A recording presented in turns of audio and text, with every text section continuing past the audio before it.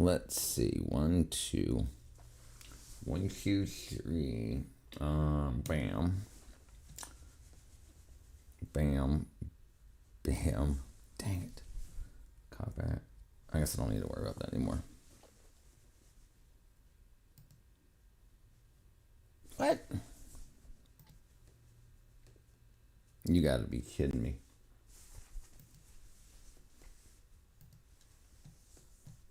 What up, Catra? 29 seconds. What up with Super W? What up, sorry? I don't need to prove you wrong. You already know. Uh-oh, I broke something. Select live source. Cancel. What's going on with this broken thing? Huh? What do you mean? It can't find the live stream. What up, Gawk2? I got detained and released yesterday. For what? You want to talk about it? What's going on here? That's really weird. It can't find my stream.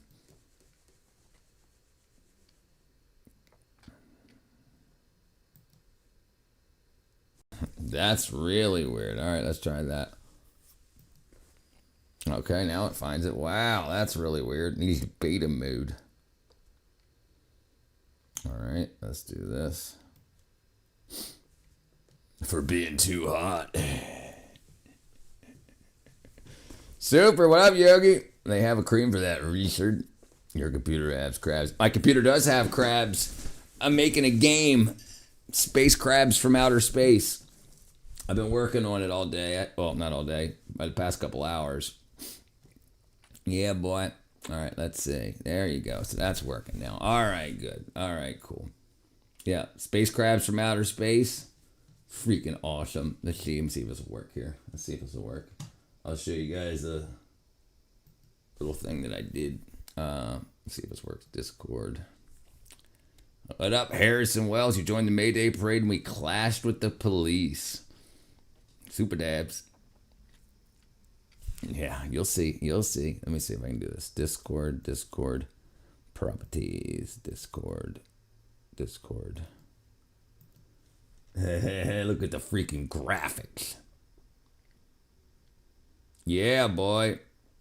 Yeah. You can run into stuff, go into your ship. Yeah, boy. Yeah. Yeah, boy. I got a lot of features. Add a cook and eat your enemy feature. Maybe. We'll see. Dr. Wells, the universe flash has returned. Dr. Wells, the reverse flash has returned. And he was really quick. He only stayed for a moment. All right, let's see. Let's see what we're doing here.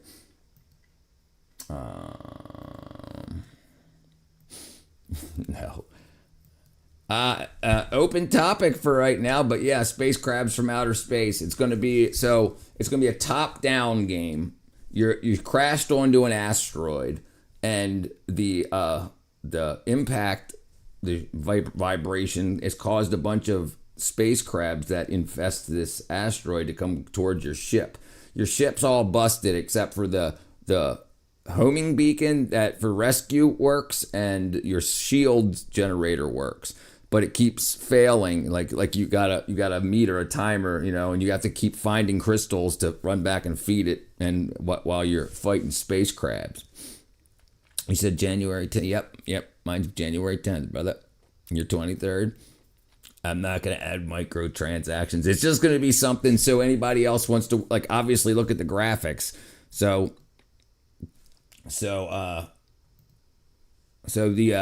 need help with the graphics and some coding still. I can do the coding. I'm not, but I want other people, whoever's interested in the community too. Anybody that wants to throw stuff at it, and when I release it, I'm gonna release just one level. It's gonna be timer based, so you have to stay alive for 10 minutes. And if the space crabs impact your ship too many times, your ship will have hit points, and then after so many space crabs hit your ship gets destroyed, and then the radio goes down, so you're just lost in space, so game over. And then if you get killed while attacking crystals, well, you're dead, so game over. And then the first version or generation of it, it's just going to be you got to go find crystals and keep bringing them back to the ship. Damn cold. I thought you meant lingerie. Lingerie, gee, I said it again. Lingering here in Michigan, only of June, July, August for warm weather. What up, Sandra? We're getting space crabs. Dun, dun, dun, dun. So yeah, and this is just a little test thing to make sure that to make sure that the player can actually impact stuff. So like you can't walk through the space rocks. Yeah, boy. It's consistently warm down there in Georgia. Yes, sir. Yes, sir. Yeah, like I remember one of the first years I was here in January 10th, my birthday, I was outside mowing the lawn shirtless. Like it was hot. Like I'm like, yeah, it happens. It happens. It's very rarely cold here, but it does get really cold. Not nearly as cold as the north. 45. I think it's like 70, damn near. Current temperature.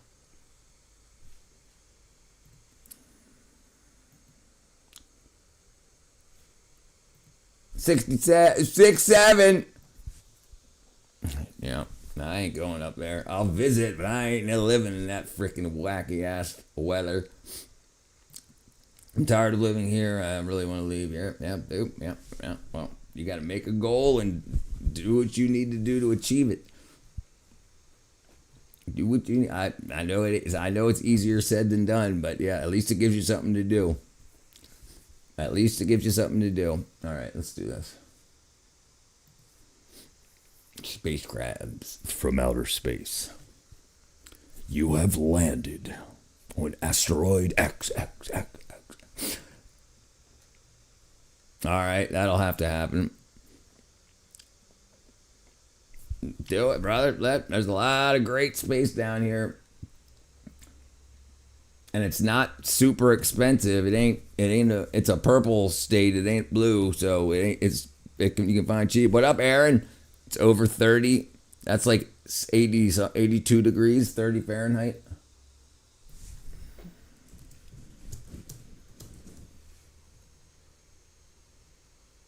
Oh, 30 C to F. What am I doing? 86. Hi, Richard. What up, who's a fail? I'm going to pick my basil. If I dry it in the oven, will it still have some flavor? Yeah. Just put the oven on your lowest setting. And you don't even need to do that. I mean, that's probably the fastest way to do it. Yeah, but I'll put the oven on the lowest setting and don't, just check it every 10 minutes or so. I will work for the movie industry. What kind of industry do you? What kind? I work for, so I work for, or not anymore, but I could still, I guess I still have the union is the IATSE union, the International Association of Stage and Theater Employees. So it's the Hollywood to freaking independent people that have money. Yeah, it's amazing. Gas is way right at $5 a gallon. Yeah, it's like $3.80 right now. I think that's. If you go to the place right around the corner, if you go to like the standard gas station, it's like $3.79. If you go to like Sam's Club or Costco, it's like $3.39. To do this. I don't think so. IATSE. IAT.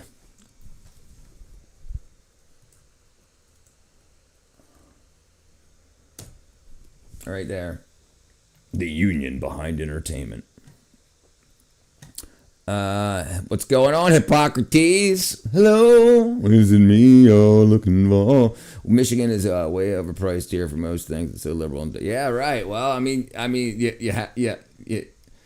People have to understand that the progressive movement now doesn't know what it's progressing towards. It's progressing towards spending more of other people's money. Ayatsi. Sashimi.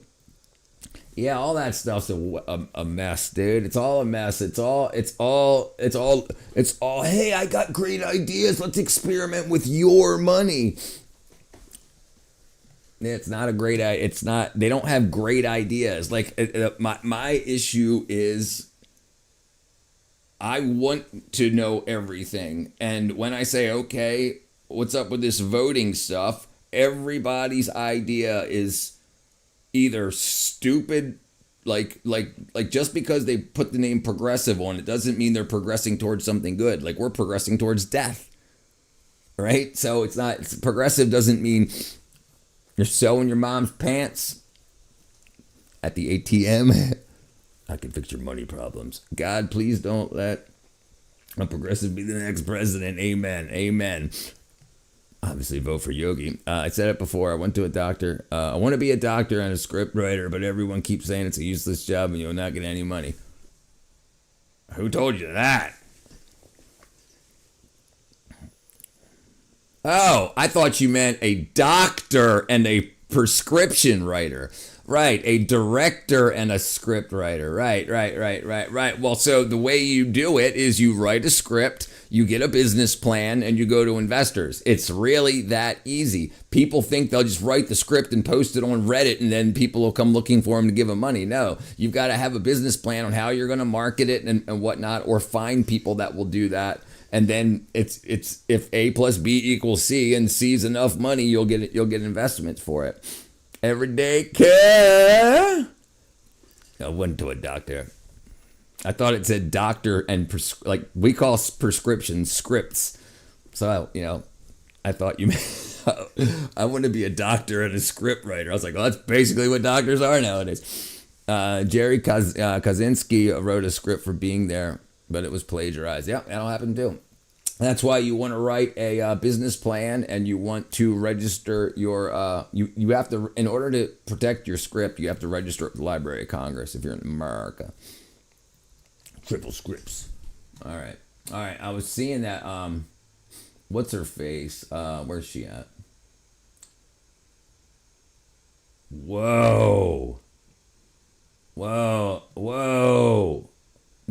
this has got to be AI. All right. Sorry, guys. Amazon offers hourly employees health care on day one for the whole family. Lamb sent me money to buy from horrifying high heels to prescription. There it is. Do you see that heel? You got to market your work to people that want to finance you. Your ish. Make sure you don't give away your golden scripts and that starting off. But look how bad a lot of the scripts are today. Look at the absolute crap that's being made. So look, you write a good script and you copyright it, trademark, copyright it.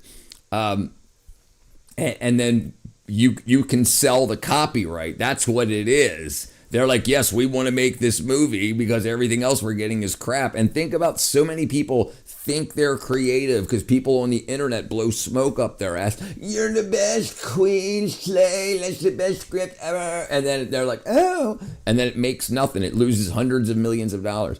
Jackie Gleason made a whole hit show out of a table and 3 chairs. Yep, The Honeymooners. Yep. Tired at the gym. Time to go relax and be lazy. All right, Yogi brother. Beside the headboard, it looks like it says Catra. You're talking about the headboard freaking post. Yeah, you got to copyright. Listen, everything has to do with the laws around it. You're protected by the laws. You have to protect yourself with the laws. That's absolutely how it works. Is everything going blurry and coming back? What's going on with my freaking focus? Okay, maybe not. Do you think, what do you think about Seinfeld?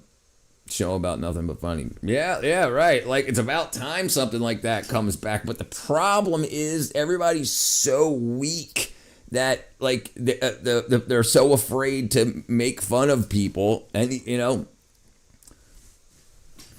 that's really, but yeah, it was a great show. I thought it was funny. I watched it a lot. insane implants. Join me in my spaceship as we explore some of the wildest examples of people who have tried to turn themselves into aliens. Jeez Louise. Gotta ruffle feathers if you want to get the chicken. Hey. Anthony the Alien. Damn, dude. dude, he cut his freaking nose off. Yeah, you definitely have to ruffle some feathers. Right. The people that you've got to listen. If you ruffle feathers, there's the group of people that think it's funny and the group of people that hate it. The group of people that hate it want to hate watch it so they can tell their friends how bad it sucks, and the group of people that like it will like it. So that's how things work. You don't want something that's just freaking. I don't get why people do that to themselves. You're right. Not only the movie industry, even games grows full of woke. Yeah, it's all freaking wackadoo. It's all wackadoo.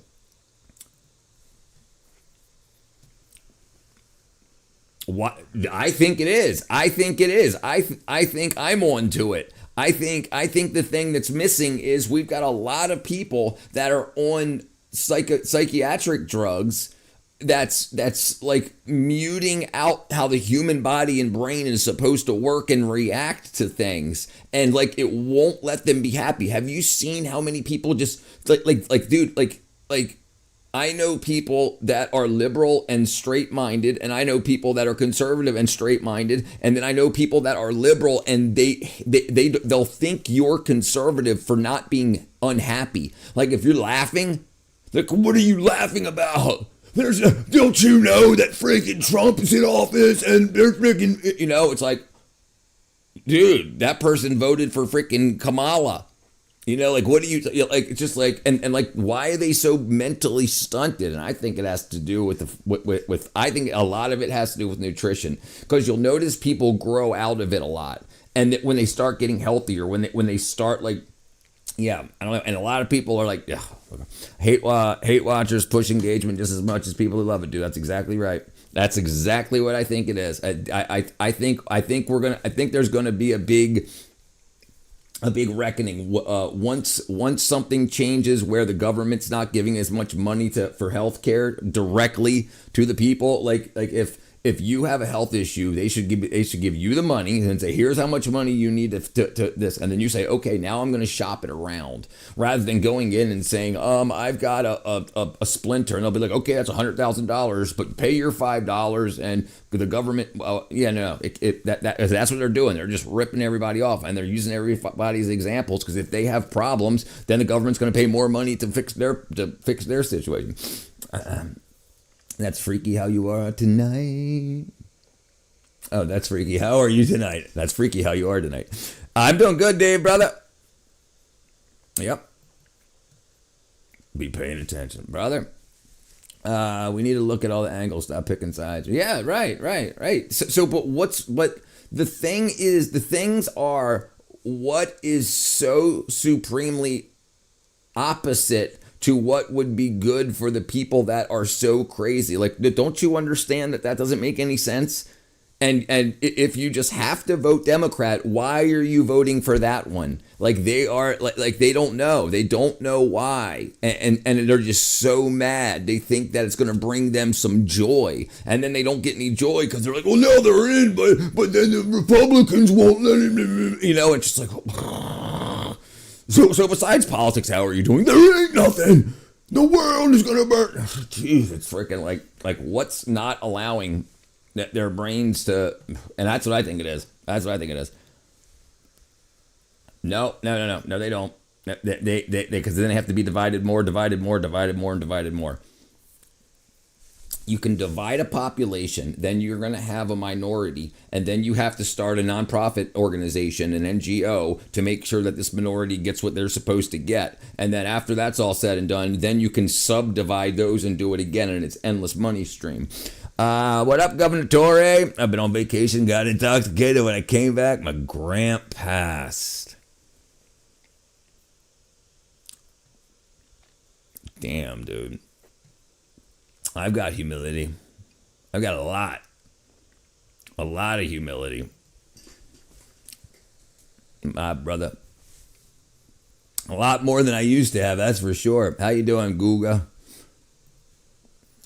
The quarter-life crisis. You hit your mid-20s, panic about your career, and consider moving to the country to raise sheep. We've all been there. But back in 2014, a French bouncer called Anthony Lafredo turned 26 and did something a little more radical. See, Anthony wanted to feel better about his appearance, so he got his tongue split. followed by some pretty extreme tattoos on his face and eyeballs. Eye tattoos are very risky as it involves injecting ink between two thin layers of the eye, which can easily perforate it and blind you. Pretty much every doctor advises against it, but fortunately Anthony kept his vision and continued his body mod journey. By 2021, he'd assumed a totally new identity called the Black Alien. And to list all his modifications would take up the whole video. But his most obvious alien addictions are the full body tattoo and his nose, ear, and upper lip amputations. These are incredibly extreme procedures that involve removing significant amounts of cartilage. I want to know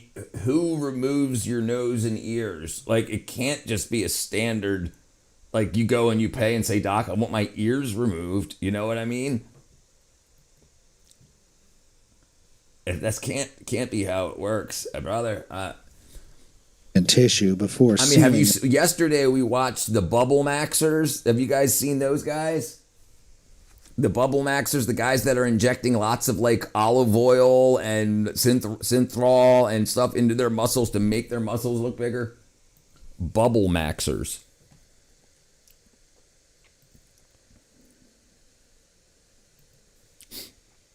كونغ فو برو ماستر رياضي بقى ولا لسه يعني؟ مرة معاك الشيخ.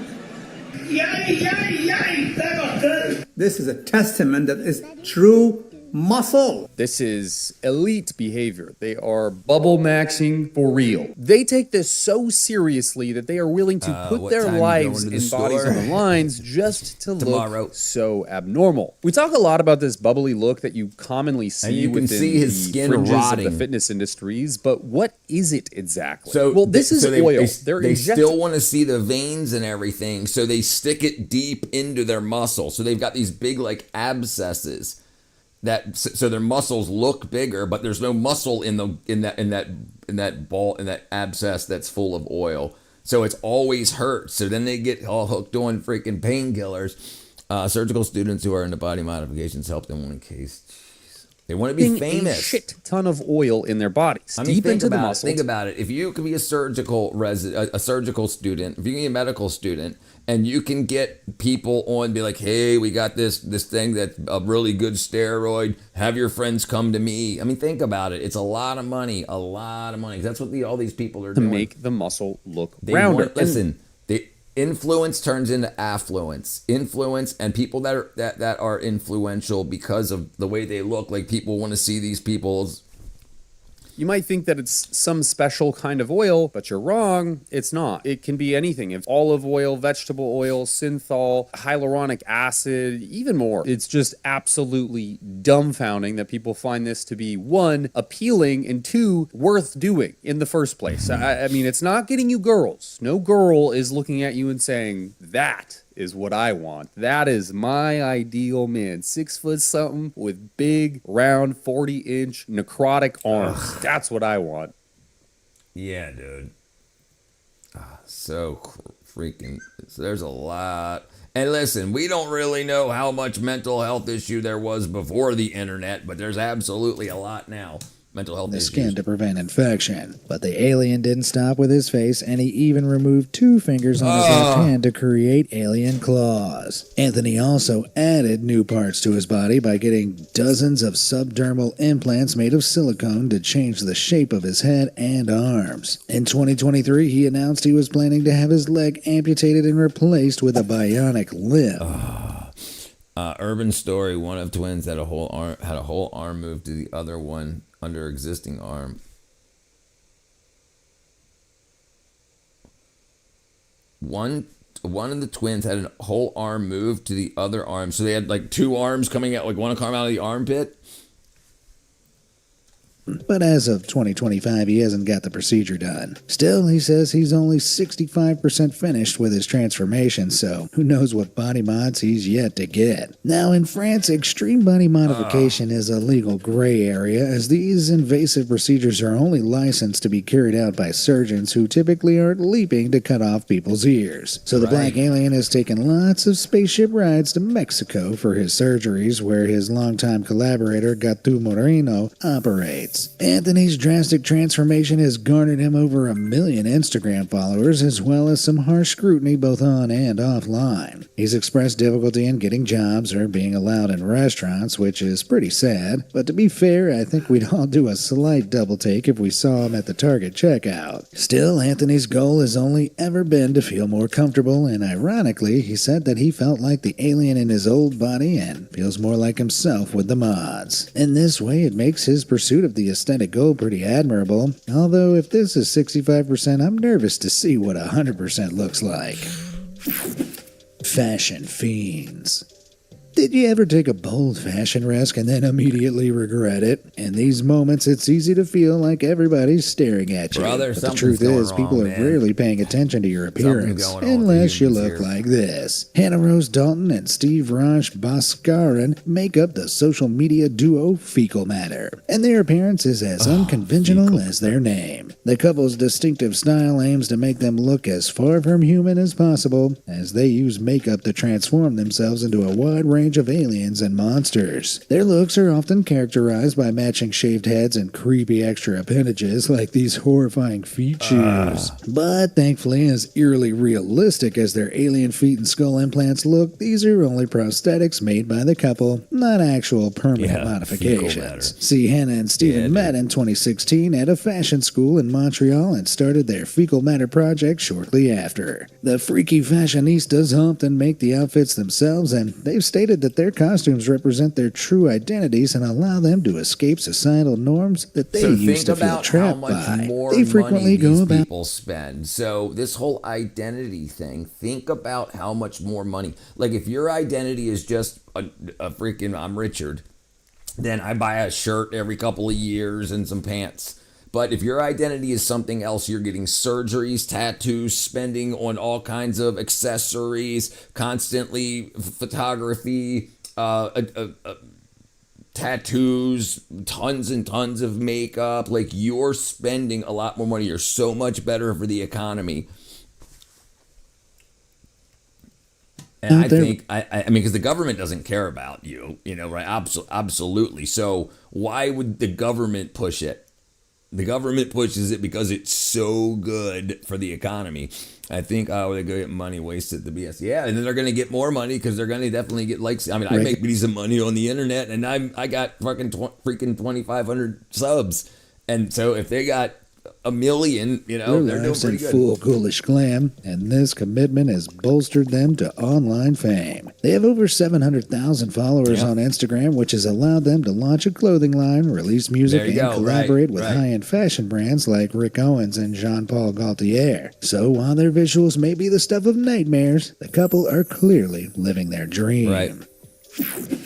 I think this way. Get the money wasted. You might think that the black alien and Fecal Matter are incredibly unique, but it turns out they have a brother from another mothership. Known as Human Satan, Michael Ferro Prado is a tattoo artist who spent over 25 years undergoing some serious mods for a beyond human look. As well as having over 80% of his body tattooed, the Brazilian native has also shaved down his nose, removed his ears, and split his tongue. But most notably, he's had 33 metal implants placed in his head that he can fit with various spikes, earning him a Guinness World Record for the most horn implants in 2023. To keep with this spiky theme, Prado also had his teeth filed into points, and more recently he forked out just under $1,000 to install huge silver tusks on both sides of his mouth. He looks more like a space orc than your typical little green man, but Prado definitely wants to look extraterrestrial, because he stated multiple times that the black alien is an inspiration to him. He even got the guy tattooed on his leg and had his fingers removed and stitched to create a claw just like his idol. But Anthony Lofredo isn't the only body mod enthusiast who can match Prado's freak. Many of Human Satan's tattoos were done by his own wife Carol, who is also known as Mueller Demonia, or Demon Woman. She's similarly decorated with her fair share of body mods, including... I once read a book written by a surgeon who had his patients who were fixing some disfigurement, 100% psychologically. Their identity was never fixed. It's never fixed. What up, T-shirt, brother? Eyeball tattoos, a split top. That's the problem, because you're not seeing what's on your actual body. You're seeing a fault of skewed reality. So what you keep seeing in the mirror is constantly changing. So whatever you change for yourself only lasts a couple of weeks at the most, and then you got to keep more and more and more. So the issue isn't on the outside, but if you can tell people it is, then you can sell them a bunch of stuff. You can sell them a bunch of stuff. You can sell them more surgeries, and you can sell them more hormones, and you can sell them more stuff, and it never fixes their problem. Listen. I working in the movies for years. I've known people like this all my life, and it never fixes it. And the thing is, when they first get a first change, they get so much attention, but then it becomes their normal. So then they need to do another change again to get that attention back. You are seeing the pain and memory of others' reaction in the past, capitalizing on mental illness. That's exactly what it is. It's exactly what it is. Tongue and subdermal horns, just like her hubby. Talk about a match made in hell or heaven. Dame Dragon. At first glance, you might think this is just a convincing cosplay from Comic-Con, but get up close and you'll realize that it's no costume. This is Tiamat Legion Medusa, an artist and performer who's transformed themselves into a creature straight out of a fantasy movie. Tiamat goes by Dragon Lady Medusa online and proudly declares themselves as trans species, meaning they're half human and half reptile. They may not look like a sci-fi alien, but they're definitely extraterrestrial, and their draconic desires actually started way back in the 80s. Tiamat, who then went by Richard Hernandez, had a surreal dream about being bitten by many snakes and awoke believing that you do the numbers. You say, oh, look, wow, there's this thing going on in the fringe of society. How much are they spending per person? And how much is Richard or freaking Yummers or T-shirt spending? What's coming out of it? How much are they spending in life? How much credit have they used? And then these people spend a lot and they work hard, and then the money that they make, they spend on more because they have to in order for the money to come in. So they're putting a lot more money into the economies, and then you can promote it by having the government talk about it, and then it's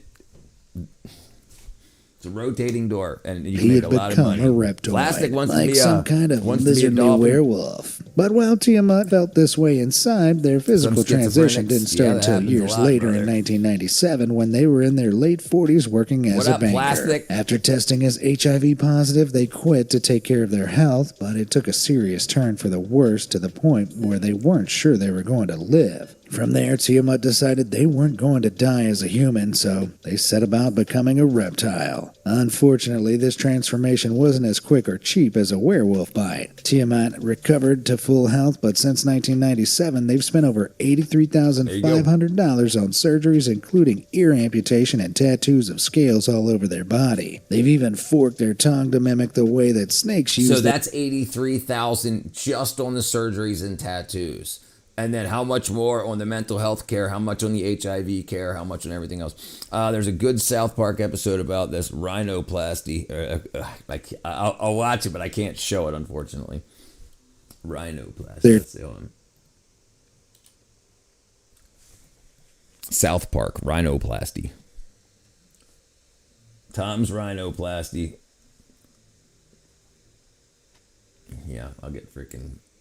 all my money will go to the South Park. Two-pronged tongues to smell prey. Hopefully Tiamat develops this trait too, because they also cut off the sides of their nose. And the pursuit of the dragon life knows no bounds. You're a lizard, Harry.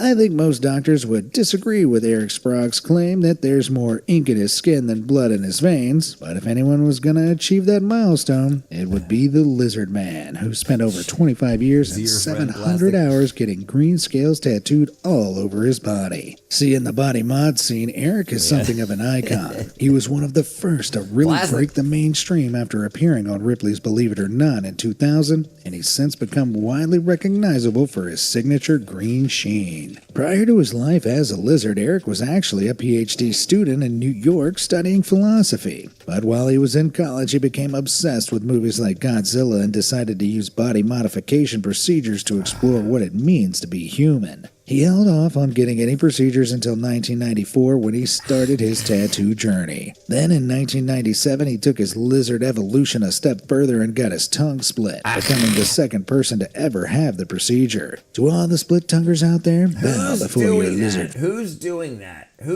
Where can you get... Who splits tongues? These body Americans are so happy. These body modification circles must be cheering them on. Man, it's out of this world. Check that out. Tongue splitting, tongue bifurcation is a body modification specialized by artists, oral surgeons, or plastic surgeons. Cutting from the tip to the back, done scalpel, laser, or cautery tools. I'm surprised there's no ads. Oh, there is ads. Jeez. Tonguesplitting.com. Yeah. Some tattoo shops do extreme body mods. Man. Jeez. Forefather. Around the same time, he also got his teeth filed into fangs for the true lizardly look, as well as subdermal implants in his brow bone. They were made of Teflon as opposed to the modern preference for silicone, and the entire procedure was done without anesthetic. Ouch. Since 1996, Eric has made chaotic behaviors the body tried to adapt when there's nothing. Yep, neuroticism, that's exactly what it is. That's exactly what it is. I just feel like I'm supposed to be. Everyone's supposed to... living as a freak show performer in traveling circuses and sideshows, but his gimmick extends beyond his lizardly looks. He swallows swords, breathes fire, and pushes giant corkscrews through his head. Like he even holds a Guinness World Record for the heaviest weight lifted by an ear piercing after heaving a 35-pound beer keg off the ground. Man, my pet gecko never did that. I want a refund. Feeling feline. I've seen this guy before. If someone told me to follow the ways of the tiger, I'd assume they wanted me to become more confident, chase what I want in life, and maybe introduce some tiger print into my wardrobe. But when a young Dennis Avner received that wisdom from a Huron chief in the Native American community he grew up in, he took it slightly more literally. He started going by the name Stalking Cat, and in 1980 the 22-year-old feline fellow underwent some serious surgeries to make this proverb a reality. He set about getting facial tiger tattoos and surgery to point his ears, split his upper lip, and flatten his nose to closer resemble a cat. He even got 18 piercings around his mouth that he could attach synthetic whiskers to every morning, like a daily feline affirmation. Plain because he's crazy. Just like you, plain crazy. He's plain crazy. It's all blonde men, by the way. Blonde men aren't human. That's what I heard. And when he wasn't fulfilling his human duties, working as a computer programmer or part-time carer for the elderly, he enjoyed climbing trees and eating raw meat. Hey, at least it beats Purina. Cat's operations were done by body modification artist Steve Haworth, but as Steve wasn't a qualified medical professional, he wasn't licensed to give anesthetic. So each of Cat's procedures caused immense pain and just a Hold on. Steve Haworth, but as Steve wasn't a qualified medical professional, he wasn't licensed to give anesthetic. So each of So you only have to be licensed to give anesthetic, not to cut freaking parts off of people? Procedures caused immense pain, and just the thought of it is enough to scare the whiskers off of me. Though his procedures made him appear like an alien among humans, Cat found kinship with the furry community, becoming a recognizable attendee at meetups and conventions. So he hangs out with you, Plastic. But unfortunately, Cat didn't live to see the continuation of his legacy, as in 2012 he passed away at the age of 54. Oh, He far surpassed the 13 to 20-year lifespan of most house cats, but he still passed tragically young for a human, and I just hope he's chasing butterflies and eating catnip up in the great cat tree in the sky. Fantastic. If I ever get into any legal trouble, I know who I want in that courtroom with me. Maria Jose Cristana, or the Vampire Woman, is a mother, tattoo artist, and former lawyer who held the Guinness World Record for most modified female from 2012 to 2023. See, the Mexican-born vampire's modification journey began at 14 with her first tattoo, a logo of the black metal band Bathory. But her first extreme mod didn't happen until she was 30, when she got 4 titanium horns implanted implanted in her forehead to symbolize her strength after leaving an abusive marriage. Since then, she's racked up 49 modifications, with 96% of her body covered in tattoos and fang implants, which is what earned her the nickname Vampire Woman. She claims she always loved vampires as a child and now is committed to transforming herself into a true alien creature of the night. This vampiric visage has made her one of the most recognizable faces in the body mod scene. Plus, she even managed to achieve eternal life with her own wax figure at Ripley's Believe It or Not's museums. While you may not catch her in any courtrooms these days, she's kept plenty busy looking after her 4 children, running a tattoo studio and clothing line, as well as lecturing in women's groups. And you definitely need super vampire speed to have the time to do all of that. Holy crap. Yeah, she actually looks like Dracula's true form from Blade 3. I worked on that. Blade 3, Dracula's true form. Not 83.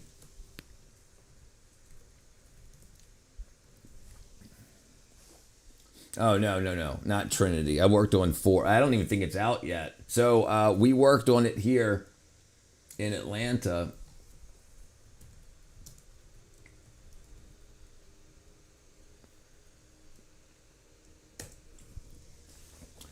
Early Marvel Blade reboot starring Marsha Ali does not have a confirmed... Yes, well, we already started working on it.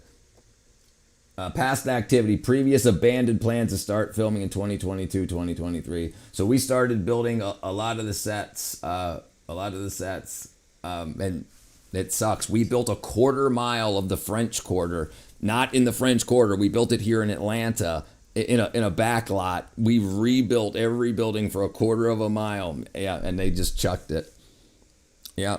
What up, Magic Hat? Has anyone seen Gavin? Gavin Newsom?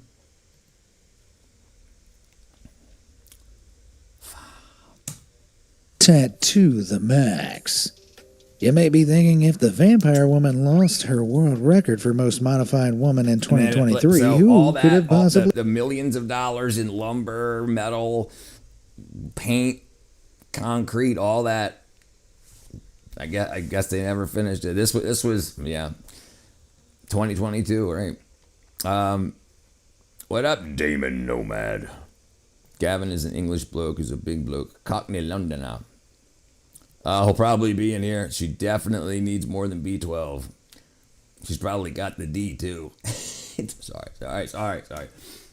taking it off of her. Well, allow me to introduce Esperance Luminesca Frezina, an Army veteran who stole the crown with 89 modifications, and set a new record for the most tattooed female ever in 2024. 99.9% of her body has been covered, including her palms, scalp, tongue, gums, and eyeballs. As for her body mods, Esperance has dozens of piercings, a split tongue, and 15 subdermal implants, including large ridges in her forehead and winding snake implants up her arms. Combined with the blackout tats, she looks like a xenomorph from Alien. However, even before getting her first extreme body mod in 2014, Esperance was no stranger to more radical forms of self-expression. Before then, she'd experimented with suspension, which involves carefully piercing a performer's skin with hooks and then lifting them in the air. When I lived in Baltimore, there was this place right around the corner from where I used to stay called the Thunderdome. It was a music venue.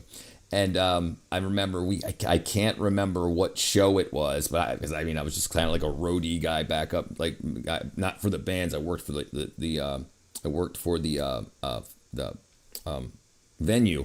Anyway, we had to cut a hole in the ceiling to get to a steel beam in order to connect a freaking an eye bolt, big ass 3/4 inch eye bolt, so that they could put that, and then they had somebody that flew out over the audience with the hooks in their back and shit of I'm more handsome, thank you. What up, Catsby? She made you do it. Yeah, absolutely, brother. It's got to be a fetish. Yeah. Their own, but that seriously gives me the heebie-jeebies. Yeah, I couldn't watch Esperance cites her inspiration for these modifications as the ability to convert her body into a moving canvas. Listen, I think there's a subsect of people that pain is very exciting. Like, some people run from these things and some people run towards them. Like, you know, you get the kid that will beat the wasp's nest or the hornet's nest, and I like, it's just like, oh, I haven't had any pain in a little while, and instead of like self-harming, they self-express, I guess you would call it. Darkness As a musician, you probably have. Did I say? Brother, I was a musician from 19 to 26, and I was in the movie industry I'm 49 now, for the past 15 years. I got a lot of stories. Esper once. Metalhead. There's a boogeyman that haunts every parent, and his name is Outshine the sun, rough little native mama. But if that boogeyman had a face, I reckon he'd look a lot like Rolf Buchholz, the current Guinness World Record holder for most pierced and modified male. He's defended both titles for over 10 years with a staggering 516 modifications, including 481 piercings. Remember how I said Esperance holds the female body mod title with only 89 mods? Well, Rolf is in a league of his own. But he's also a shining example that it's never too late to follow your dreams, as he only started getting mods in 1999 at 40 years old. His first tattoo was on his calf, and since then he estimates 90% of his body is covered, including his eyes. Of his 481 piercings, over half of them are located, well, down south, with another 158 on his face. He's had his entire mouth and brow line pierced to the point where he's actually run out of space and can no longer fully close his lip. Society is fractured, so they find a society where, you know, and they get Guinness Book of World Records says, oh, you got the most tattoos, you got the most piercings, you get it, you know. So straight up reform camp. I have no doubt the boogeyman would sit down if I told him the Magic Mama would have been magic. Sit down. Look at all. Holy crap! Hold on. 5 son of space and. Look at all, here, let me help you guys out a little bit. Look at all those freaking piercings, like every quarter inch and even closer on his lips. Like his eyebrows, like every quarter inch. And then the freaking, I mean, I'd hang out with the guy, I'd talk with him, absolutely, but like I couldn't do what he does. This EFU tornadoes in France is giant. We'll take a look at it after this. It's almost as scary as a flying oxpecker. I could use a fly swatter like a Conan uses a sword. Can no longer fully close his lips. Furthermore, he also has 35 subdermal implants, such as silicone spheres in his arms and horns in his head. So why is Rolf doing all this? Well, he just enjoys it. In fact, he only realized he was a contender for the world record when he met other record holders and realized he had more piercings than them. Right. So from accidentally smashing world records to permanently piercing his mouth open, Rolf is a pretty unique guy. And if aliens ever mistake him for one of their own and want to abduct him back to their planet, all they'd need is a magnet. No, not mine. Paranormal. No, mine was January 10th. It was Lamb's. Lamb's birthday was yesterday. Prosthetics. When people get any body modifications, they always run the risk of suffering from dangerous complications that can leave them looking like aliens for all the wrong reasons. In 2019, an image of a woman... People who turned into real monsters. Like the bug. There you go. Yeah, there's this one YouTube short channel, full clown face, tatted pierce. Yeah. I seen him. Not professor. Pastor. Damn it. Clown pastor YouTube shorts. No, clown. Richie the barber. Yeah.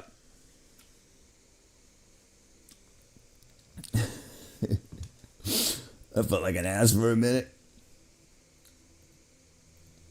Went viral for her totally botched plastic surgery after a procedure reportedly left her with a shaved down nose and huge lips. She went from insta glamorous to intergalactic real quick. What? But fear not, because this alien face is actually the work of a London-based prosthetic artist called Luis Baptista. The look is comprised of 2 silicone prosthetics that were built around a 3D cast of the model's head before being applied straight to her face. In an Instagram post, Luis later explained that the photos showed a character character called Helena, who he created to shock and inform viewers about the dangers of plastic surgery. Consider me shocked and informed. See, not everyone who transforms into alien does so permanently. Makeup artist Ciara McCown posts her own alien creations on TikTok as she hand sculpts prosthetics out of clay before molding and painting them to create this I can understand. Right, so she can remove it. With this girl, yes. But the other one had a botched lip injection cosmetic, I guess it's not surgery, cosmetic procedure. And then so she just rolled with it. But this chick, thank you, Jizzle. This chick, this is what I would be more into doing if they were like, hey, you got to play this part. I was like, okay, I'm not going to cut my freaking ears off and my nose. Yeah, I like that thing. But yeah. Salad. That's the way I feel. Salad. Incredible alien masks. For a similar full-face facade, special effects artist Sidney Cumby put his prosthetic prowess to the test. I can understand too. Like if you're in a community with all of these other artists, and most of them come from the special effects community, but they're just like, oh, I don't want to put it on every day anymore, so I'll just get surgery. I like turtles.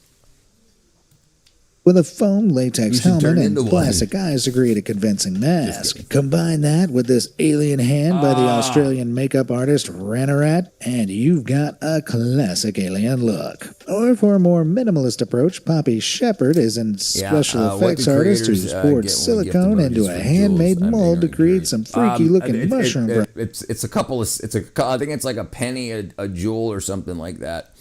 If I switch my name from Farm Life to Roger. Welcome back, Roger. Turtles aren't cook. Prosthetics. When applied, she looks like a decaying alien with fungus growing on her neck. And if aliens do take over, I'm going to give these artists a call to help me assimilate. Pure fantasy. Lord of the Rings and The Hobbit are works that undeniably defined a genre, inspiring blockbuster movies, a TV show, and a Brazilian man to embark on his own unexpected body mod journey. See, Rico Ledesma is no stranger to body alterations, as he got his first tattoo at just 15 years old. But it took him decades to branch into more extreme body mods as he turned 40 and decided to become a real-life orc. Talk about a Middle-earth life crisis. In Tolkien's books, orcs are humanoid, ogre-like creatures known for their grotesque appearance. They're not exactly on my vision board, but Rico was set on the transformation and turning himself into an otherworldly creature. Despite having facial tattoos before, he covered them all up with solid black ink to resemble orc skin, as well as tattooing his eyeballs. Most orcs are covered in scars and wounds from their many battles, so Rico took a modern shortcut to mimic the war-torn look by surgically removing people. Like they get prison face tats, and then I would suspect they haven't mentioned that, but all right, we'll check it out later.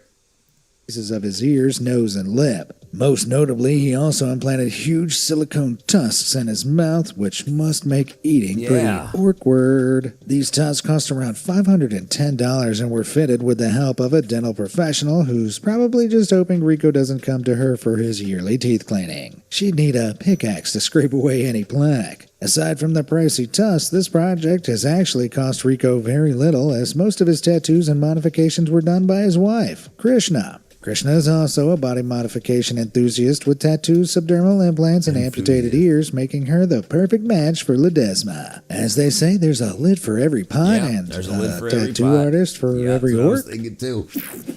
Spread your wings. Ted Richards is from Bristol in England. Ted Richards is from Bristol, England. But he's best known as Mr. Parrot Man. He's best known as Mr. Parrot Man. Okay, never mind. That's going to get old quick. But in the same way, captive parrots have an uncanny ability to mimic human speech, Ted has mimicked them right back by transforming his appearance to resemble the tropical birds. See, the former shoe factory worker is the proud owner to 5 parrots. So proud, in fact, that he underwent some pretty intensive modifications to look just like them. In 2014, the 56-year-old started his journey by tattooing his face and getting horns inserted into his skull. Then in 2015 alone, Mr. Parrot Man got his tongue split, a peace sign branded on his shoulder, and his ears removed. Today, he has over 110 tattoos and 50 piercings, which has taken a lot of time and money. The ear removal alone took 6 hours, but it was a necessity for Ted because parrots have no visible ears. But they I don't think have parrots horns have either. 50 piercings or a peace sign brand Yeah, that's either, right. but who am I to clip his wings? The loss of his ears led to a slight reduction in hearing and a discovery that Ted could no longer wear his glasses. So he later had 2 metal pins inserted into his head to hold up his glasses. specs instead. That's But his crazy. transformation wasn't just cosmetic. He even legally changed his name to Ted Parrot Man, just in case it was unclear what he was going for. Personally, I'd say he looks closer to an alien bird creature than an actual parrot, but his modifications earned him multiple appearances on British television, and Ted seems pretty happy with his transformation. So it turns out national fame and happiness is only around the corner. You just need to ruffle some feathers to get it. Traumatized parrot. Take an Elfie. In the movies, aliens are often depicted as terrifying, bloodthirsty creatures. But if I was an extraterrestrial, I'd sack my publicity manager immediately. I mean, not all aliens are scary. Just ask Luis I could Patron, probably a find a self-proclaimed cheaper way to make me happy, though, besides cutting my freaking ears off. space elf Like, who oh shit, now my glasses don't fit, so I gotta put pegs in the side of my head. That's hurts my brain. hails from the star cluster Pleiades. Now, of course, this is just a persona, and gonna Luis find is out. actually a human from Argentina. But his fascination with fantasy began in childhood, where it served as a retreat from the bullying he suffered at school. As Bullying. Luis grew up, he decided to bring that want a fantasy Hollow Man into reality, tattoo. and today he spent over $80,000 on plastic surgery to make him look more To look like like a an space elf. elf. These procedures include getting his ears cut and sewn back together into an elfish point, as well as jaw reshaping and a nose job. He even surgically changed the color of his eyes from brown to blue, which is medically unapproved good job, and buddy. You extremely did a good dangerous, job as there. it involves using a Oh, laser goodness to burn away the freaking melanin gracious, on your freaking iris. wackadoodle. It was reportedly done without anesthesia, and for 30 days, Luis couldn't even look at stars in the night sky without experiencing blinding pain. But eventually, the pain subsided, and Luis has stated he still wants to get a facelift, muscle implants, and a rib removed to Muscle make his waist implants. thinner. If there's one thing Dude, these young artificial people got more aliens money do than have in time. common, beauty or beast, it's that this is one expensive lifestyle. Yes, I wonder if right. somewhere across the galaxy there are extraterrestrials spending this much cosmic cash to look human. Demon Dad. You know, I'll and that's admit what I I'd think get it a- is. I think we've got the freaking wackadoodle politicians that say, what lifestyles spend the most money? Let's promote the hell out of that, because they get a percentage of everything that's made and spent. So if they want more money to spend, how do they create people to make more money and spend more money? More important, spend more money, because they can spend credit. I was eating applesauce and I think I lost my appetite from this. Yeah, my bad. I'm on a Fright seeing diet, this so, guy in the it school appears to be a pickup good way. line. At first glance, I think this was a demon finally coming to punish me for all those times I forgot to return a library book. But this alien figure is actually just Raiden Cranio dos Caras. And he's like any other dad. The Colombian tattoo artist loves reading, playing sports, going to the park, and of course, cocaine. extreme body modification. Regular dad stuff. morons. Raiden actually got his first tattoo at 12, and at 17 ventured into body mods with flesh tunnels in I his think you see this a lot. You see kids that get them young, and then if you get a tattoo that young, 12, 14, you get all the attention. You're the bad kid in school, and then you got to keep going. You got to keep going. Next thing you know, you're splitting your tongue and cutting your ears off. Jeez. his ears. Now he estimates that 86% of his body is covered in tattoos, including his eyeballs. As well as his tats, Raiden has also shaved down his nose, amputated parts of his ears, and had subdermal horns embedded in his forehead. But while he looks like an alien from another planet, he's actually the furthest thing. Raiden got the work done due to his love of artistic expression, and he spends his free time volunteering with animals and having cookouts with his wife and daughter. Has there ever been a more fitting case of don't judge a book by its cover? He looks like he'd slash my tires when in actuality he'd probably stop his car to help me fit a new one. Seeing red. Some men want to look like Captain America, others want to look like Thor. But some people have completely different tastes, like Henry Rodriguez, a tattoo artist from Venezuela who wants to look like this guy. Look, of all the Marvel studs, Red Skull wouldn't personally make my list, but while Marvel's superheroes have inspired a whole generation of men to get under a barbell, this supervillain inspired Henry to go under the knife. See, the Marvel fanatic desperately wanted to look like his favorite comic character, claiming he'd admired his unique face shape and attitude, so, starting in 2012, he completely transformed himself with red facial tattoos, eyeball tattoos, subdermal implants, and the removal of his ears and nose. Red Skull may not be an alien, but Henry definitely looks like he's from Mars after spending $32,000 on these modifications and 130 hours under the knife. His modifier is Emilio Gonzalez, a medical school dropout turned tattoo artist and body mod enthusiast. Getting surgery from a guy who didn't finish medical school is pretty wild, and it'd be pretty easy to dismiss this extreme evolution as a little crazy. But Henry actually underwent several psychiatric evaluations before his surgeries and came out clean every time. Furthermore, if you know Red Skull's extremely immoral origin story, you might be concerned to hear that he's Henry's favorite character. But Rodriguez has publicly stated that he doesn't share the character's ideology, so it looks like this guy is sane. He's just a super fan of the supervillain look. Well, Space Cadets, it's time to touch back down on Earth and end our trip through the cosmos. Let me know in the comments below which one of these alien transformations was the craziest, and while you're down there, drop a like and subscribe to the channel. Thanks for watching. Now I'm into trying to find more. Oops. Hold on.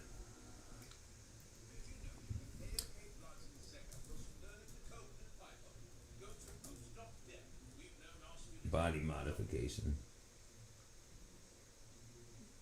Okay, yeah, why not dress as them?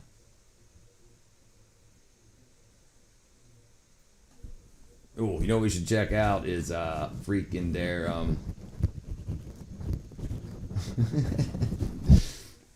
you see, there's one of these guys who was one of the guys that got the most tattoos on his body and face, and then he's getting it all undone.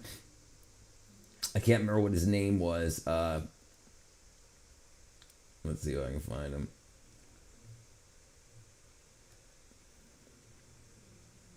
I think his name was the Ghost or something like that. Jeez. Have you seen? I only want to get what up, Tony? Like this. Laser tattoo removal is one of the most satisfying procedures that we get to perform here in dermatology. That snap, snap, snap, snap, snap sound that you're hearing, that is the sound of light hitting the skin so hard that it's actually causing a tiny little sound wave to be emitted. It's called a photoacoustic effect, and this is called cavitation. The laser is causing tiny little bubbles to form in the tattoo as it breaks apart the tattoo particles into smaller and smaller pieces so that your body can clear it away. And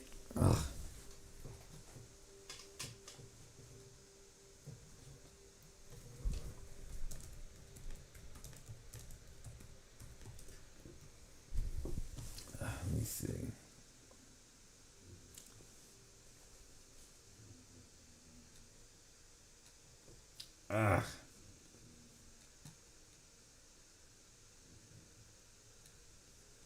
Here you go. I enjoy the way I look because it's different. I got so many tattoos and so many modifications where I just didn't look normal anymore. I think people are shocked when I go in public with my daughter. I decided to remove the tattoos on my face. Pain of tattoo removal is definitely borderline excruciating. So he spent all that money on modifications and tattoos, and he's spending even more money to get them removed. And I think this is the plan.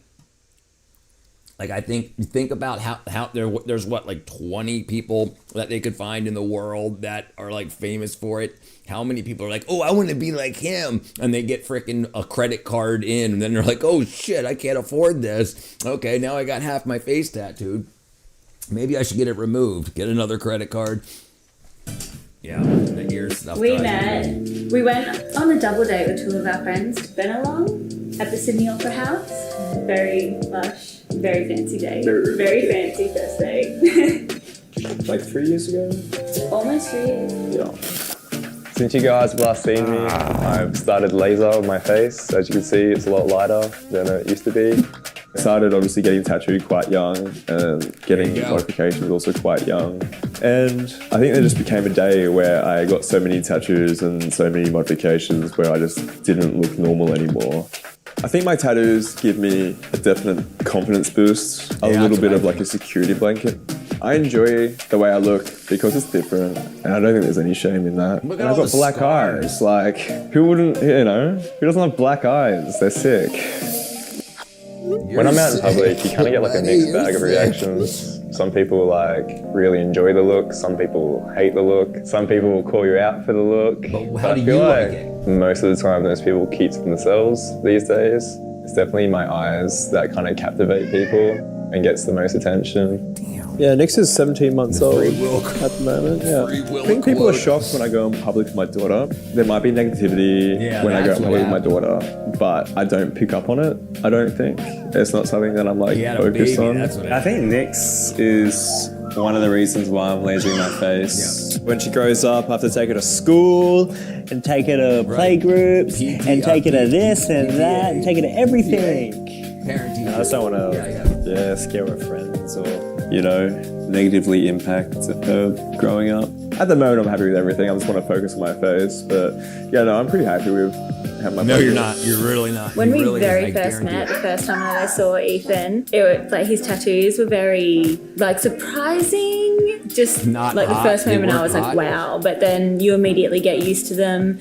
Yeah, it's just him. It's who he is. Will you miss his face tattoos? I really like them, but also it's such a gradual process that I'm already used to them fading away, and I think it will be very interesting for him to not have face tattoos. Yeah, my issue is the popularization of it and the profit motive for the people that like just especially listen. You see a lot of these tattoo removals, and people they say. I was told it would wear off in 6 months. So you have these kids that are being told that this stuff's reversible, and then they get tattooed because they're on a freaking they're in Miami for spring break, and they're like, oh, temporary tattoos, and then they're like, well, this one, and then they get it, and they're like, how long is it till it wears off? And they're like, 6 months. Go back to freaking Ohio. What's on his skin? Today, we are going to do some laser tattoo removal. The pain of tattoo removal is definitely like borderline excruciating. It feels like a flamethrower. Yeah, it's hard to tell how long it will take for my face to be completely now you got a little removed. baby daughter. Guesstimates from now, it's been about 12 months, but within 2 years. It's too popular, perfectly by me. Yep. Wow, what a smoking chick with an ink pad. She's got it too. It is a wackadoodle world. Years, I'd say that my face is back to normal. So we're gonna leave soon and go to Array's Laser Clinic to get my face zapped. I think it's the youth. Probably had maybe 24, 25 sessions up to this point. 25? Ethan's been coming to us for just over a year. Are they blasting out of his? Oh no, I guess you can't get it done out of your eyes. Maybe not so much in the beginning, but no, he's really good now. Come on, Ethan's is like a. Many are manipulated. Yeah, I agree. Right. That's my whole point is that they're manipulated. Right. They're told like, oh, you would look good with a tattoo on your face, dude. It's so in. Great, but you don't live. You live longer than a fad. You know? Yeah, I agree. No, I agree. I'm not saying these people are evil. Yeah, absolutely. I'm saying they're misguided, definitely. And the thing is, a lot of people, most people just want other people to know they exist. So if they post a video and they get 3 views or 0 views, and they're like, no one knows I exist. Bam, a million views. They're like, yay, oh, okay, now back down to 3 views. Now I'm, you know. Just a question. 8 o'clock, Alec. 8 o'clock. It's getting done. Much respect. I think we're at session 7. We're going to hit the forehead and then hopefully fade down the right side, which is blackout, the denser side. Ethan's favourite.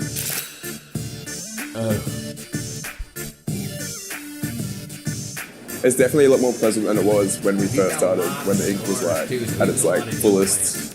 That is like kind of where it hurts a lot. That's a wrap? Yeah, well, otherwise we're so needing, so like that's been done. No, I'm fine. That's all good.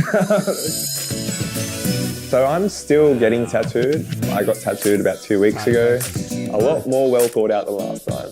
To all the people that judge me, I mean, like, we're all guilty of it. That's fine. But like, just mind your own business. Like, who cares? You care.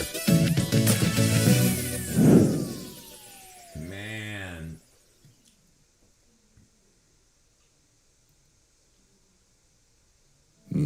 As you can tell, People say I I was get hooked on the look. What?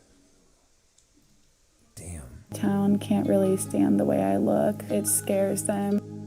A lot of people have said, like, you messed up your face. I do get a lot of looks and a lot of hate. I'm feeling really excited to get my tattoo today. I'm pumped. You are nervous. To me, everybody looks the Hey, same, what up, so brother? I really Remember, strive enjoy to the be weekend, different. God bless. I just Alright, don't want brother, to I look got a like tattoo of my anybody arm. I else wanna get in the removed. world. The doctor's always My first concerned about tattoo was when I infections. was My blood 20, glucose and I response got is the amazing. lunar Right, moth that's on my biggest. chest for my daughter, I get Luna. judgment and stuff is exactly And then I what got they seek the just dahlia no, right, behind right, it. No, right. Think about how many ordinary people there are. And most people look ordinary. That's why average is average. Most people look average. And then when you come on the scene, especially as a female on the internet, you get a lot of attention because you're new on the internet. But then it's just you on the internet. And then you need to be you plus something on the internet. And then you plus that plus something else. So as you follow, as the algorithm, as you drop off, and you're like, and the views go up. Yeah, no, it's crazy. And it's super addictive. And then when you're like, why are my views down? Get a tattoo on your face. Great idea. Oh, I don't have the money. Well, credit card. Okay, here's a credit card. For my daughter, Dahlia. And then I got this lunar moth sugar skull for my husband, Dustin, and I, kind of as a, death do you part kind of thing. That's her as a kid, I guess. I was 20 years old when I got my first tattoo. I was struggling with my weight. Struggling with her weight. But then I met Dustin, and we had our children, and I started getting tattooed. I just feel like I kind of metamorphosis into this person who's changing into her real self. The more tattoos I get, the more I feel like I'm becoming me. Honeysuckles and morning glories for my grandmother, the flower of life, just to bring it all together. And then I got rainbow leopard print. My daughters honestly I don't think they even notice the way I look. It's just so normal to them. Oh, look at that. Yeah, developing a skill would also be too much. Parent-teacher conferences and right. It's very easy to spend money. She looks so cute. Wow, she said she was suffering with struggling with her weight. So she wanted to take the attention away from her weight and said, "Hey, look at this on me," rather than fat or whatever. I didn't think she was fat. So who knows what she was thinking about herself though. Sure, yeah, I see. Almost, the only person I know with one tattoo that's only got one tattoo was my brother. Everybody else has got multiple tattoos. Like people that have tattoos have many. I only know one person that's only got one, and I know a lot of people.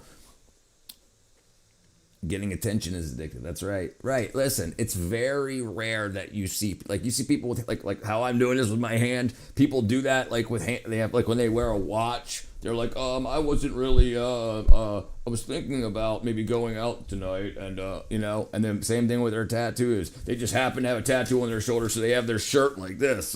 Make sure. But yeah, Tony's got 3. Settings for the kids. The minute I walk in, people are pointing at me. And then she's giving her kids temporary tattoos. What people don't understand scares them. It's upside down. No, it's not what they don't understand. It's not the tattoos they don't understand. It's your mindset that they don't understand.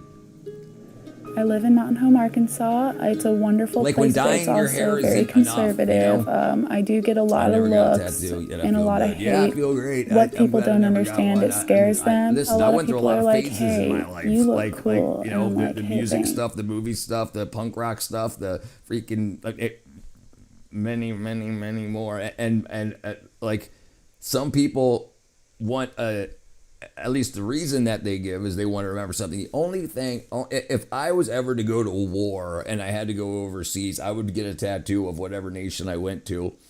That's probably the only tattoo I'd get. Not a band.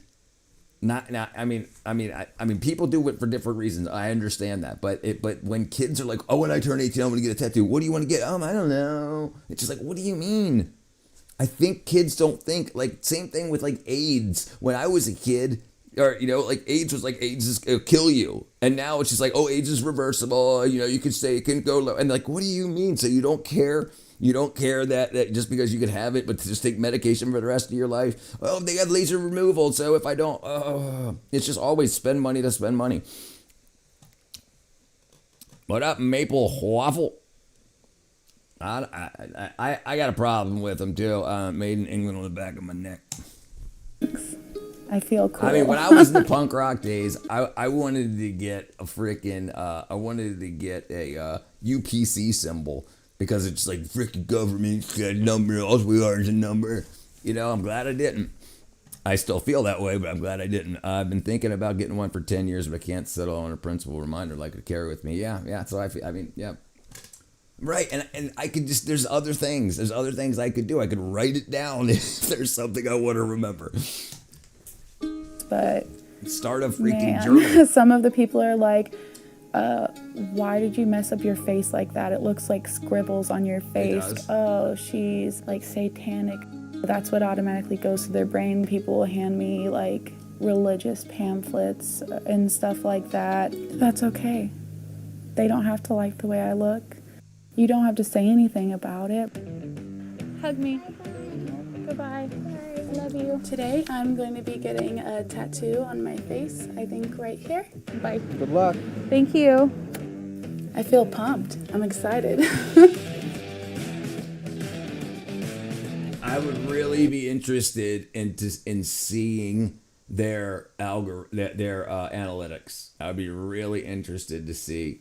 I bet you in 90% of the cases that their views drop off, and then it's like, hey, I should get a tattoo. It's a lot of tattoos.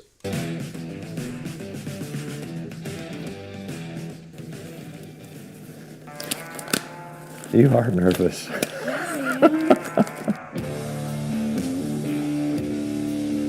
Another face tattoo. And it's like there's the cameras are there. The cameras are there. So who set up this interview? You know, it's like, are your views down? Who wants to get a face tattoo on camera and get, you know? I would never recommend anybody to defile their body. If our bodies are supposed to be the temple of the Holy Spirit, it's a tattoo is equivalent of graffiti on a church. Yeah, I mean, brother, I talked to a lot of people that had tattoos, and most people are just like, because it's cool. They get addicted if they get complimented on the first one. That's right. And they will. The first person to compliment you is going to be the tattoo artist or whoever took you to get the tattoo. It's so awesome. Can I get a picture? Oh, can I get a picture? Can I get a picture? Oh, that looks like the tattoo artists do this thing where they say, this looks better than anything I've ever done. Let me get a picture of this for my portfolio. And then they're thinking, oh my God, it's so awesome. He wants it for his portfolio. But they do it to everybody. So you get that same feeling. And they get complimented out of courtesy. Right.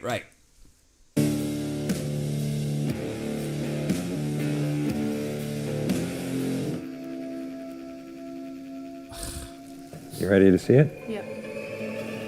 An asterisk. I love it. Yeah. Oh, a snowflake. Definitely you. Definitely. An asterisk. Thank you. You're welcome. Get the kids. Does it look good? It's like I remember when my mom used to come home with a new hairstyle. You know that this is what you say. Look at mom's new hairstyle. Oh my God, mom! But this is like now you got a freaking Show the kids a mommy's new tattoo. Do you love it? The kids are going to want to get tattoos because remember the kids, when they get older, they're not going to get any attention from the world because their mom's going to get all the attention. So they're going to compete with mom's attention. So much. Okay, I gotta move. I just feel like a normal person that just decorates my body. I don't feel like weird or different. I just feel good about myself and I decorate myself. My end goal for my overall look is to be one tattoo. I don't regret any of my tattoos. I love myself and I love who I am. Then why do you keep changing it? I mean, that's why Hannah can switch up every week, right? Yeah. That's what my sister used to do. Honestly, I get addicted to the feeling, the process of getting tattoos, to get hooked on the attention was an added bonus. All vanity, right? And right, Hannah's obviously not permanent. Right, yeah, that's what she used to do. I mean, she ain't got no tattoos. You know, I don't got no tattoos. My dad ain't got no tattoos. My mom ain't got no tattoos. I don't know. I got a freaking nose. I get plenty of attention. What's up? People are like, you Jewish? Like, no, I'm not Jewish. I broke my nose 12 times skateboarding.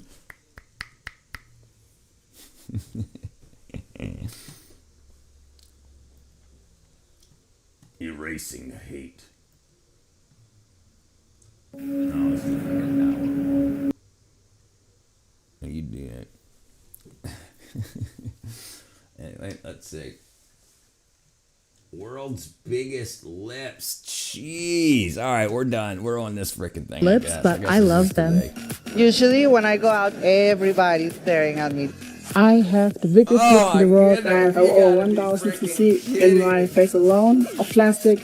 I am addicted to filler and Botox 100%. I've had so much filler at this point. Doctors refuse to touch my lips. I want my whole lips to like take over my face. No, I love it. It's good. It's an aesthetic. At what point are we gonna stop? Hello, Hooked on the Look. It's Mateo Blanco here, back.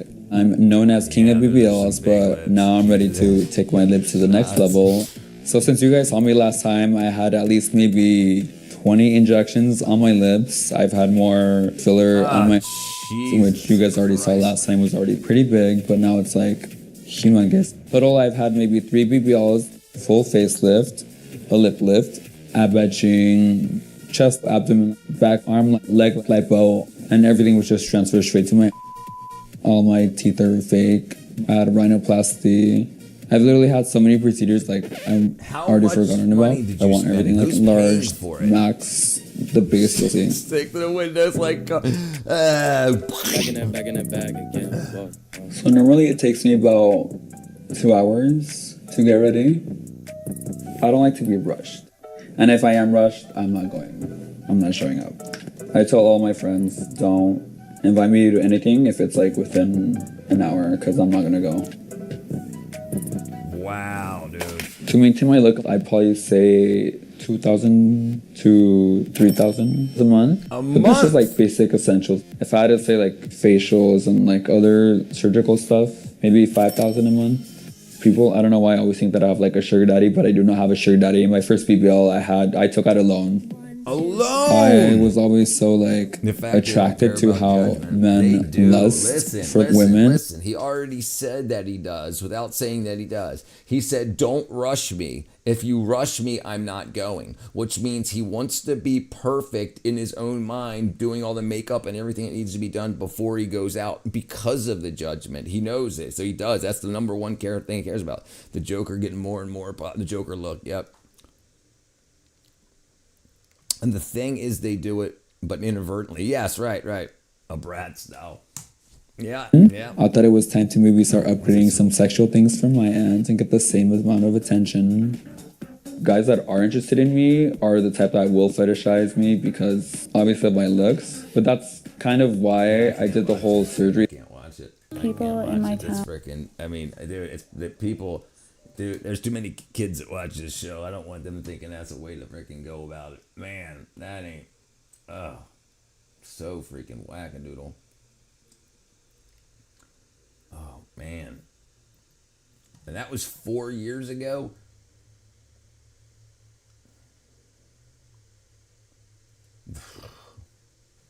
All right, there you go. Botched. Sorry, we're going to watch Botched. Okay, Invisibility Shield. What is it? Is it a show? Invisibility shield.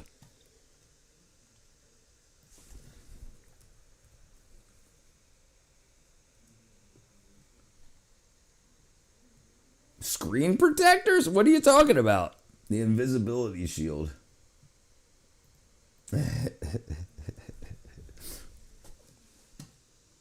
Oh, this. Portable non-power devices. That's pretty cool. Lensing, yeah. They're lenses that take the light from behind you and bend it to the front of you. If they could tattoo that.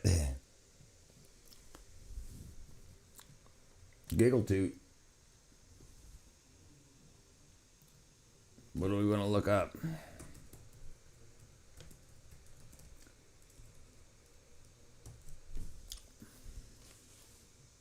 Oh, I spelled scholar wrong. I spelled scholar wrong. That's funny. Get it? Okay.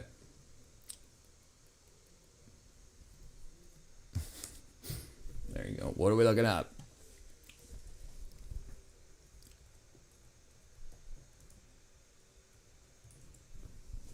Okay.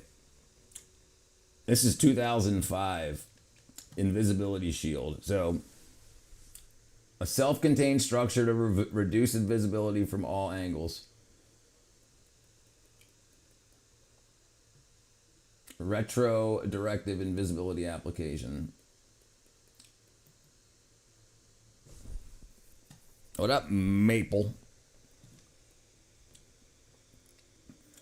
Retro directivity are two opposite contexts of radar context. The former looks like an evident identification. What do we? Everybody else is going to understand what we're talking about.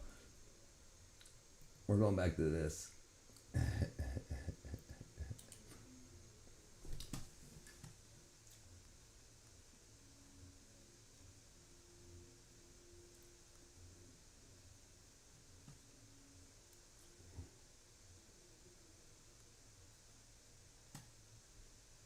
There we go. Here we go. All right, let's see.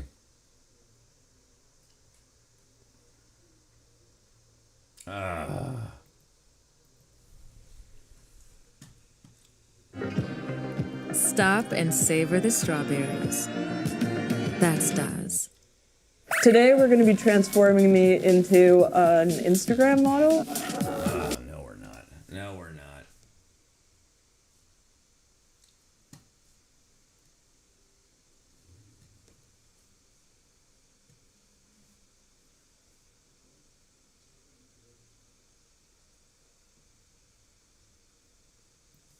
Here you go.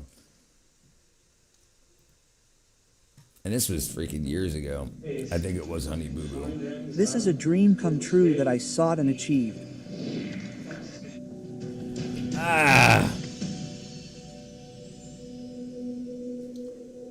Fake muscles. Dude. Valdiato has a staggering 23 in. Chest of 47 fake. in. No way, dude. You can buy synthol at the pharmacy without any problems because you don't need a prescription. It's not prohibited, but it's a product for animals. What do they do to the animals? Oh! Jeez. You start Don't do that, applying people. it to Don't your do that. biceps when you're like 40 centimeters, and then in a month you see that it's grown 5-6 centimeters. It's swelling. It's not growing. Listen, it's not growing. It's causing inflammation. It's not growing. The muscle is grown. No, the muscle didn't grow. You look at your body, you see that it's growing, you want more.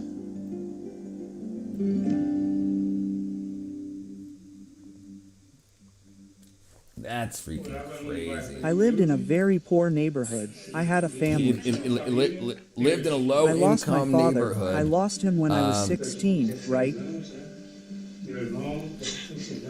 My brother committed suicide and later, my mother also died because of illness.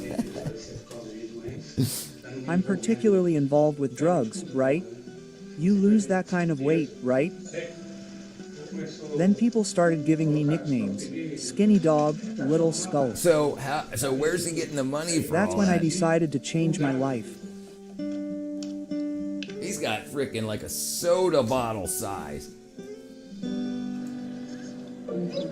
And then go to the gym with your big old boobs? The best thing is, for example, people stopping me, saying, wow, Yeah, it's the how did you attention. get that body? Where What did did you you get that do? body? People stopping me in the street. They're like, yeah, he works out. What is it? It's called a remake. They even called me. That's what happens on the street. I like it, right?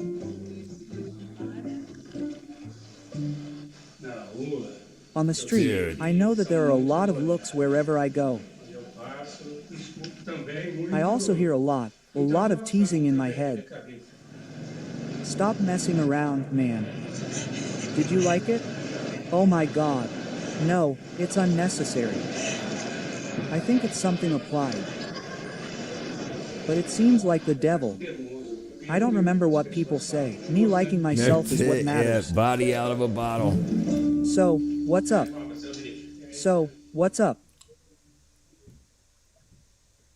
Olio. What do I think about it? It's stupid, man. It's You want to know stupid, yourself man. too quickly. I think she thinks it's good. You have to keep quiet, but deep down, I want to tell him to stop, but he wants to. Alright. We're gonna find something. Let me see if I can find this. Let me see if I can find this real quick. Jeez. Oh. There we go. Here it is. Here it is. Here it is. Here it is. Here's the guy. Here's the guy.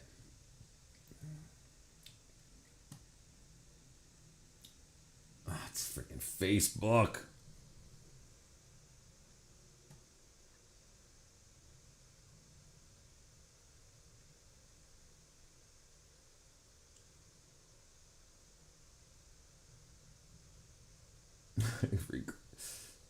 I regret my tattoos.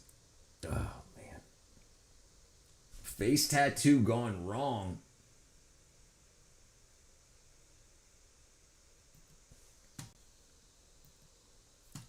Me, oh my.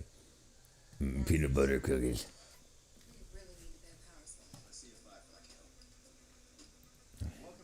Well, I'm Dr. Dustin. I'm a board-certified dermatologist, and we've got some laser tattoo removal coming up on the video today, as well as just some great extractions.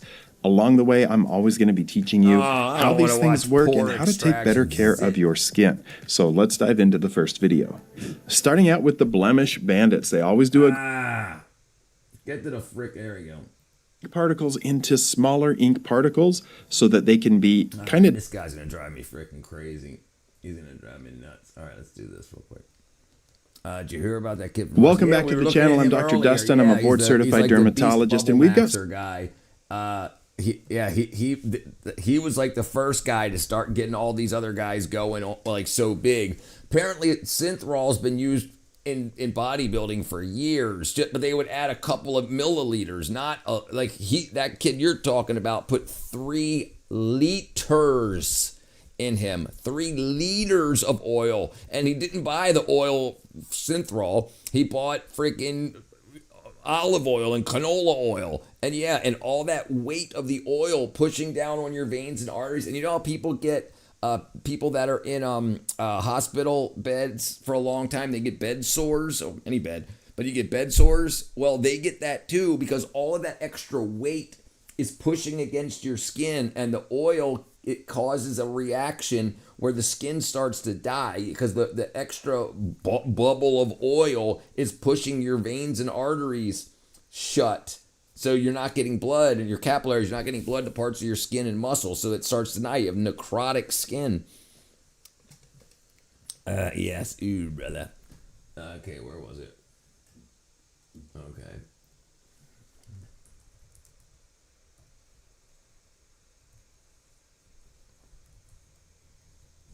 Oops.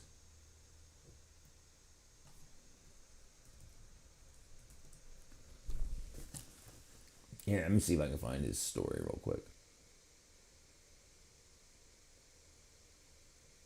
Huh, that's weird.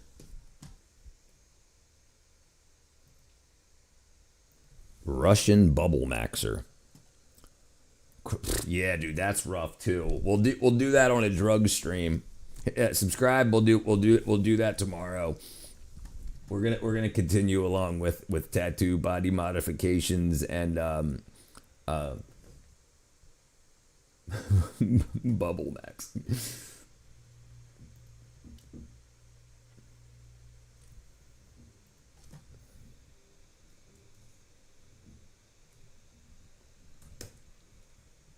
What? No documents.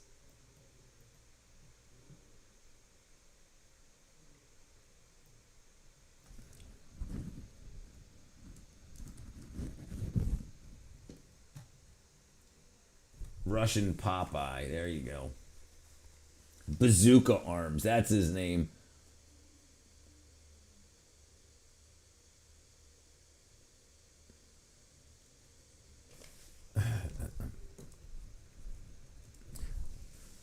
How about shrooms? We can watch them tomorrow too. Well, that'll be the same. We'll do that in the same one. I told my wife that I went to the doctor for a physical the other day. The doctor said I am a beast. My wife said that I misunderstood. I am a beast. The man is alive has arrived. All right, let's see. Oh, damn, dude, this freaking guy. Amazon offers hourly employees health care for $5 a week with $5 copays. Is that Philly cheesesteak? I gotta get what's it called? Yeah, tomorrow. boy, I gotta get Hot Pockets. Premium.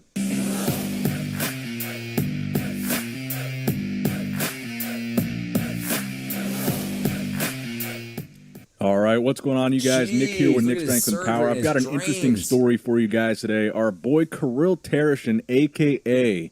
the Russian synthol kid, he became famous for having these crazy, overly inflated arms, which he was injecting with some kind of home brew of oil. This time, he finally did get the oil removed. He's getting his arms drained. It actually happened this time. He's teased about this before. He's posted that they were drained before, but this time it's legit, as you can see from the surgical scars on his arms in this post. And the all right. Yeah, I can't do it.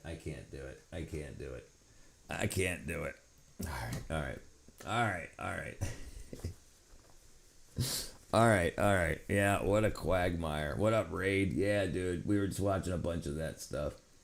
All right. We'll get out of the weird. All right.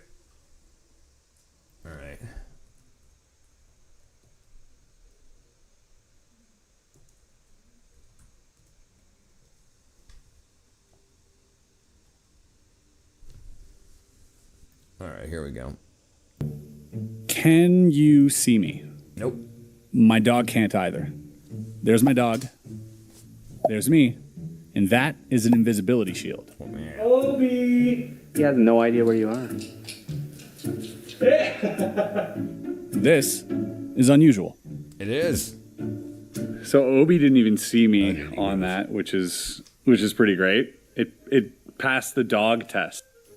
Yeah, you were calling him and he didn't know. No, he had to use his nose to find me, which is great. Man's pursuit of becoming undetectable can be traced back through Hollywood. Whether it's aliens, wizards, or superheroes, we've always dreamed of becoming imperceptible. Whoa! Camouflage and stealth technology is the closest we've come to having this superpower until now. This is a short one. What if we could harness 5 minutes. the technology behind Harry Potter's cloak, but without the green screen? Well, a Canadian-based company called Hyperstealth shared their patent-pending technology a few years ago on social media. Its original intent was to be used by the military and out of the public's eye. But turns out, it was just too cool not to share. That's insane, dude. And let's not act like this invention is anything new. It uses lenticular lenses. The same material used in those 3D DVD covers or the McDonald's hockey cards I had as a kid, only without the image. I've actually used this principle in a magic trick developed by inventor magician Luber Fielder. He calls it Luber's lens. I'm gonna make this pen vanish, but not in a conventional way. I'm gonna use this.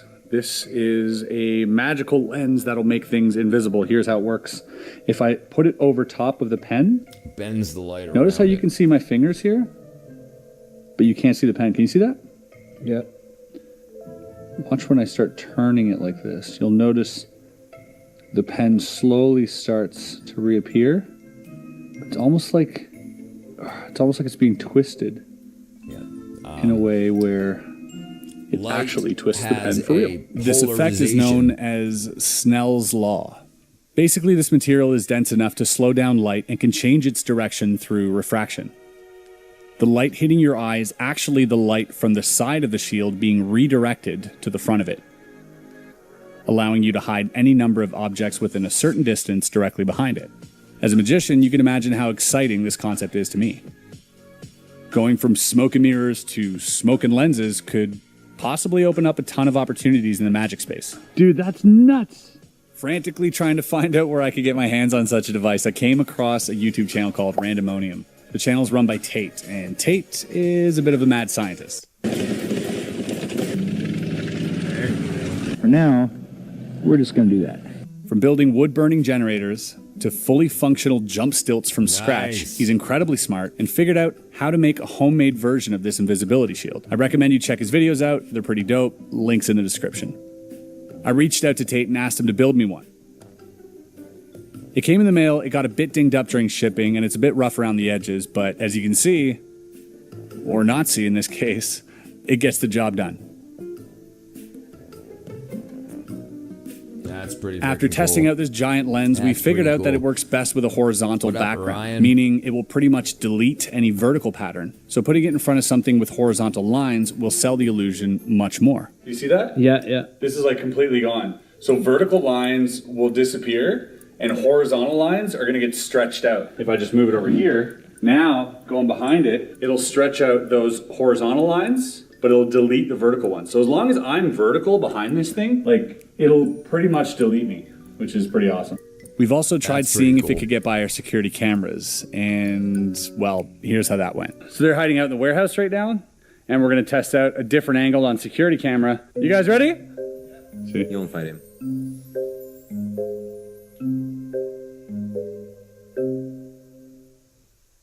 Okay, I see you. You're in the kitchen. That's pretty good.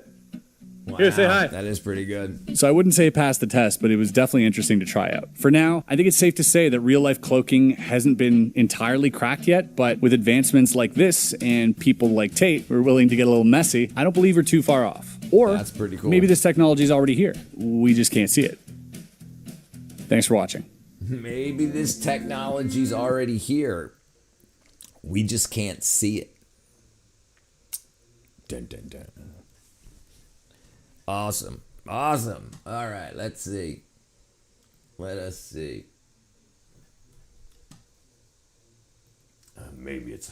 Maybe stealth technology's already here.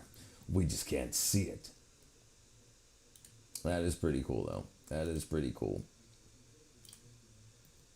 Oof, man, that freaking lip injection still got me whack-a-doodled.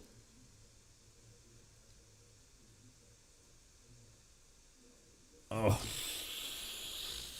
Have you seen quantum locking or superconductivity? Not in person. Not in person.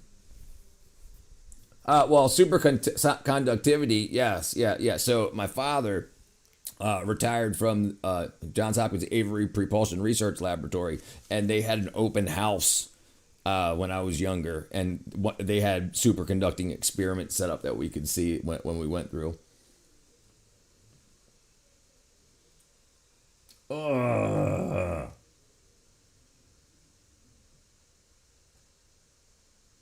That's pretty cool looking.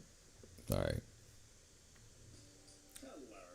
Cracks in the skull, 3D flowers, embroidery. Cool. All these things can appear on a person's body thanks to a tattoo machine, special ink, and a skillful artist. In today's compilation, we've collected the best of the best. Watch the video to the end to see the most realistic and mind-blowing tattoos ever. Let's get it on. Let's get it on. You can't surprise anyone with embroidery on your clothes anymore. But you can make a tattoo in this style to stand out. This unique style was invented by a Brazilian master named Duda Lozano. For many years, he made the ordinary coloured tattoos, until one day, he came up with an idea of embroidery. It's crazy how and many since people then, get band clients tattoos. from all over the world come to his salon. The secret of his masterpieces is in the signature hatchwork and work with chiaroscuro. Ramones. There is a theory that says that tattoos like this are done by medical students in order to quickly learn human anatomy. Well, the idea is actually quite good. The only problem is that students who have them won't be hired anywhere. That's pretty freaking... What are you ready to do for your You've seen idol? enough shitty tattoos.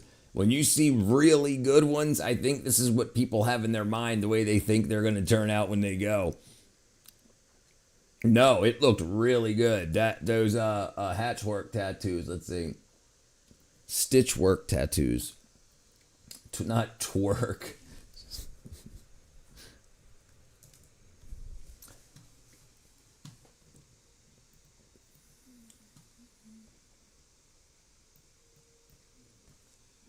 Yeah, that looks pretty. That's small. Let's find some bigger ones. Yeah, that's really freaking good work. Here, let me zoom it up a little bit. That's some really, and like the 3D, like the drop shadow, that's really freaking good work. Like that looks pretty freaking good. That looks like somebody, like that looks really good. Like it's worn too. Only 0.1% of tattoos are good ones. I agree. Yeah, I don't like full body either. That looks really cool. And that, come on, girls.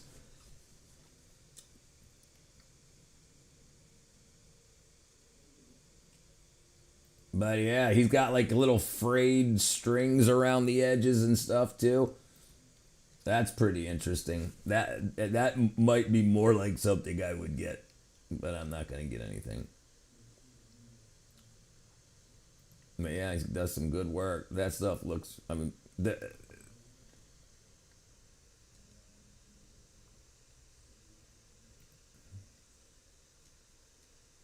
yeah, okay, all right, that's pretty, that looks pretty cool. Donald Duck, Lilo and Stitch. I would literally just look at a patch tattoo. You were just looking at him. Could ink be injected from different angles for a 3D effect? I don't think so, because even if the ink was at a different angle, you're only seeing the top dot, like because it's only what's in the top layer of skin. So even if it went in diagonally, you're still only seeing one dot. You're not seeing what's underneath the rest of the skin's pigment. But let's see. Who knows? I've been wrong before. But I can't, the actual biology behind it, the physics behind it, I can't imagine it. In any case, it'll obviously be I'm guessing 3D is usually a lot of drop shadow work, probably, is what I would suspect. difficult to outdo this guy. To show his endless respect to Michael Jordan, a fan from Venezuela tattooed the silhouette of his shirt on his body. Well, he will have to save up enough to afford filling it in with black ink. Whoa. Fortunately, this time we can say for sure that your eyes are deceiving you. This client's arm is fine. His tattoo artist just uses hyper-realistic style. Though the piece of skin... eyeliner tattooed on. I didn't know for like the first couple of months we were dating. Then she was just like, they don't use a needle either. They use a blade. It makes little slices and then fills the slices in. Skin but the hook is seemingly piercing is a real scar, which the guy decided to disguise with a tattoo. Another wizard of hyper-realism from Poland will make you question your vision. Seems like these cubes are about to start moving, like in Imagine Tetris. how often you'd have to get You might think this dude just walks around with stickers on his body. But no, you definitely can't peel off such a sticker, no matter how hard you try. In order to create such realistic images, Master Luc Cormier from Sydney, Canada works with shadows, That's really good and his work. skills I mean, are on it's par with the artists cartoon, of the but Renaissance. it works really good. Those who walk past this guy to their seats in the cinema probably feel uncomfortable, especially if in a couple of minutes the screen starts showing a movie about some monsters from the underworld. By the way, that's a very nice spot for a tattoo. If you get bored of it, you can just grow your hair back and move on. This will not work with this tattoo though. However, you probably can't get tired of a cool tattoo like this. By the way, such tattoos are usually made in several steps, between which you need to wait some time until your skin heals. Tattooing one hand sometimes takes a whole year, or even longer. We know the colour of the praying mantis always matches the area where it lives. Turns out that this works even if the insect isn't real. Take a look at the t-shirt to the owner of this tattoo. It all fits. Wow, in modern the t-shirt tattoo was art, fake? there is an amazing... Hold on, what? The t-shirt's tattooed too? No, is it? Wow. It all fits. Yep, it is. Wow. In modern tattoo art, there is an amazing style called 3D hyper-realism. And no, in order to see the works, you don't need to wear any special glasses, though the tattoos of the masters of this style look so real that you might get dizzy just by looking at them. And if you toss in the mystical theme of black magic and the apocalypse, you get the image that any die-hard metalhead would dream of. The fastest age test ever. If you just see a blonde girl sitting on a chair in this tattoo, then you're definitely a zoomer. If you see Sharon Stone and the iconic scene from Basic Instinct, you probably already know what back pain and crunchy knees are. Did we guess right? Obviously nothing will slip past this guy. He is, as they say, all eyes, especially in summer when you can wear shirts with short sleeves. There is no doubt that the hearts of all Hayao Miyazaki's fans skipped a beat right now. The love for his Howl's Moving Castle could hardly have been captured in a more touching way. This ramen looks so real that it seems like you can even smell it. It must not be easy for a guy who lives with such a tattoo. After all, every time he lowers his gaze, he immediately feels hungry. With a tattoo like this, one's life gets quite convenient. You can just tell all your relatives you have a regular sticker on your skin, that's all. You can't really spot the difference anyway. Well, the cutest thing you'll see today is a tattoo that almost everyone wants, even those who've never seen Star Wars or The Mandalorian. This dude doesn't need to go to museums. He already collected a whole... what's kind of odd is these are all oiled up, and like this isn't the dry skin like what it looks like every day. These are set up for photography. A bunch of works of art on his arm.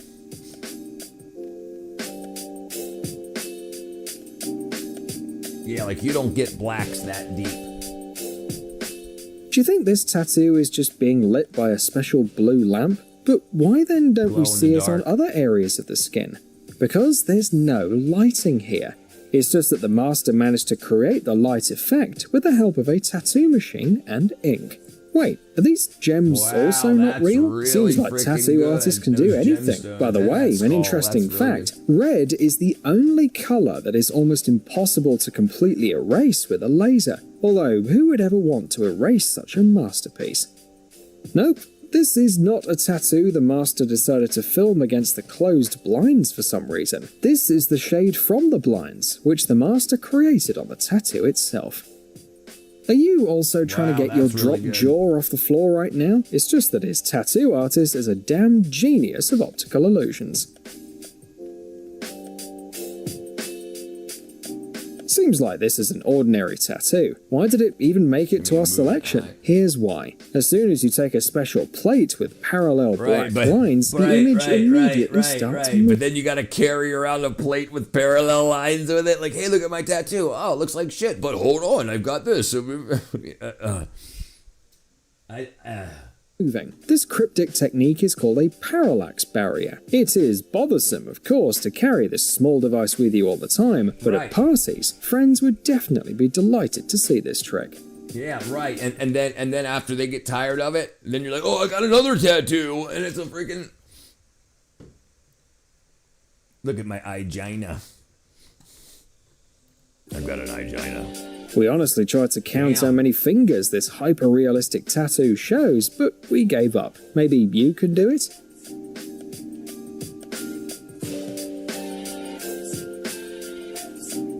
This guy apparently really wanted a cool tattoo, since he decided to place it right under his arm. Actually, this place is considered one of the most painful spots for a tattoo. The inside of the elbow could probably be the most painful one, but this is not confirmed. The guy with this tattoo needs to be more careful. There are probably well-wishers who always try to slap him on the head out of fright. Yes, ouch. Yes, David, brother.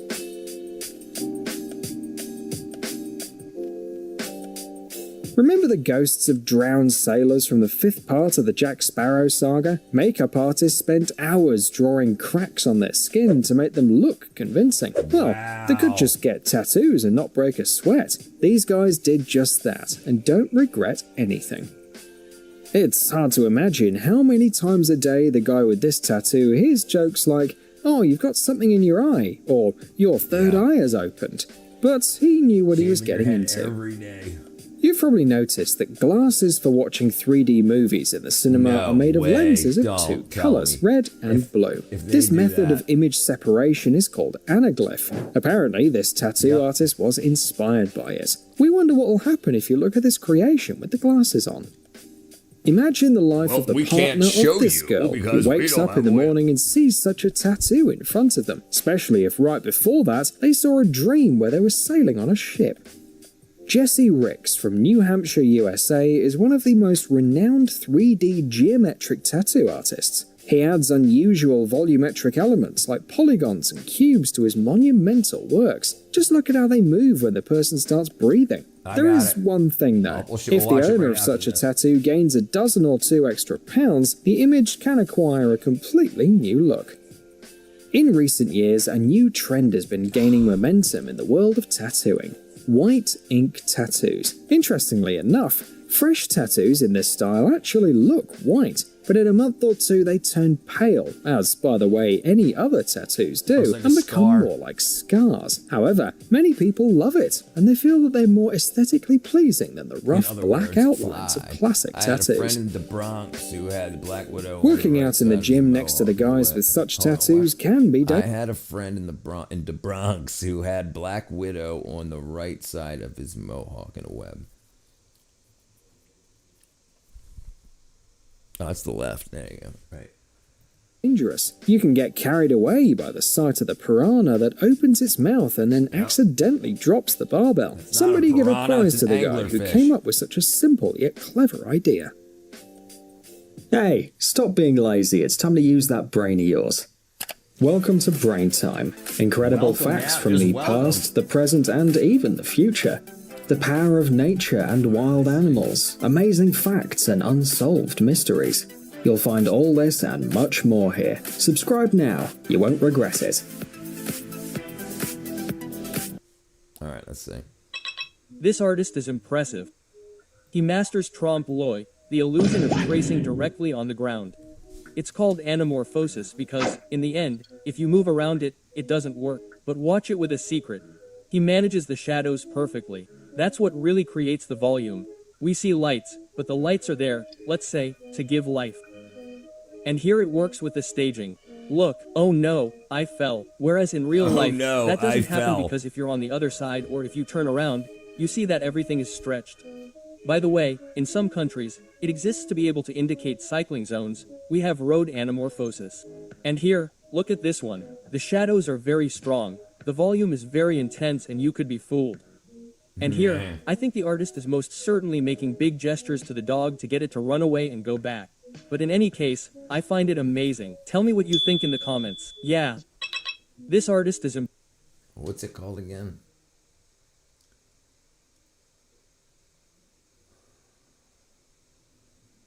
Trump.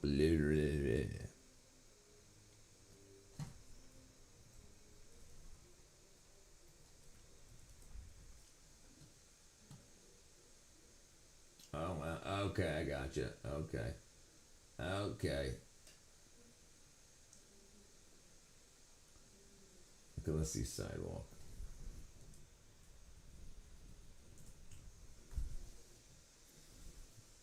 Wow.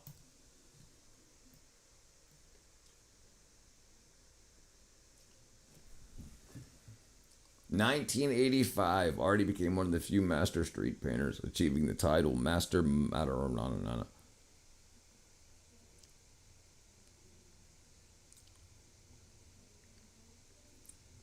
That's cool. Wow, that's really nice. That's before AI could do it all for you real quick. Nice reflections in the spoon.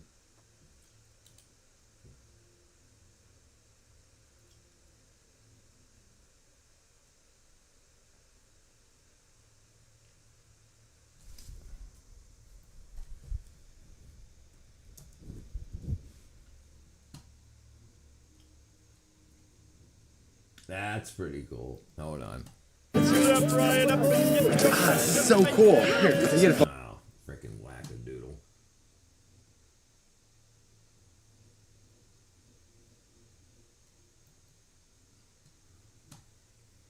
I'm trying out Rodin's brand new Have you noticed the 3D skull, the decomposition Da Vinci picture, feature, but you can only and see it holy on the cow, angle. this is next level insane.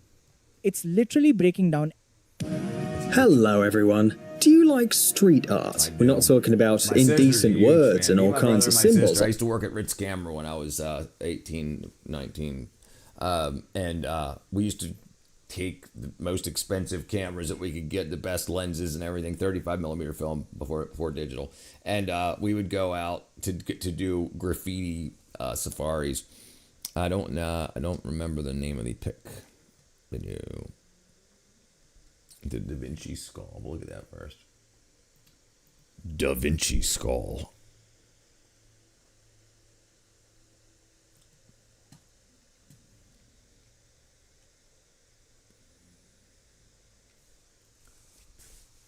Oh wow.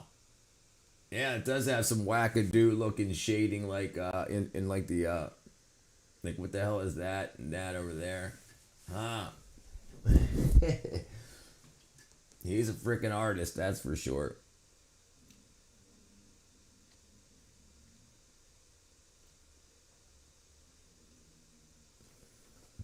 That isn't it? Well, it looks like it. See how it's got all the other wackadoo stuff in it?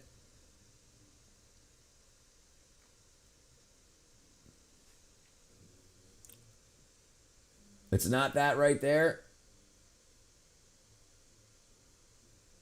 You'll find it, okay. On city walls, but about realistic pictures painted by talented artists from all over the world right under the open sky. They might be monochrome images, Banksy style, or awesome 3D paintings that literally transfer viewers to another dimension, making them feel like computer game heroes, or like Gulliver in a city of giants. Sometimes street art is so realistic that it's unclear whether it's a drawing or a real car that fell through the asphalt somewhere in Japan. So in today's video, we're going to show you 10 incredibly cool 3D street art from around the world. Let's get it on. The floor is lava. Surely in your childhood you like to jump on chairs, sofas and other furniture in the living room or bedroom, imagining that the floor beneath you is hot lava which you can't touch with your feet. Otherwise, and you feel like you're in a Terminator movie. Well, you get the idea. Most of us no longer play these games, or at least we don't talk about it. But the famous Ukrainian street artist Alex Maxiov decided to recreate a lava floor in real life. True, there were no grandfather's chair, neither that old dresser that threatened to fall down with every jump. For his amazing drawing, Alex chose a site in the Kiev State Aviation Museum. However, it's boring just to draw some lava when there are so many great flying vehicles around, right? It's way cooler to imagine yourself as the hero of some tough action movie and use a helicopter. Well, why not a helicopter? In the end, the artist created a scene from a Hollywood blockbuster which... Stop, wait, what are we talking about? Get on the helicopter, the volcano's waking up. Street art in Moscow. Despite the fact that Nike created these drawings, they can be considered a true work of street art. Imagine that you're walking through a park and suddenly in the middle of the trail you find a bottomless abyss with a shaky, half-broken bridge, or snow-covered ice blocks in the middle of a hot summer. Ugh. Seems Queen Elsa's hiding somewhere nearby. This, of course, is just an optical illusion created by the true masters of 3D art, the famous German artists Marion Ruthard and Gregor Vossig. It took them more than 8 hours to create each of these amazing drawings. First, using a special technology, the images were drawn with chalk, and only then the artist began to work with colours. Honestly, we regret not being as patient as they are. INE wall. If you think you can only find incredible 3D artworks on the streets of big cities, then you're wrong. Some companies, for example, INE, prefer to decorate their offices not with motivating phrases or boards with complex graphics, arrows, and hidden dwarfs, but with real murals and special paintings created directly on the walls. To be honest, the result is great, although the guest artists in fact drew a different wall on the existing wall. Look how realistic the jutting wires are. Could it be that one of the employees had the desire to play secret agent and cut them off? Because we'd like to do it.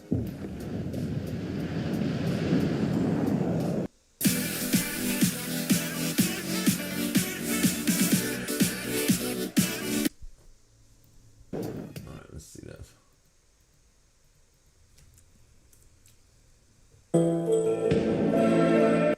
Oops.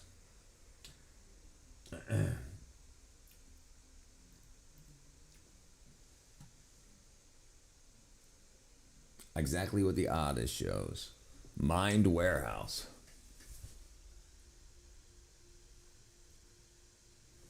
Oh, gotcha. Wow. No, I don't remember that.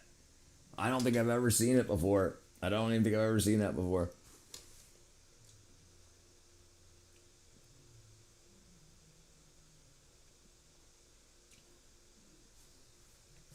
Wow, yeah, that's really good. That's really good. That's really good.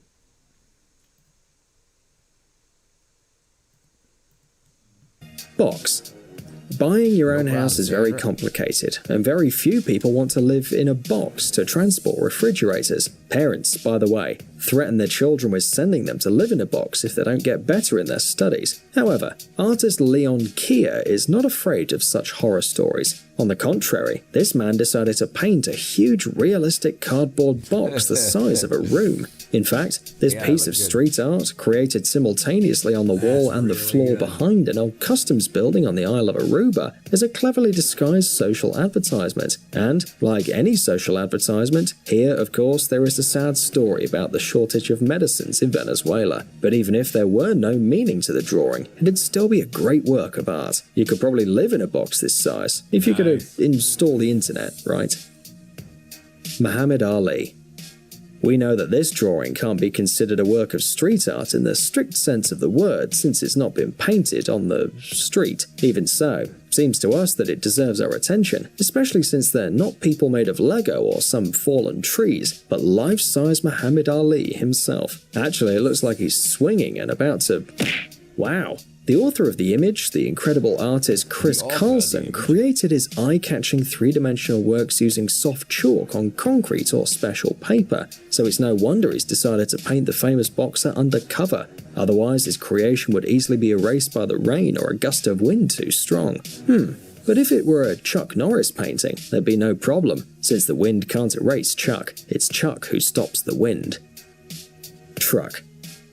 If you don't have a place to live, you can draw a box the size of a house. But if you dream of having a huge and powerful truck, then you must run to the store, buy paint and crayons, choose a suitable surface, and be patient. That's exactly what famous artist Anat Ronan did. Well, actually, her drawing is not a fantasy, but an unusual advertisement for the company, whose name can be seen on the license plate of the huge vehicle. But the important thing is the realistic style of the drawing, which creates the illusion that it's ready to abandon concrete slabs and start a huge journey at any time. Maybe along the way it'll meet Shia LaBeouf in his yellow Chevrolet Camaro and pick a fight with the Decepticons. If you know how to contact Michael Bay, be sure to share this idea with him. Not in vain, the last Transformers showed that the film universe is open to any idea, no matter how crazy it is. Rocket League.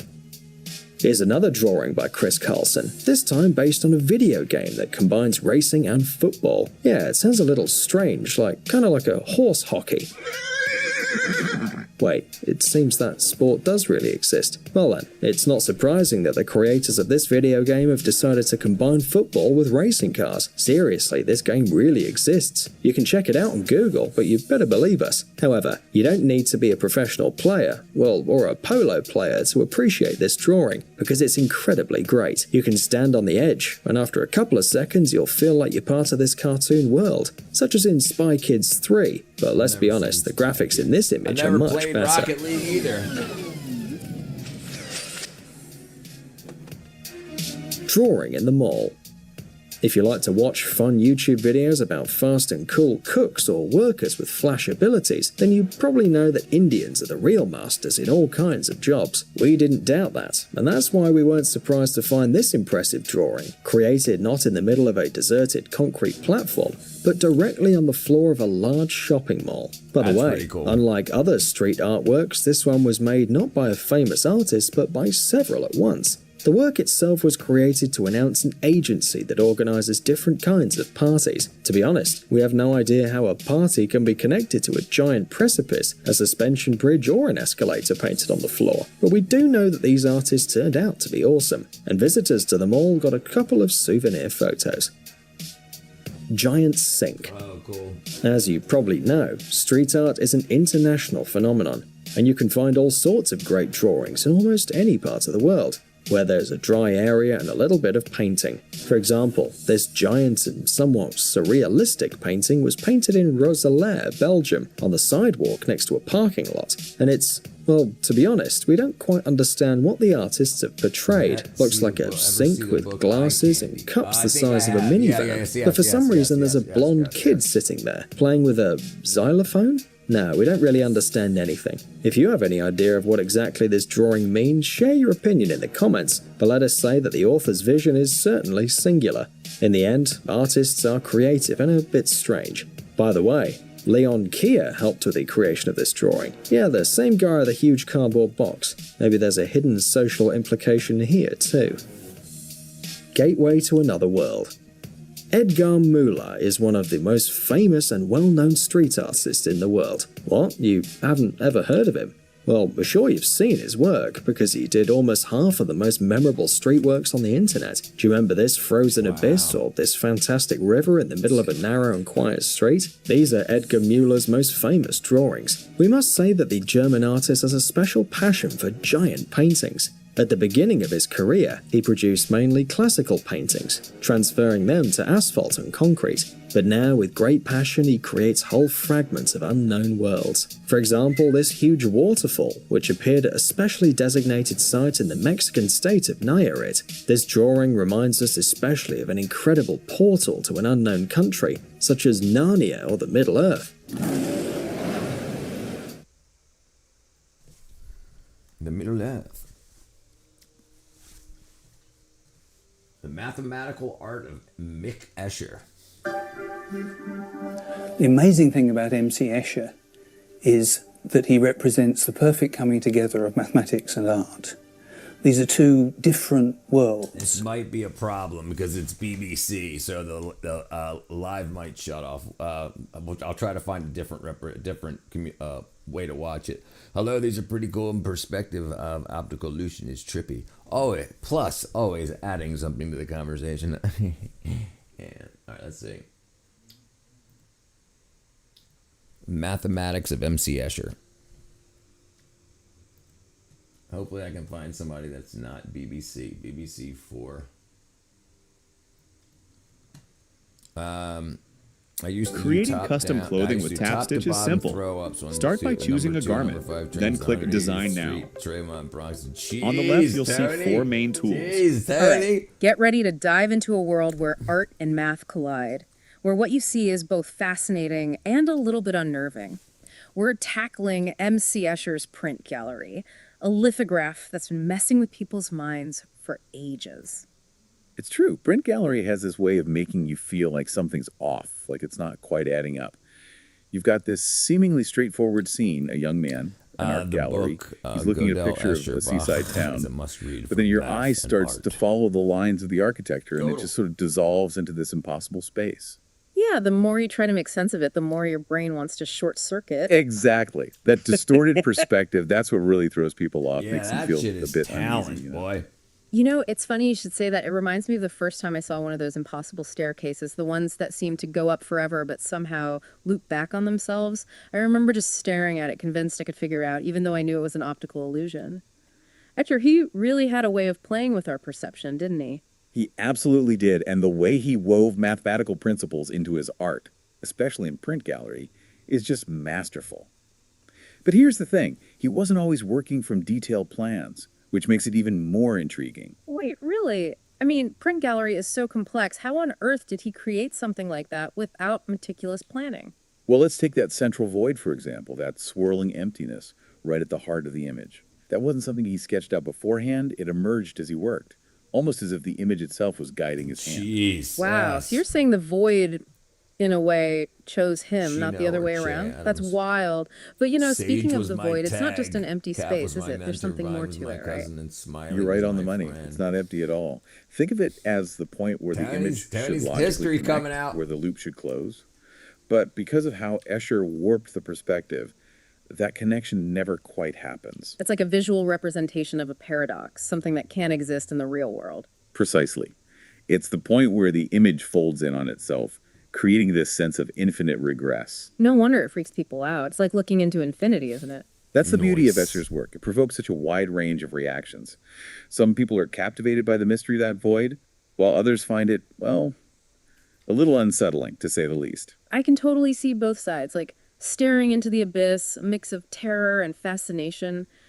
But here's something interesting. It wasn't just art lovers who were drawn to print gallery.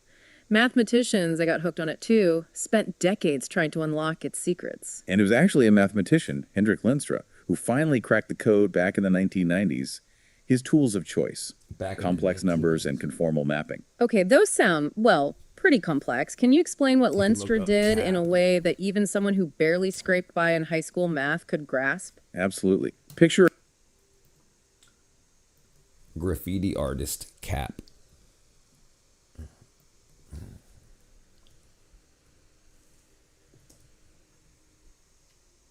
Cap 1 is a legendary New York City graffiti artist born in the Bronx in 1976, the famous 1983 documentary Style Wars, known as Bomber.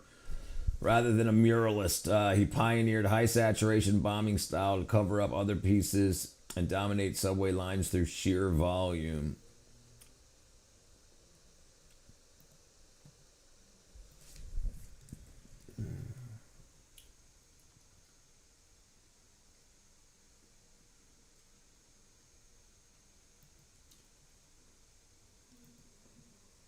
Penrose Triangle. Maybe we're gonna get to see a picture of Tony. Hey, what's up everyone, and welcome back to the channel. First off, I just want to say thank you to each and every one of you for watching and supporting my videos. It truly means a lot. If you're into all things NYC, its history, culture, and street legends, then you're in the right place. So make sure to hit that subscribe button and give this video a thumbs up if you're enjoying the content. And of course, drop a comment down below. I love hearing from you guys. Today, we're diving into the story of a true graffiti icon, the legendary bomber, Cap 1. His impact on NYC's graffiti scene is unforgettable, and we're going to break down his journey, his legacy, and why his name still echoes through the streets. Let's get into it. Cap always believed in making a name for himself. Before he became one of the most notorious graffiti bombers in New York, he started with a different moniker, Sarge. But something about it didn't sit right. He wanted a name that was quick to write, yet versatile enough to expand into larger words. That's when he found the perfect fit, That looks Cap. like used to go. His journey into graffiti began in the mid-1970s, a time when the streets and subways of New York were transforming into moving canvases. Influenced by the likes of Billy 167, Shorty 5, Hippie 44, and John 150, Cap picked up his first can of spray paint and never looked back. Over the next 50 years, he would etch his name into the history of graffiti, not just as an artist, but as an outlaw.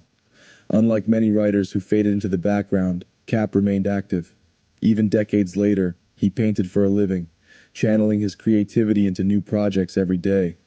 His work extended beyond graffiti-covered walls. He collaborated on canvas pieces for Scenes Project and contributed to blkmarket.net, proving that his legacy was far from over. His reputation, however, was as controversial as it was legendary. In the iconic documentary Style Wars, Cap was depicted as a villain, a renegade who disrupted the established order of graffiti writers. But from his perspective, he was simply living by his own code. At just 16, he had joined a Bronx motorcycle club, embracing an outlaw lifestyle that set him apart from the so-called rules of the graffiti world. People thought they could make rules for an outlaw world, he once said. I believed if there were any rules, the Bronx rules. This defiance led to conflicts with other writers, especially during the Style Wars era. But Cap never backed down. He believed in taking what he wanted, painting what he wanted, and living life without apologies. Despite the clashes, his status as a king of bombing was undeniable. When asked how he felt about being admired for his relentless tagging, he responded without hesitation, I am an outlaw king in the art world.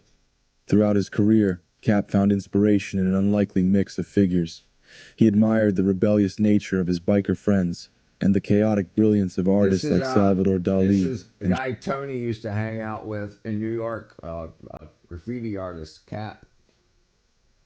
Jackson Pollock. His own work reflected this duality, structured yet wild, aggressive yet captivating. As the years passed, Cap expanded his artistry beyond the streets.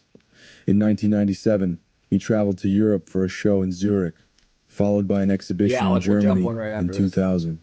By 2002, he had entered the world of fashion, designing his first t-shirts and beer mugs, featuring his signature throw-ups. He worked on projects for Ride Snowboards and Dragon Optical, contributed to the Warriors video game, and played a role in graffiti history books like Mad C's Alphabet Book and Jason's Chronicle of New York Graffiti Legends. Despite his rebellious image, Cap found success in the gallery scene. He showcased his work at the Bronx Museum, Toy Tokyo's Gallery, Gallery 151, and the Ben Ramon Contemporary Gallery, among others. His pieces ranged from classic throw-ups on canvas to Viking-inspired artwork and pop art designs. Some even depicted his iconic tags on train-themed canvases, preserving the raw essence of New York's graffiti culture. Reflecting on how graffiti had evolved over the decades, Cap acknowledged the changes. It was easier to get away with back then, at least with the cops, he recalled. But it wasn't without danger. Beef with other writers, crews taking people out for their paint, and battles for dominance on the train lines.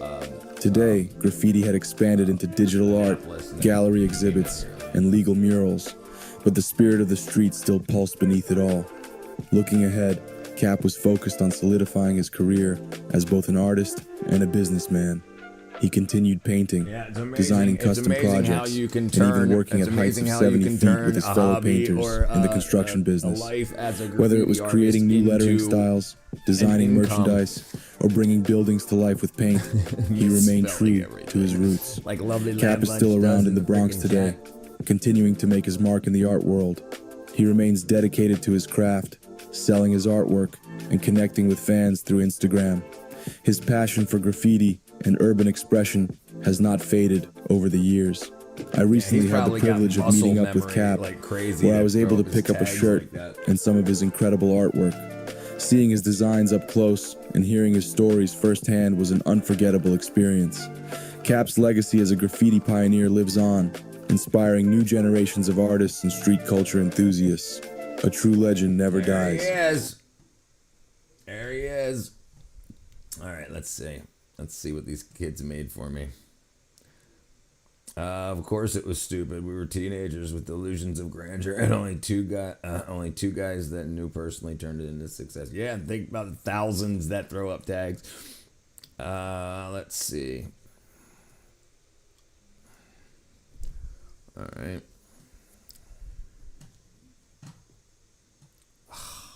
Updating, jeez. We'll see. Let's see what these kids made. They did something in the Minecraft server. We'll check it out right quick. illusions of grandeur.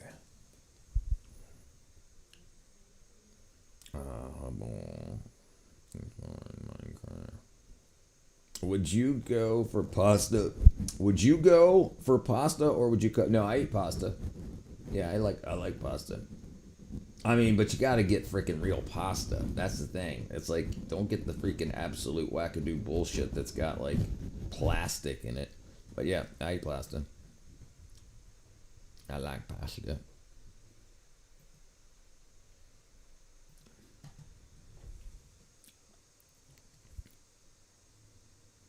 I mean, I eat pretty much anything that's not bullshit. Like, I'm a freaking label reader.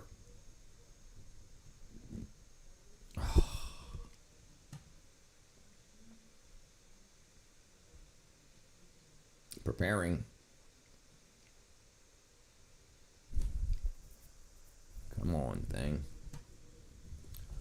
What's going on here? Take over.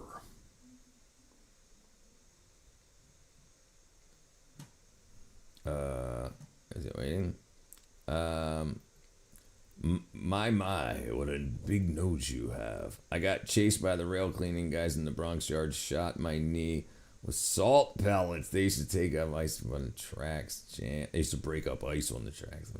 And they got mad at you. Well, with ice pellet guns, and then they shot you with it. Bastards. Alright, let's see. Oops, that's not it. Uh-oh, I think I broke something. Oh, that is it. Okay, good, we're there. Alright, why does that not work? Oops.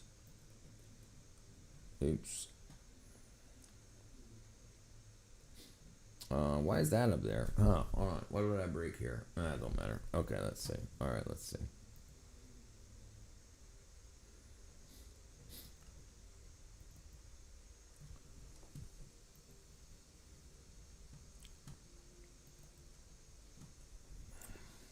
Joining world.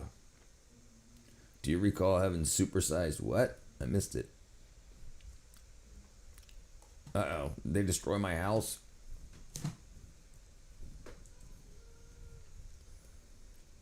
Holy crap. That's me.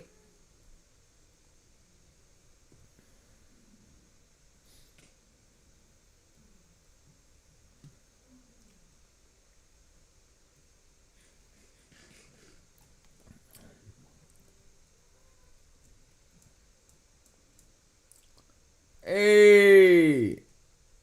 Hey! Hey! Hey! Hey! Hey!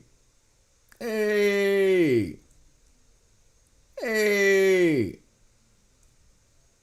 That's what I'm talking about. Look at that. Look at that. Alright, let's get a picture. Alright, hold on. Oops. No. Alright, let's get a picture. Get in the picture.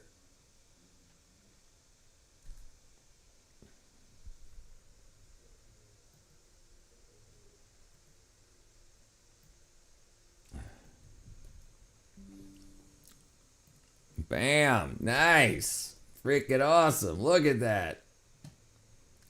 Look at the two little girls. Look at that. Freaking awesome. Yeah, that's really awesome. That's really awesome. Dun, dun, dun, dun. Take a picture. Print screen.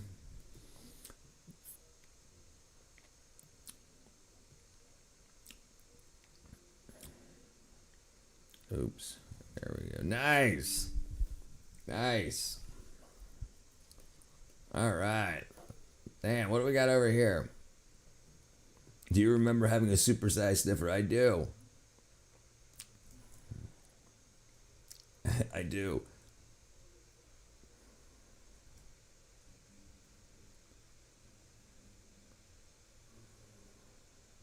Look at this freaking place, dude.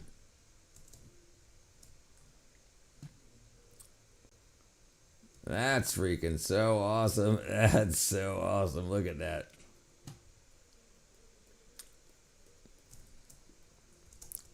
Dun, dun, dun, dun, dun, dun, dun. Oops. Oops. Oops. Oops. Almost fell to the ground.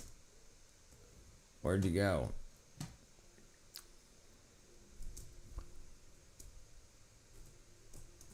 Alright, I'm going. I'm going. Alright, which way am I going? Alright. Alright, following you. Go.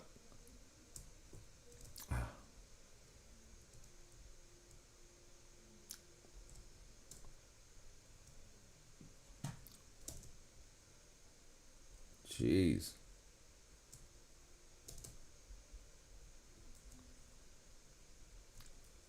There you go. Hey, look at that. Jesus.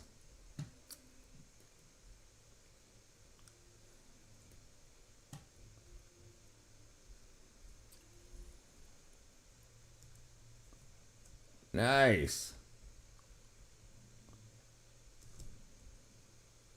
Oh, no.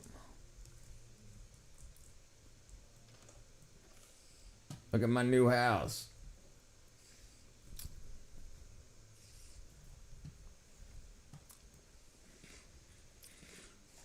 Nice.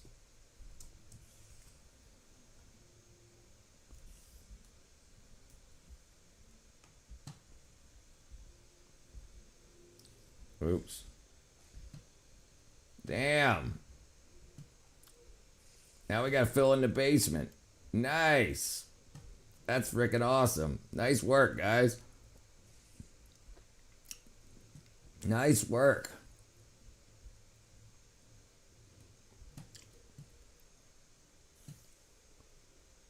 Dang.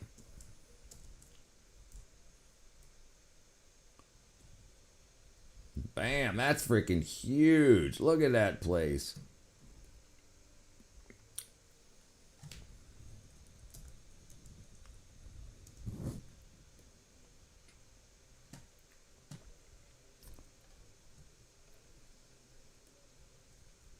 Damn, that's freaking huge. Okay, go ahead. It's my house, thank you. Alright, do it. Go for it.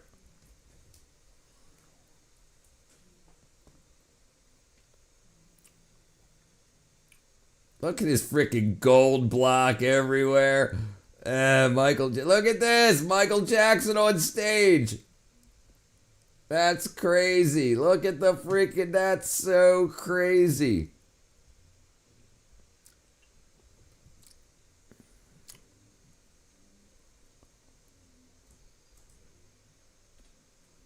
No way.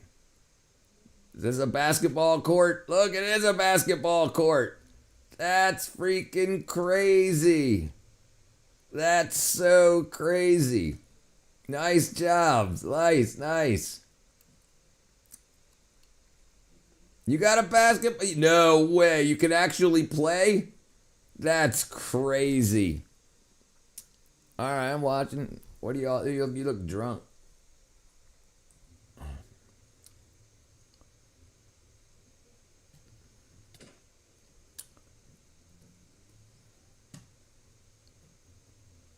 No way. A football stadium. Look at that. Jeez. Look at that.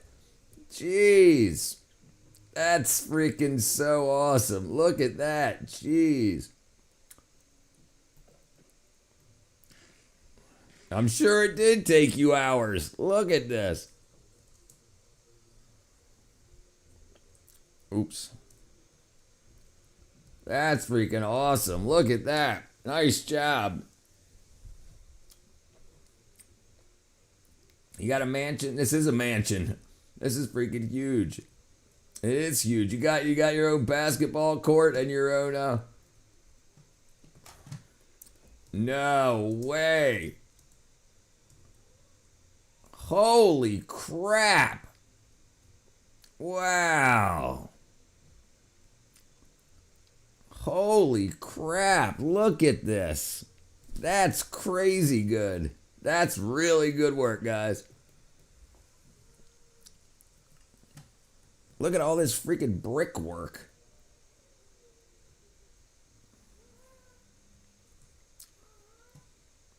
Man, you guys did a lot since I've been gone. Uh-oh.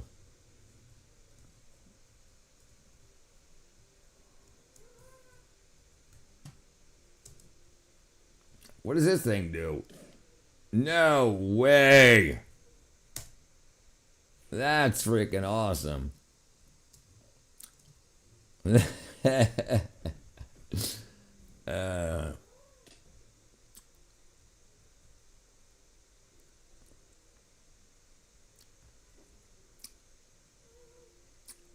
What happened? Who's insisting on? What's insisting on at Richard? What you mean? What I do? Wow, this is freak. Look at this freaking place.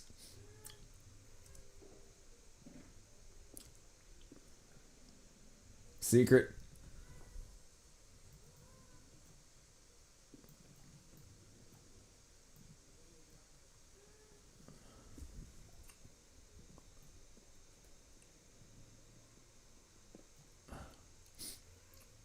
Oh, can't tell where I count. All right, yeah, go for it. You look like you've been working for hours.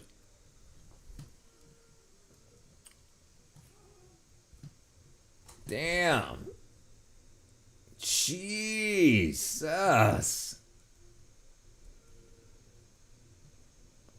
No, it's not based on real income. What number? Hold on. Let me do this real quick. Oh, hold on. What number of supplements are you up to? Supplements? What number of which ones? I think a lot. Look at this freaking place. It's based on my real home. Look this way.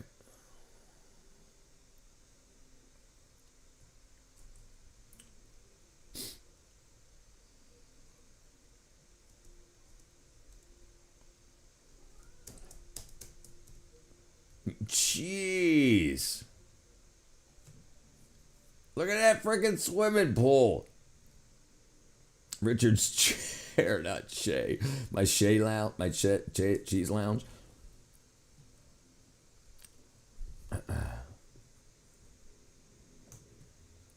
Man, you've been busy, boy.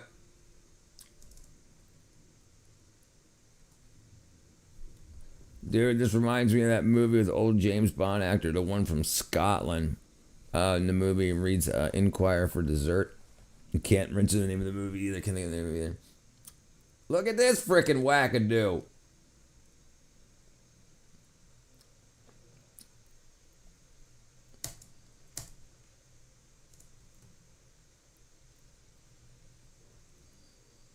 Man, nice freaking work. Jeez.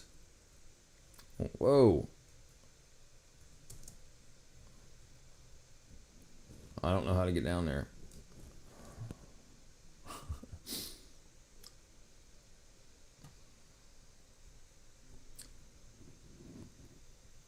McDonald's. Oh, is that the same one? Back into the same thing? Wow. Okay, cool.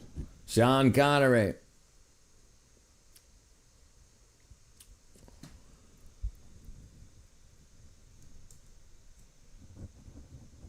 Man, we got a kitchen and all kind of stuff.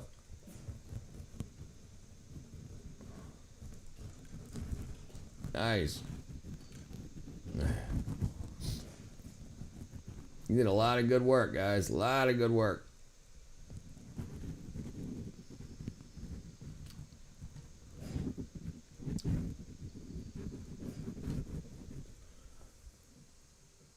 Look at all these freaking doors and stuff. Yeah, Sean Connery in the movie. He plays some super smart guy upstairs full of books he reads. That sounds familiar, too. Nice. Nice work. He's got his freaking laptop and his computer up here. Look at this. That's his mouse, I guess. Nice. You did good. Good work, man. Good work.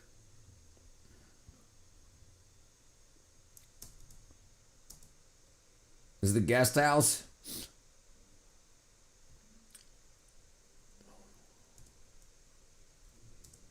We got even. I'm waiting. I'm looking. I'm here.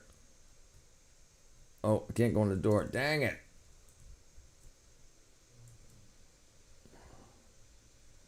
Look at this, for all the lights.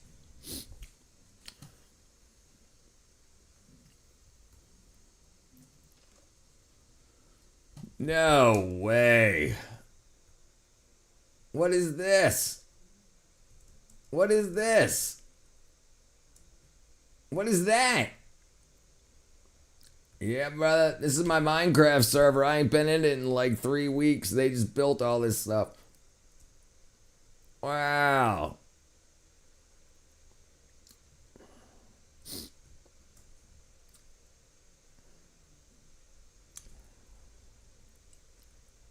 Wow, man, you guys been building a lot of shit.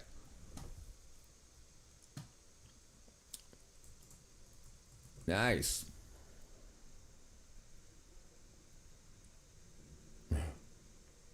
Go ahead. Teleport me when you're there.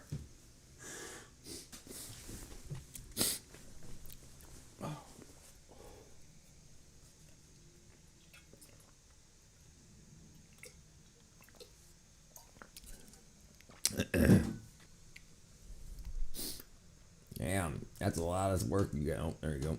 No way.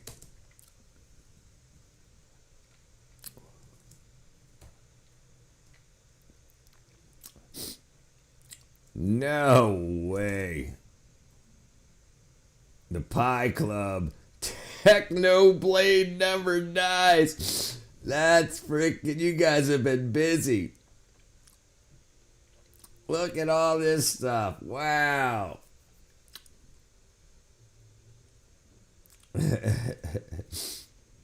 That's awesome. Jeez, man. You guys have been really busy. Really busy.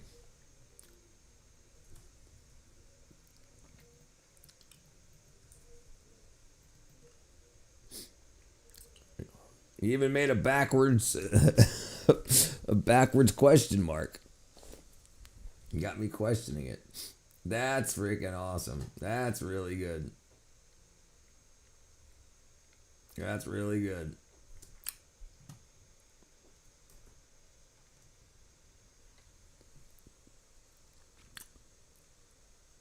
Technoblade never dies.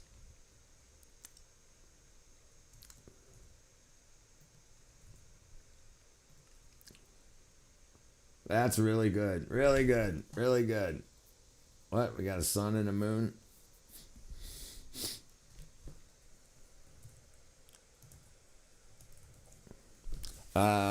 What'd you do? Oops. We got way more, but I don't know. So,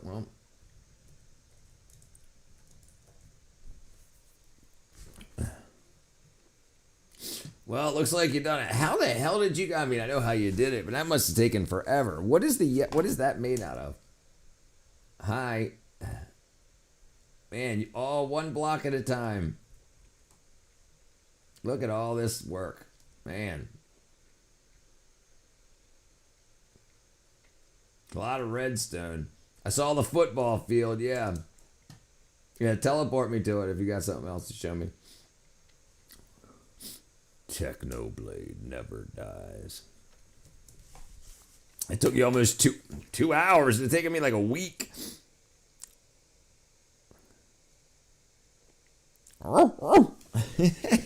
Mimi. Hey, John Goldbody coming in throwing gifts. Thank you, John, brother. How you been, man?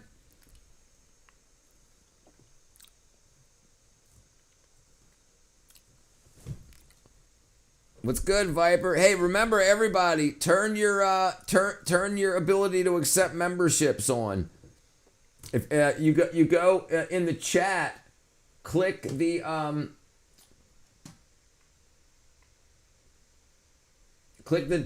I think it is. Go into membership gifting.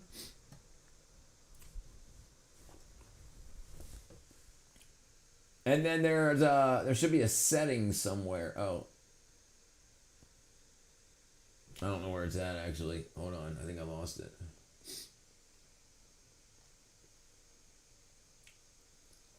What's good, John Gold Bonnie? Oh, I can send some too. Oh yeah, so turn it on. Turn it on, everybody. Let me find out how to do it. I lost it real quick. Hold on. I can't remember how to do it. Go to gift membership. John Gold Bonnie, memberships.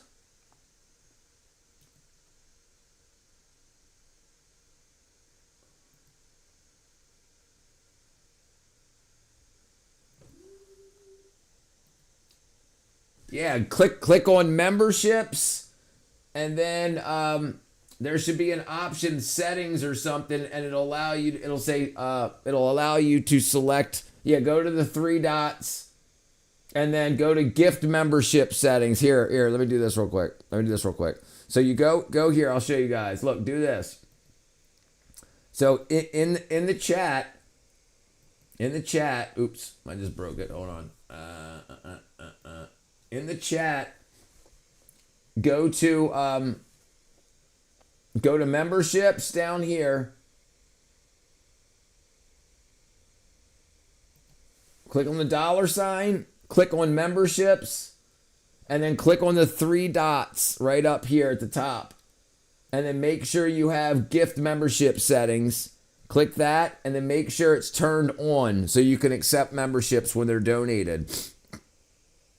That other tag bomber was Chaz. He made money painting roller skate businesses. Roller gates on businesses fronts all over the Bronx, New York. Yeah, make sure you guys turn that on real quick so you can receive them. I'll do it one more time to show you. All right. So click on the $sign. Click on memberships, and then at the 3 dots at the top, right here. Click on membership gifting, gift membership settings, and then make sure it's turned on. And I'm gonna send 5 right now. I'm gonna send, of course, Mimi. I'm gonna send 5 right now. Let me know what you guys got them done. I want you to be able to get them.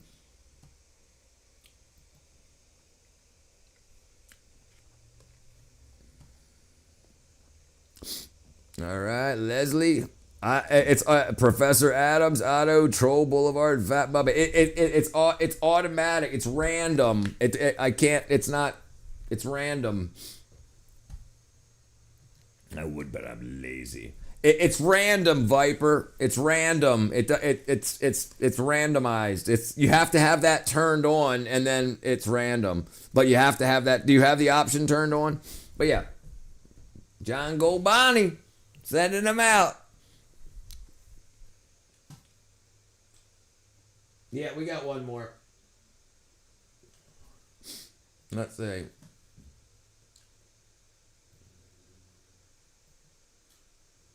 All right, here we go. Try again. We'll try again.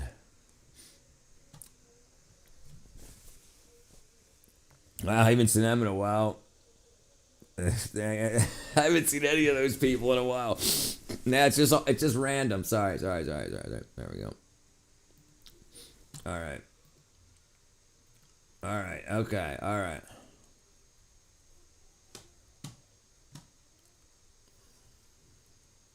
Yeah.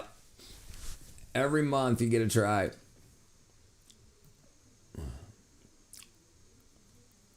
I can't turn on my option. Yeah, because you're already a member. Right. All right, yeah, I don't know how to... Yeah, sure, let's do it. What do I got to do? Oh.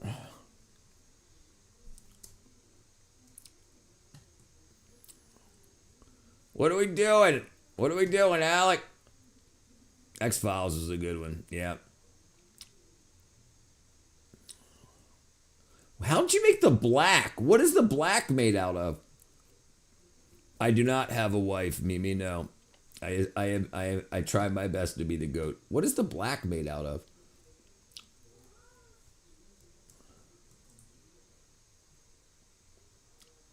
Where'd he go? Where'd you go?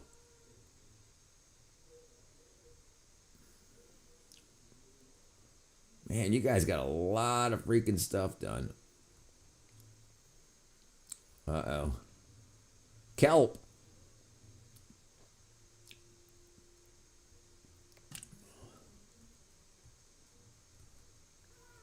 Bam.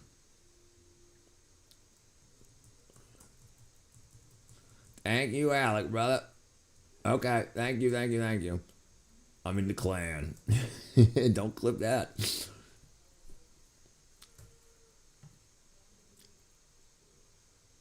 Dang, netherite. Netherite helmet, chest plate, netherite leggings, and 22 more. All right, hold on one second.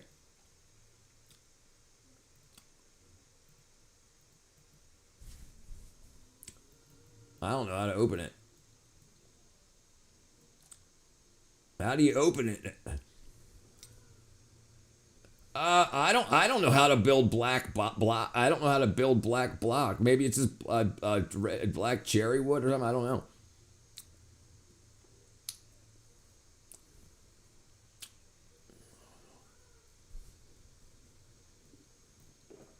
Dang, dude, that thing's packed up.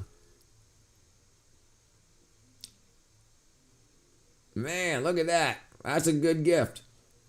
Wait, is the membership giveaway random? It's random for people that you yes, it's random for people that are subbed to the stream or subbed to the channel, and you have to have membership ability to accept membership gifts turned on. Do you know how to do that, Viper? For a starter pack. Okay. Okay, thank you, brother.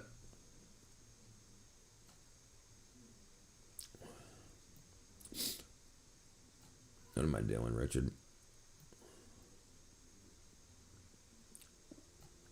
There we go. Bam, shoulder box. Yeah. So if you're subbed, it makes you an option. Honorary banner.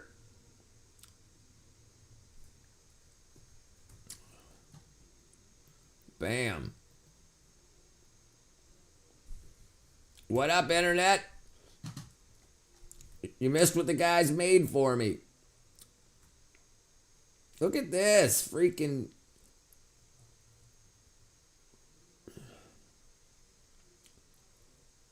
Thank you, Alec. Thank you, guys. Thank you, guys. Really, really good work, guys. Really good work. All right, I'm going to get back. All right. Sure. All right. Yeah, go ahead, teleport me wherever you're at. Go ahead. Thank you, Parky, brother. Thank you, man.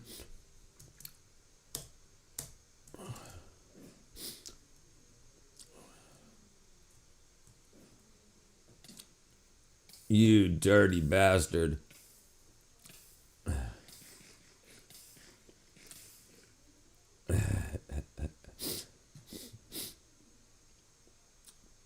Man, there's a lot of stuff. Yeah, it's Minecraft, Sanzu. I had a freaking date at my stream, but she wasn't compatible. That happens to the best of us. What are you doing, Parker?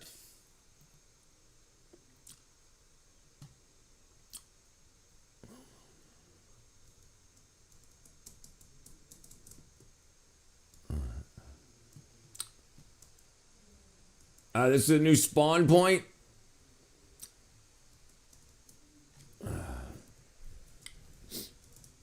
Welcome to I Fail First server. Rules and reminders. There you go. Do not steal unless it's for public use. There you go. Got me a banner. Oops.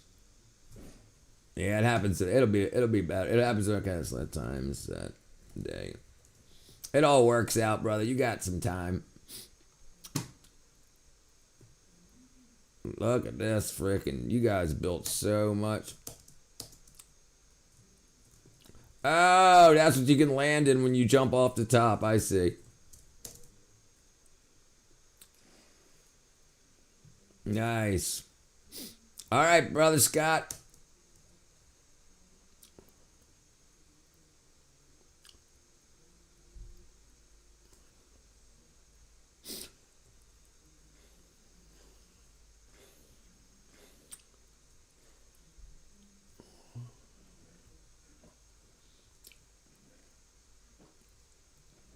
Nice. Uh-oh. Take it easy, brother. Let me see what we got here. Okay, where'd I go? Oh wow, whoever gifted this up. That was John Golbani.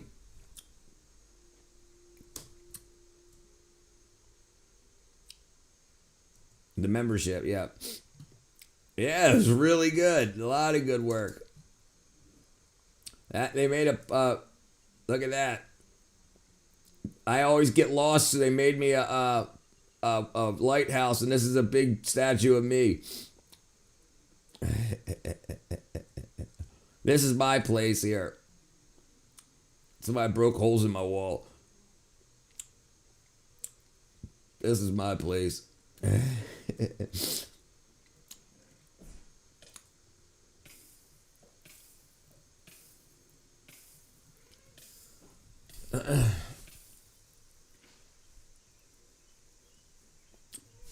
Light me on fire.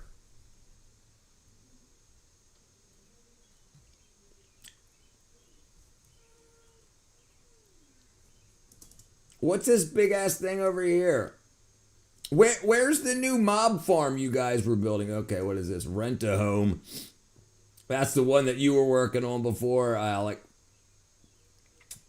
Rent a home. That's funny. That's funny. The iron farm.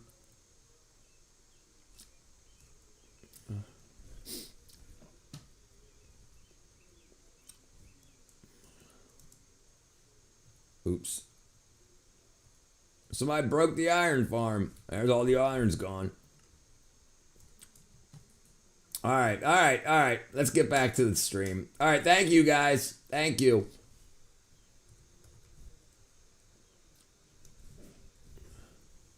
Oops. All right.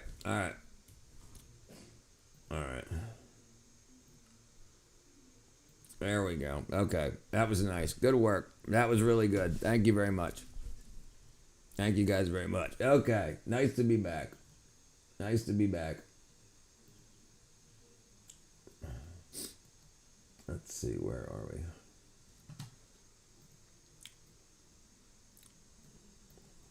A grid, like the ones Escher used in his work.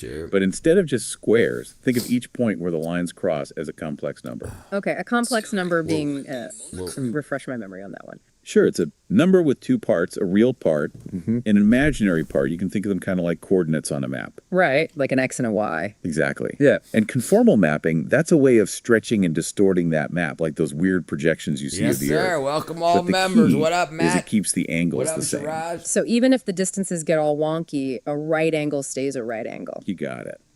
Lenstra used this to kind of unfold Escher's print. Imagine flattening out a crumpled piece of paper. Mm-hmm. And here's the amazing part. When you do that, that central void, that swirling abyss we talked about, it transforms into this smooth, continuous flow of imagery. Wait, hold on. So you're saying the void isn't really a void at all? Exactly. It's just a point where the image folds in on itself, kind of like if you took a picture of a mirror reflecting another mirror, you'd see what seems like an infinite regress, but it's all just reflections. Wow, my mind is officially blown. So Escher captured this super complex mathematical concept in his art, like decades before mathematicians without being a mathematician. Have you heard 12-inch rulers are not? He was working with this intuitive understanding of geometry and perspective, pushing the boundaries of what you could even do visually. And in doing so, he stumbled onto something truly profound. It's like he was speaking a language that both artists and mathematicians could understand, even if they didn't have all the same words for it. Taught. But even without getting into the heavy math, Print Gallery is just such a mesmerizing piece. You mentioned Escher's fascination with infinity earlier, and you can really feel that in this lithograph. Absolutely. That sense of infinite regress, the way the image seems to repeat inwards forever, drawing your eye deeper and deeper. Escher, he was captivated by the concept of infinity, and he found ways to represent it visually, not just in Print Gallery, but in so many of his works. It's like those mind-bending tessellations he's so famous for, right? Exactly. Or even those impossible staircases we were talking about before. It's like he's inviting us to explore these worlds beyond our normal perception, where the rules of reality are bent and twisted. This is the garden hose nozzle my team spent 3 years building, because every pressure washer on the market. It's interesting you mentioned mathematicians being drawn to print gallery. And it makes sense. Math, when you really think about it, it's about exploring the unseen, the abstract, the infinite too. That's a really cool connection. Escher's work gives us this visual language for those mathematical concepts, making them something you can connect with and understand, even if you aren't, a math whiz. So he was bridging the gap between art and math long before mathematicians could even fully explain what he was doing. He was a true visionary, seeing and expressing things that others couldn't even imagine back then. Impotent. Exactly. I'm impotent. It makes you wonder if Escher hadn't created print gallery, would mathematicians have eventually arrived at these same principles on their own? Or was it his artistic vision that sparked their curiosity, that provided that missing piece of the puzzle? Now that's a question worth pondering. It speaks to how interconnected different fields of study really are, how art can inspire science and vice versa. But I'm curious, creating something as intricate as print gallery, with all that detail and precision, that must have been incredibly painstaking work. Oh, absolutely. And don't forget, this was all done way before computers. French. Every line, every curve, meticulously crafted by hand. He used grids, he carefully calculated his transformations, but there's no denying that element of intuition at play, too. Remember how we talked about the central void emerging organically as he worked? Yeah, it's like the artwork took on a life of its own, almost guiding him towards its final form. And that's what makes it so extraordinary. It's a testament to his skill, his vision, his ability to seamlessly blend that mathematical precision with pure creative expression.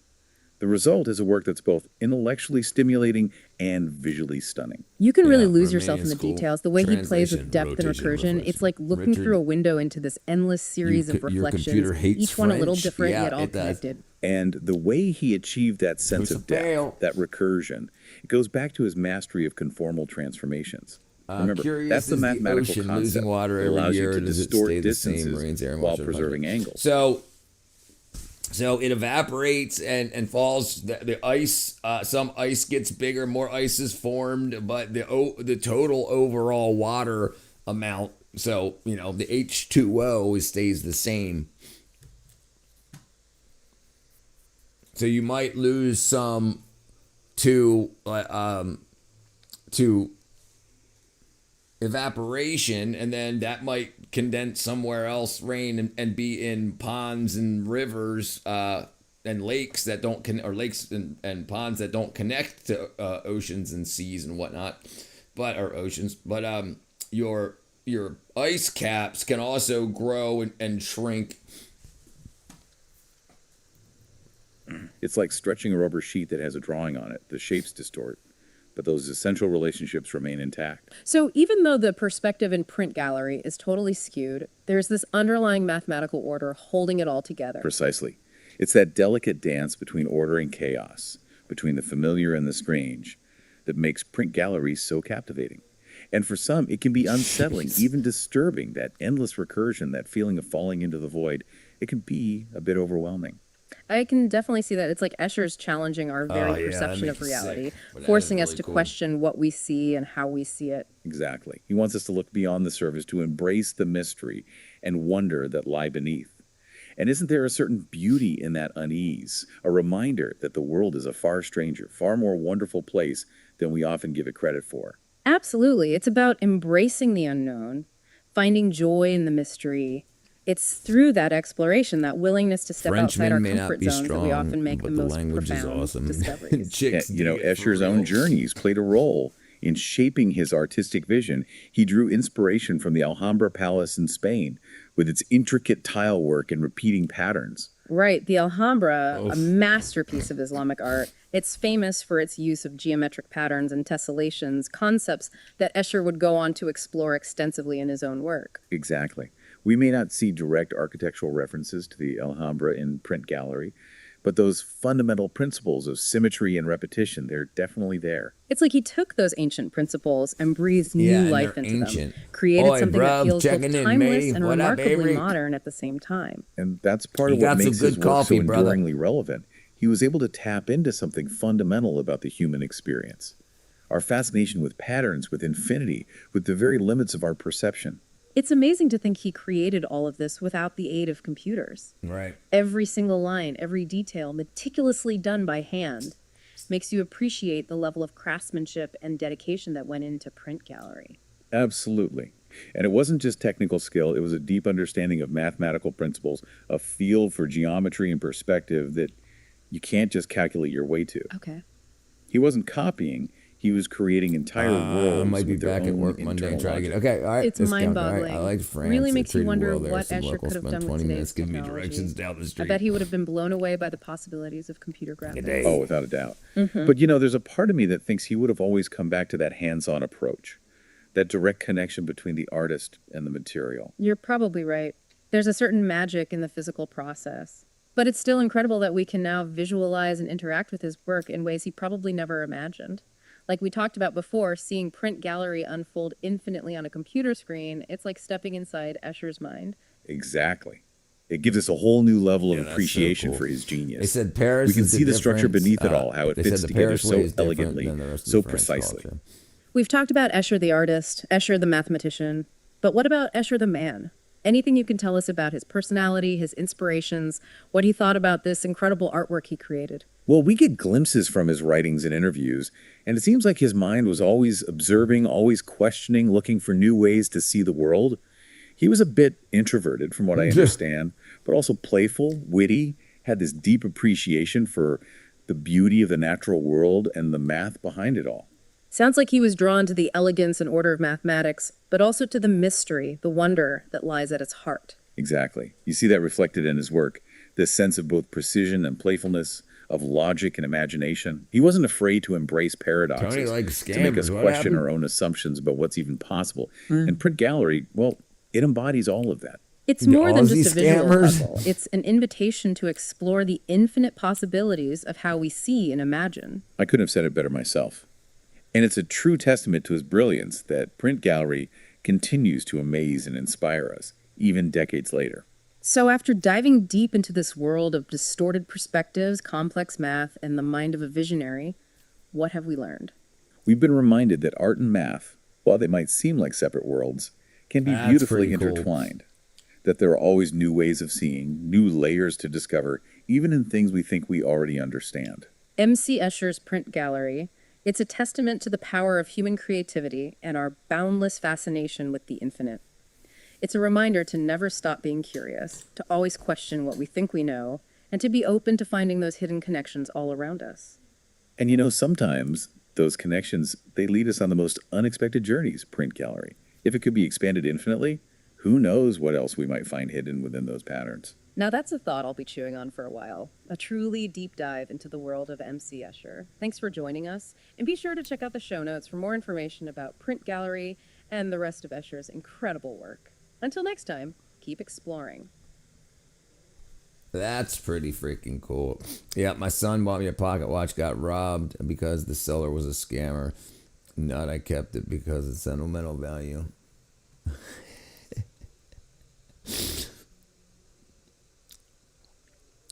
That's crazy. So he gave you a scammy pocket watch, or he got scammed for the pocket watch, but he ended up giving you the...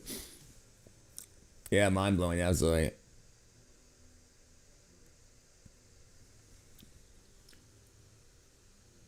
You have a spouse? You have a spouse, you say? Look at those freaking toes, man.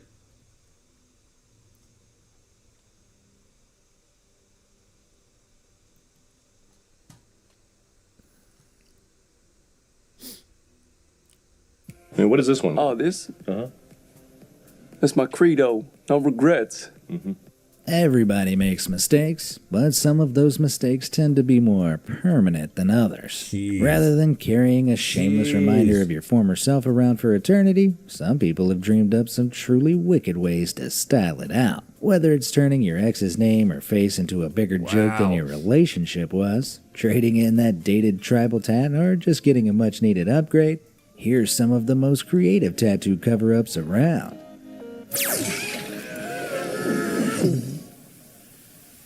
First up, a classic. The I got my ex's name tattooed in an obvious place on my body because I totally thought it was going to last forever. and then it totally didn't. married I'm not sure what 39 Mary did years, to get three her name grown inked kids, on three this dude's chest forever, but she must have done something pretty incredible further down the line to have herself transformed into this instead. I must admit, turning that Y into a G and adding the cursive E does look pretty seamless, but there's something slightly off-putting about this Playboy-esque version of Marge Simpson. In fact, I wouldn't be surprised if we zoomed out to find that this guy was homie all along. There's gotta be some more creative ways to cover up an ex's name than simply crossing it out or turning it into something even less appealing, right? Well, I'm not sure if this cover-up fits the appealing category, but it's certainly creative. Tara Lynn, you just got voided. Wearing such a bold statement on your skin forever might not be everyone's idea of fun, but literally stamping out an ex's name seems to be a weirdly popular choice. What happened to a good old-fashioned love letter, guys? Although some tattoos are undeniably questionable, to say the least, it really comes down to a matter of personal taste at the end of the day. What do you make of this party dog tat? Totally cute or totally trash? Well, whoever owned it clearly decided it was the latter when they enlisted a new tattoo artist to make this little pup party even harder. He got a cool new hat, and they even added a bottle of booze. I'd love to know if there's a deeper meaning behind this one, or whether it's all in the name of ridiculous fun. I don't know about you, but I find the original party dog kinda endearing. What do you guys think? If you think it's an upgrade, hit that like button. And for downgrade, hit that subscribe button. Nah, who am I kidding? You should totally do both anyway. That way, you can be the first to know whenever I upload more weird, wonderful, and downright amazing content. Now where were we? In some cases, there's no need to cover up the original ink when it comes to regrettable tattoos. Just take a look at this savvy solution to erasing an ex-girlfriend. Forget Lauren, it's all about Ralph Lauren now. It might seem like a clever move at first, but who really wants to walk around with a famous logo plastered on their arm? Let's just hope the American fashion brand never goes out of fashion, for his sake. Getting someone's name tattooed on your wrist or arm in cursive writing is one thing. But if you really want to make a bold romantic gesture, why not go all out and get it slapped across your collarbone? You may think changing your ex-girlfriend's name into the name of a famous hot sauce brand by adding a cha at the end and non-matching font and a bad mock-up of the logo is a smart idea. But who's going to tell him that's not even how you spell sriracha? Sarah, if you're out there, it looks like you dodged a bullet with this one. Getting your girlfriend's name tatted only to break up later on is a pretty big blunder. But some idiots have taken that a step further by getting their ex's entire face instead. Jeez, either this was a terrible tattoo to begin with, or whoever's ex this is was no Marilyn Monroe. But how did this guy go about rectifying this totally poor portrait once the relationship was over? By getting a massive gorilla slapped on top of it. That's how. Either this is a massive insult, or he just happened to dump her around the same time the whole Harambe thing was breaking the internet back in 2016. Who knows? Getting a tattoo of a living person is always a risky business. As we've already seen, a lot can go wrong in the space of a lifetime when it comes to relationships. But what about family members? When Calgary mom Lindsay Pierce got a tattoo of her young daughter Ace, she couldn't foresee any circumstances which would require her to alter it. But all that changed when Ace came out as transgender in 2015. Thankfully, Lindsay's husband Steve is also a tattoo artist, so he decided to do a little gender transformation to put things right. What was once a little girl in a pink dress with pigtails now shows Ace in a blue t-shirt and shorts sporting his current hairstyle. Those are some kick-ass parents. Everybody, take notes. Most people go through that phase during their angsty teenage years when getting a tattoo as soon as possible seems like the most important thing in the world. But if you jump straight in without giving it proper thought, you could end up with something totally dumb like this. That looks more like a toddler armed with a Sharpie mistook your skin for a sketch pad. But thankfully, these mistakes don't have to last forever thanks to talented and trained artists who are able to turn things around. Talk about meow to me wow. If you thought that meow tattoo was shoddily done, just take a look at this guy's terrible attempt to get the Green Lantern logo inked on his chest. Besides the fact it looks like it's been colored in using felt tip, the whole thing looks like it was free-handed after one too many beers. I mean, there's not even a hint of symmetry in that circle. Thankfully, the whole thing went from bad to badass with the help of a decent tattoo artist. Forget 0 to hero. This guy had a 0 to superhero transformation. Do any of you guys have any tattoo disasters to share? Maybe you made a teenage mistake during a drunken trip to Ibiza. Or you and your ex got matching tattoos only to break up a year later. Let me know in the comments below, and I promise I'll do my best not to go loud. Plus, it can't be any worse than some of the ones I've got coming up. Like this grimacing visage, for example. I seriously doubt this woman would have been particularly flattered by such a tacky tribute in the first place, but what this dude turned her into after the breakup is much, much worse. Any guesses? Just add some horns, a horrifying grin, and some red skin, and voila! You can now go around claiming, my ex-girlfriend is the devil, with the evidence to back it up. That last tattoo might seem like a real kick in the teeth for whoever's face is behind it, but she's not the only unfortunate soul to face such harsh treatment. Just check out this transition from blushing and genuine to some sort of terrifying grim reaper. I guess that's one way to say you're dead to me. And it looks like Erica received a similar treatment when she got turned into a demon bride, complete with some gothic lip fillers and a nose job. Ouch. Way harsh, Ty. What about this terrifying demon that's concealing the most innocent-looking face beneath it? Seriously, what could she have done to deserve that? Is anyone else slightly creeped out by the idea that those long-gone exes are still hidden beneath those layers of extra ink?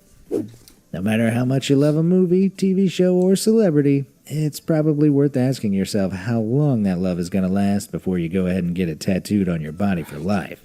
Just ask the idiot who got Ace Ventura's face and his famous catchphrase, "Alrighty then," slapped on the back of their calf. If it weren't for the hair, I'm not even sure I'd recognize him. And what do you do when you fall out of love with your terrible Ace Ventura tat? Get it covered up with an ever so slightly better and equally as massive tattoo of Chewbacca. I wore a suit because today, that's the Big only Rich. What'd logical you wear a solution, suit of to? course. While it might not be Or a just wore it to significant wear it. improvement, turning Jim Show off Carrey's on signature internet. huge mouth into Chewbacca's is one creative move. Remember when tribal tats were all the rage? The art of the tribal tattoo transcends time, culture, and continents. They were used for centuries to identify, protect, and empower those who wore them. But nowadays they mostly look like cheap knockoffs of the real deal. But it's never too late to trade in your old tribal tat for something much cooler. Just ask this guy. Thanks to one seriously skilled artist, this bland, blacked-out tattoo turned into a geometric dream. If you look close enough at the original tattoo, it seems like there might even be an older floral design beneath it. Talk about tattooception. But if looking like a souped-up Terminator isn't really your thing, there are other ways to jazz up a tribal travesty. Check out this rusted-up raven that got a total upgrade. Dude. What was once a faded attempt to look cool, now looks like a real work of art. I wonder I if knew someday an MTA people will booth study the worker way in tattoo Triangle art Prison style tattoo changed throughout the years, the same way we study Impressionism and Surrealism. We've all heard the story of the Princess and the Frog, right? You know the drill. She kisses the frog, he turns into a handsome prince, and they live happily ever after. Yada yada yada. But in the case of this hilarious tattoo cover-up, it seems like things might have happened in reverse instead. Damn, it must really suck to know that your ex-partner loves frogs more than they ever loved you, Gene. Here's another tattoo to add to the Hall of Fame of terrible ex-girlfriend tattoos. If you ask me, it seems like the original artist had it out for Kim the moment they inked this on her then-boyfriend's forearm. But believe me when I say, it gets worse. These two must have had one hell of a breakup for her to be transformed into the grotesque, snake-haired Medusa from Greek mythology. There's something slightly off-putting about those garish colors and weird frog-like eyes. It's almost ugly enough to turn you into stone. I knew it. I knew But it. of all these terrible ex-girlfriend face tattoos we've seen so far, this has got to be the worst. In fact, I wouldn't be surprised if Zabka broke up with this dude because she couldn't bear to look at this terrible likeness of herself on her boyfriend's leg anymore. What's the deal with those beady black eyes and that dark upper lip? Is this his way of telling her she has a mustache? Thankfully, the owner of this offensive body art decided to get it covered up. And boy, what an upgrade. I'm sure Zabka would be satisfied with the result, although she may not appreciate the spooky makeup.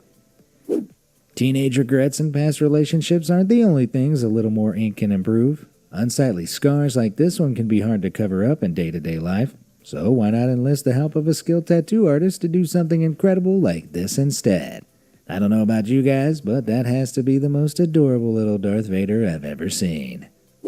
As if that wasn't clever enough, check out this beautiful rose that has been perfectly planned to cover up a strawberry-colored birthmark. It is estimated that more than 10% of all babies have some sort of birthmark. If you're among that 10% and you don't like the way your birthmark looks, why not study the shape a little closer and imagine what it could be turned into? All right, Gerard. The possibilities are 9 o'clock endless. dinner. Speaking of scars, check out this shark attack survivor who decided to get a permanent reminder of their ordeal by having a little baby shark tattooed on their bicep, right in the middle of the space where the fearsome creature sunk its jaws in. But it seems like they later decided that the tiny shark wasn't a good enough representation of the mighty fish they grappled with, so they had this done instead. There's no denying that this new floral shark is much more impressive, but it totally covers the scar. If I survived a shark attack, I'd want to flaunt it on every possible occasion. Something that people often forget is that bad tattoos don't age well. They fade, the lines blur, and they generally look a whole lot less cool than they did in those first few days. Just take a look at this tiger tribal mashup and you'll see what I mean. There are countless ways this terrible tattoo could be improved, but this Aztec masterpiece is truly mind-blowing. Just look at the detail. And that, my friends, is a lesson in choosing your tattoo artist wisely. We've already seen a meager meow turned into an impressive cheetah, but what happens when a roaring big cat is your starting point? According to one study conducted in 2017... So, what I think we should do is go through everybody that's that's immigrated, that's still waiting for their time in court, and if there's anybody who doesn't, if there's listen, the problem isn't migrants, the problem is scammers. Listen, if in my 20s when I was running around crazy, if someone said you can get a free plane ticket to this other country and get $20,000, I would have done it too.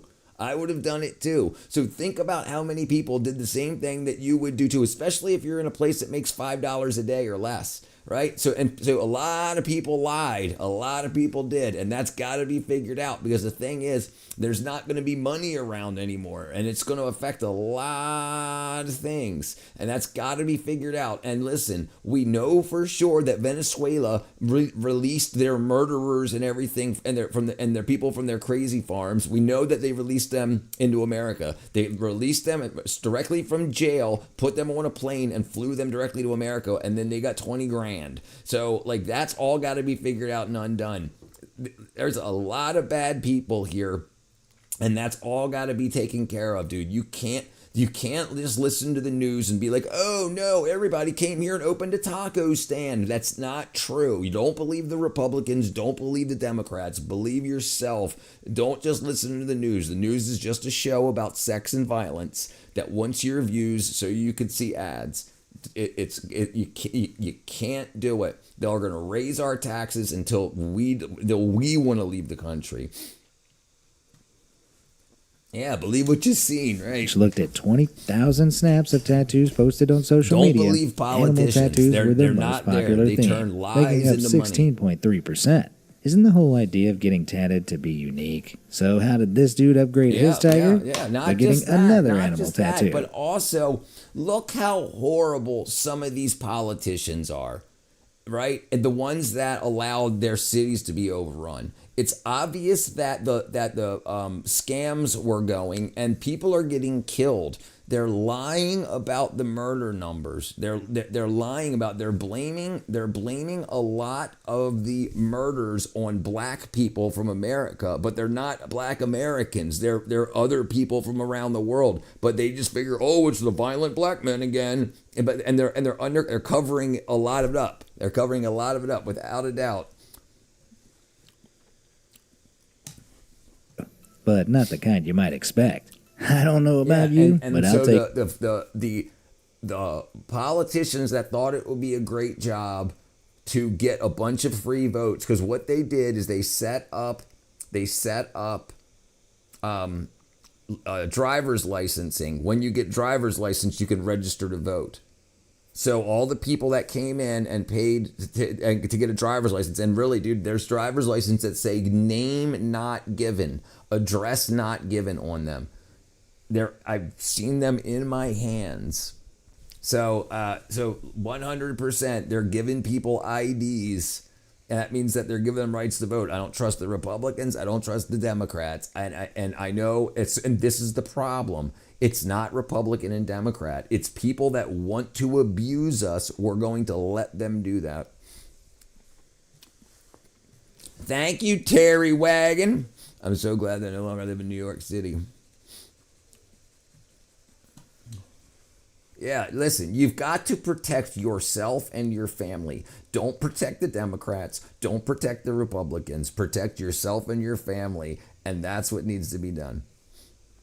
Free New York City. I'm Queen Lear. Big animal from the Muppets over a cliche cat any day.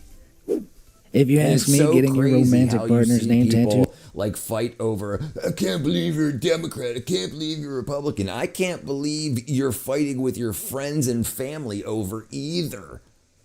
It's crazy. On you forever is never a good idea. But after going through the trouble of having it covered up or crossed out once, surely you'd have learned your lesson. Amen. Which is what makes this armful of regrets all the more baffling. Oh, jeez. This dude has practically turned his failed relationships into a shopping list. You can't seriously have loved Anna, Rosalie, Jessica, Lena, and Laura enough to get all their names tattooed on you. Jeez, when you read it out like that, it sounds like that song Mambo No. 5. Laura, you've got big boots to fill. Laura. Fashionable tattoo placements have changed throughout the years, and if you were a woman in the 90s and early 2000s, one stood out among the rest.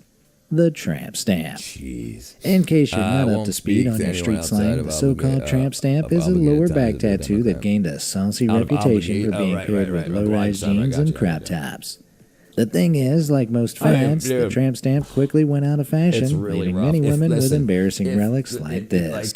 Listen, I know a lot of liberal Republicans because the Democrats aren't Democrats anymore. And it almost feels like they've taken, some outside force has taken over the Democrats and all the decent Democrats. I mean, there's a lot of people leaving now. So it's like everything, it seems like you got a bunch of mobsters, gangsters, mobsters in politics now, and they're like, we're just robbing the place blind and we want to stay here, and now that we've stolen so much money, we don't want to get caught, and if we ever let somebody else in here that isn't part of the gang, so you might have heard of rhinos and dinos, Republican in name only, Democrat in name only. So there's people that are just in mobs winning in areas. They're just saying they're Republican or saying that they're Democrat. But the problem is that it's what they say they're going to do. The people that say they want everything crazy and we're going to give you everything for free, you can't fund free. Rudy wasn't here. They sure that independent thinkers are squeezed into a mold either. Yeah. Yeah, look. My mom was a Democrat. My dad was a Republican for like 50 years of their marriage, right? So it's not like Democrats and Republicans can't get along. But the problem is now is Democrats and Democrats can't get along, and it seems like there's only a faction of Republicans that can get along with themselves, and they all seem to they all turn on each other so fast. It's not real.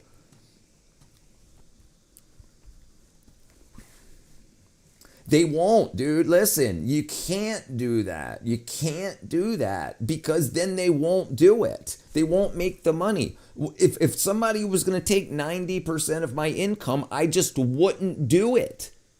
Right? I don't understand.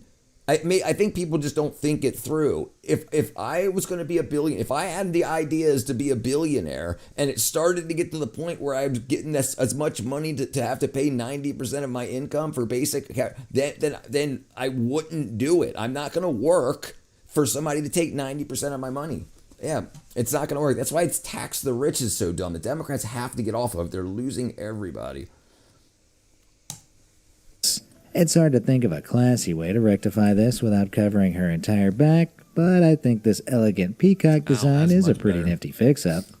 The same can be said for this Lotus cover-up. The placement may be the same, but at least it's a whole lot that's what prettier they're now. talking about, dude. They're talking about 90%. Corporate tax up to 90%.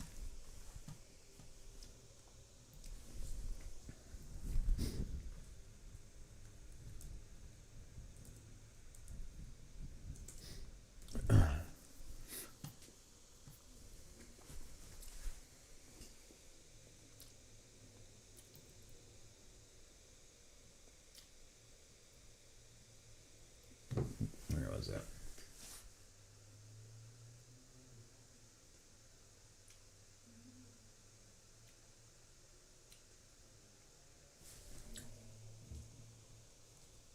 Oh, maybe it's total tax, proposed tax with corporate and income. What is the proposed? I don't want to get into politics right now, but it's abso-freaking-lutely crazy. A basic income would be paid for by simple value. I don't want to hear it, dude. Listen, it doesn't work. It doesn't work. I used to think the same thing too. It doesn't work because listen, they could do it. They're not. They're going to steal the money. You can't ask politicians to help humans. It doesn't work. Dude, it doesn't work. They'll just steal it. And then we got to pay a value-added tax. And it's just going to keep going up. It's going to keep going up and keep going up and keep going up. You can't. You have to give people a way to live. It can't work, dude. It can't. Look, they're already robbing us blind. If we say, if they say, look, we'll add a value-added tax and do this, then they'll be like, oops, you idiots, let us pass a tax. And now we can't afford it, so we're going to shut the government down until something else is done. And they'll just lie. Oh, okay. Well, give it a whirl. This is the problem. This is the problem. You can't think of America as a country. You got to think of it as a bunch of states, right? So the problem is if a state passed that, the companies would leave. Like the reason why Tesla left, SpaceX left California and went is because the states want. So say California was going to pass a value-added tax of whatever 10%. Then what they would do, the companies would leave because another state would be like, we'll only pass a law, we'll make a state, because you're talking about a lot of money. It just, listen, and they'll leave the United States. They'll leave the United States. People aren't going to, I listen, I would love it. I just know that it will never happen. America, companies do not need to be in America. They'll just leave. Listen, if anything like that happened, they'll go to another country. They'll start one. Yeah, they'll just, yeah. Yes, that's the problem. You can't look to the government for the answers. You have to shrink the government and let us deal with our money. The government will just keep stealing it. Sometimes the best thing to do in life is own they'll up just to your leave. mistakes. This is the biggest Instead thing you of got to finding know about economics is capital is fluid. It flows and it leaves. It's mobile. It can absolutely leave. They could. Why? Why wouldn't they? Why wouldn't they? Especially before the tariffs. If they go to another country, they can just ship it into America for cheaper. You know, so they absolutely could. Dude, listen, Apple could go to any other country too. They're just, the thing is they want to be an American company because that's their whole thing isn't how kick-ass their product is, it's the branding.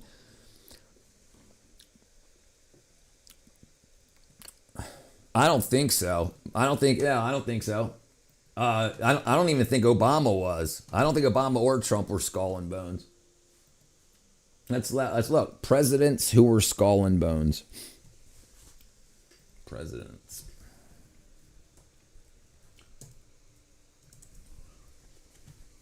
William Howard Taft, Bush, and Bush. Yeah, just the Bushes and Taft. Oh, John Kerry was a member, but he didn't make it in either. He had both Bushes, yeah. A way to cover up that faded starfish tattoo you got on holiday when you were 18, why not draw more attention to it? This is like a visual representation of the phrase, call a spade a Teenage spade. mistake. Except it's, call a teenage mistake a teenage Not mistake. pirates. I like your style, dude. Well, they're pirates. If I had a They're dollar pirates. for every time I've seen someone with a rose tattoo, I'd be a millionaire by now. In fact, while animals were found to be the most common theme for a tattoo, roses were the most common singular specific item tattooed on Instagram in 2017. So this woman really aimed for unoriginality when she got tatted with a massive rose and a travel armband. Thankfully, she came to her senses and decided to get it covered up, Right, or so should I say, upgraded. What we need to do a Instead of politics covering stream. I don't both wanna switch original into pieces politics up, right now, that but we tribal need to do a pattern has politics become a studded headband for a beautiful girl, and the rose has been turned into a fancy headpiece. Now that's clever. When someone you've been dating turns out to be a total jerk, you'll probably want to turn to your friends for advice. And one of the most common things pals love to say is the simple instruction to just block him. But what happens when you've got his face and name tatted on your back? Crazy. According to this woman, the same rules apply. Just block him. No Literally. way. Now, I'm no tattoo connoisseur, That's so but that ugly. looks like it must have hurt. That's a lot of ink. Yeah. You might be wondering why tattoos hurt so much. Well, that's because the ink has to get deep enough so that it won't get washed away, but not too deep so that it remains visible. And that sweet spot ends up being right next to your skin's pain receptors. Plus, most modern tattoo artists use mechanical tools that push a needle into the skin from 80 to 150 times a second. Damn, this woman must really hate her ex to endure all that pain. Oh Really? boy, here we go again. Yet another Maybe. ex-girlfriend I always thought it was immortalized 60 in times ink. a second. What happened to buying her flowers, guys? Clearly it's time for Kayla to go, but I bet you didn't expect that she'd be turned into this Batman tribute. Wow. It takes a keen eye to see potential in that bold cursive lettering, but this superhero Yeah, no, it artwork does. is certainly it a does. statement Absolutely, that we is can do just it as system. bold. That's why. But that's it turns why out Batman is a very popular big cover-up for very forgotten. big tattoos. You often have to have periods of healing, or it'll start to reject other parts of the tattoo. Yeah, you're pumping something into the body that the body doesn't know what it is. Yeah. Exes, just take a look at Jesse, who has been lost Johnny. forever in this scene of Batman responding to the bat signal. They must be flattered. And Batman isn't the only fictional character to take the place of an estranged ex-girlfriend. Feast your eyes on this monumental cover-up. Sure, they could have just asked for a bigger rose or a cliche skull or something, but no. For this guy, only a life-size bust of Darth Vader will do. I have to admit, the end result does look pretty badass. It was just I can almost hear him saying, Big folk trying to grab and wrestle. What are you slapboxing for? got time for another awful tribal tat? Of course you do. After all, there's plenty of them to go around. Okay, so this one isn't the worst we've seen so far. B2B's got a but tribal it's still tat pretty somewhere, boring. don't you? There's only so long you can go around rocking the tribal didn't get to swirls see of your your tattoo faded yet, youth before you B2B. start to look a little lame. Thankfully, this guy enlisted the best tattoo artist he could find to turn this outdated sleeve into a cyberpunk baddie. Wow. Pretty neat how they turned the circle inside the original swirl into a futuristic centerpiece for the new design, huh? Even the most simplistic tattoos can end up feeling a little bit lackluster as you get older. Just take this cross, for example. For Yeah, there's a whatever lot of reason, the Grateful owner Dead of this bears, understated too. tat decided that it was Dead time skulls, for a a lot of Grateful revamp. Dead dancing teddy Here's a bears. I photo think of the the guys cover-up in typically get progress. the skulls Any a lot. ideas and the yet? Girls. I've seen a lot of girls with dancing teddy bears. The splash of color, this plain old cross has been transformed into a beautiful blossom tree. I guess nature is this person's religion now. Were you taught never to scribble out your mistakes in school, but to strike them through with one clean line instead? Well, this guy clearly never paid much attention in class because he went ahead and got this cover-up done instead. I guess it did the job because you totally can't Yeah, read the whoever's dancing name teddy was bears, 'cause shamelessly Keith, my plastered brother, beneath all of it. us love But it's also kind of ugly, don't you think? Sometimes the idea behind a tattoo isn't terrible, but it's the execution that lets it down. That's exactly how I feel about this design. Man, I wanted the A mermaid emerging from a flower isn't an awful concept, but the tattoo itself is questionable. Where are her eyes? What's with the swirls in the back? And are those flies around her head? But nothing could prepare you for the cover-up They that can't followed. keep them A book-reading reflexes on dinosaur point. complete I with a recorded pipe, it, a but top then I hat, think of and a police shit. monocle. Yeah, don't do It's certainly an upgrade, but I can foresee an aging hipster wanting to get this covered up again in the future. Cover-ups can take many different forms in the tattooing world, but some people have taken the idea far more literally than others. Just take a look at this terrible tattoo, some tribal nonsense, and a shoddy skull. That's double points on bad tattoo bingo. But how would you cover this monstrosity? Call in a tiny painter decorator to do the job for you, duh. This has got to be one of the most creative cover-ups I've ever seen. If you ask me, the best kind of cover-ups are the ones that use the shape of the original tattoo to transform it into something totally new as seamlessly as possible. Just take a look at this tattoo of some sort of Aztec symbol. It's nothing you haven't seen before, but the souped-up skull it has been turned into is certainly unique. The original tattoo could easily have become part of the skull, but the patterned winter beanie really is an awesome touch. Men aren't the only ones of overly romantic gestures, which ultimately leave them with a painful reminder of their failed relationships. Just check this out. I'm all drunk. Isaac must have been a real diamond during this honor. Or maybe not, considering she went ahead and had it cleverly covered up with a pretty bow. The same can be said for poor old Timmy, who was the victim of this badass cover-up. I wonder if this is her not-so-subtle way of... If you have a topic you want to talk about, like hit me up on Discord and let's set it up. The whole impromptu stuff, it drives me mad. If you have a topic, hit me up on Discord and we'll do it. But I don't want to I just don't want to do impromptu stuff anymore. It drives me freaking crazy, dude. Of saying he stabbed her right through the heart. The moral of the story in all of this is that no matter how long you think something is going to last, there are better ways to show your love than getting their name inked on your skin. If you're interested in learning about some of the more extreme tattoo mistakes you should avoid, you should totally watch this video of mine next. It's all about the tattoos that can get you in the most trouble. But while you're still here, which of the tattoo cover-ups in this video did you find the most creative? Let me know in the comments down below. And as always, thanks for watching. Alright, let's see. I got one more video here. Alright. Parent. Where is it at?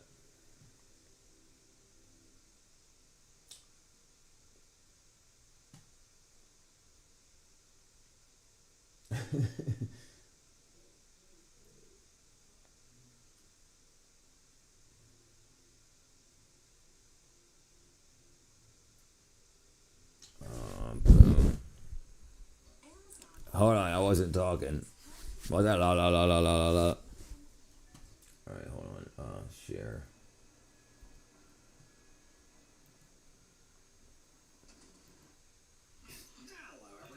Nope, that's not it.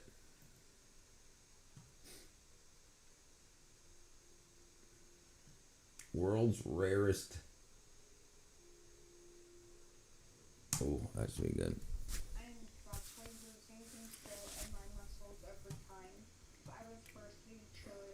The girl who would get thrown in the air. Now it is hard to get on the stairs. My spine is curved into a S, so it's compressing my right one. And I live my life with 15 screws in my head. The thing on my head is called a halo, and it is stretching out my spine. My rare condition means I love everyone. Williams syndrome is a super rare genetic condition characterized by cognitive and developmental issues. I worry people will take advantage of her, but I will always be there to protect my sister. My rare conditions cause me to have debilitating pain. It feels like there's fire ants crawling up my legs, biting me. I've never been able to snag. I can't make facial expressions. I can't move my eyes side to side. Someone said a face not even a mother could love, which is pretty harsh. Only certain people in the world have my rare condition. It makes me look like I'm wearing a mask. We didn't know how long he's gonna live or what kind of life he has to go through. My name is Kirsten. I am 22. I have Friedreich's ataxia. It causes progressive coordination loss in all of my muscles. It takes me a little bit when I get up to get ready for the day. Growing up, I never would have thought I would have this. I always thought I would be the person who could still do a backflip when they were 30 years old. Typically, when you get diagnosed, the doctors say you'll lose your walking in about 5 to 10 years. It affects speech as well. It can cause heart problems. Yeah, that's sometimes when I'm more tired, I'm scared I'll fall. I do fall. A lot of intra-family reproduction. I have no idea what happened here, but that's the number one cause outside of environmental, like drinking out of a freaking lead cup. If only everyone had the condition that they loved everyone, right? Yeah, no, she's cute. Yep. Sometimes. Dad, will you help me bring my coffee out? Both my sister and I have FA. They first suspected something with my sister. She was having some balance issues. I think the first time that I noticed something was wrong. I think when we went on our family vacation, I could kind of see her walk and her gait. I was like, that looks a little off. We really then just put Lauren kind of through the gauntlet for the next 4 months, going from doctor to doctor to doctor, trying to figure out what all this was. I remember vividly the balance test. I was like, I feel like all the tests they're doing to her and she's struggling with, I'm struggling with too. Yes. She did the balance test where she closed her eyes and she fell over, and I'm watching her do that. And I closed my eyes and I kind of started swaying. They took my blood. My test results came back 2 weeks later. I was numb. I did not want to believe it. I didn't want anyone to talk to me about it. I was totally freaked out. My disease is progressive. So what I can do now, I won't. It ain't you. It ain't you. I hate it. I hate when I don't hate it. I really it's when it's impromptu. Hold on real quick.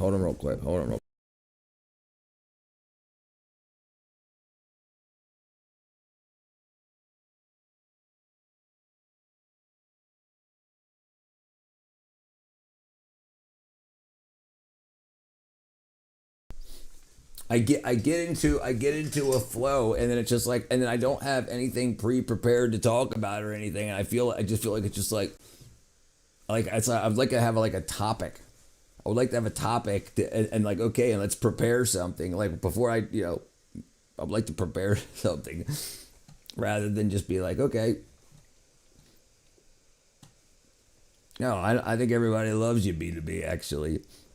I hate trying to juggle it in the middle, and then I'm just like, okay, now what? I hate it. It's be able to do in 2 years, 4 years. It is hard to stay positive when it is such a hard diagnosis. We try to continue encouraging you guys to live your dreams. They've changed a little. The diagnosis was definitely hard on my parents because no parent wants. Well, that's what I try to. I have people asking. I'm like, hey, hit me up on Discord. Let's do something. Let's do something. And I'm all about collabing and stuff. I just don't like the impromptu stuff, because then everybody will ask. And dude, girl. Hear that their 2 daughters both have a rare disease that's progressive. They don't really show that they're upset or struggling, but I'll catch them maybe being upset on their own, and they'll try to act okay and strong for me, but I know it has to be really hard. You guys, do I remember it? Are now holding down careers and doing awesome, just pushing through this and saying, we're not going to let this defeat us. And here we go. It is terrifying knowing that I am going to lose functions in the future. I honestly try not to think about it. Not showing his sister Richard, when I do, I try to turn that fear into working out and fighting it. Hey, both of us are needed. Keep those elbows straight. Physical therapy now is a way to kind of work out my stress and my anger. It's a stress reliever, and I feel really accomplished when I finished a physical therapy session. It's difficult to watch, but we know it's necessary and we know where we're at, and we just got to keep pushing forward. Wonder what happened to her sister. Here's my day in the life of living with Friedreich's ataxia. What are some of the negative assumptions people have made about your condition? People think I'm drunk. There have been instances where people are mean, like bouncers, and they're like, I don't care, you're making it up. I have spoke on TikTok about this topic, and it was crazy to me how many people there are that do not care about people who have disabilities. Like, they're like, if you have a disability, you shouldn't be out drinking. I am a human. I do deserve to go out and have fun and have social interactions. That's the problem, is that it should be... So I sent a message to RFK Jr. on X. I never sent a message to a politician before. And this is what I said. I said, why are these posters not displayed in every school and doctor's office? And after the world has dealt with scurvy and rickets, did we forget vitamin deficiency can have real world consequences? Are we so naive to believe that there are not mental health consequences for vitamin and mineral deficiencies and inefficiency? And so, like we can teach kids in school about their identities, and they'll go convince their parents of these things and get surgeries and get medications and all kinds of stuff. Why don't we do this? Like a lot of people that I talk to, more than a dozen, when I say, they say, I've never even heard of vitamin K before this stream. That's crazy that we're not teaching kids that, like, this is what your body needs to work. Body and mind needs to work. You need these. Because at least they'll say, hey, I've never had that. And then, Mom, I've never had vitamin K. Why don't you ever, like, that's the conversation that should be happening. And look, because I got to be careful I don't hurt people. But in the last 3 years, I've lost almost my entire family. Ooh, man. Yeah, dude. Yeah, brother, man.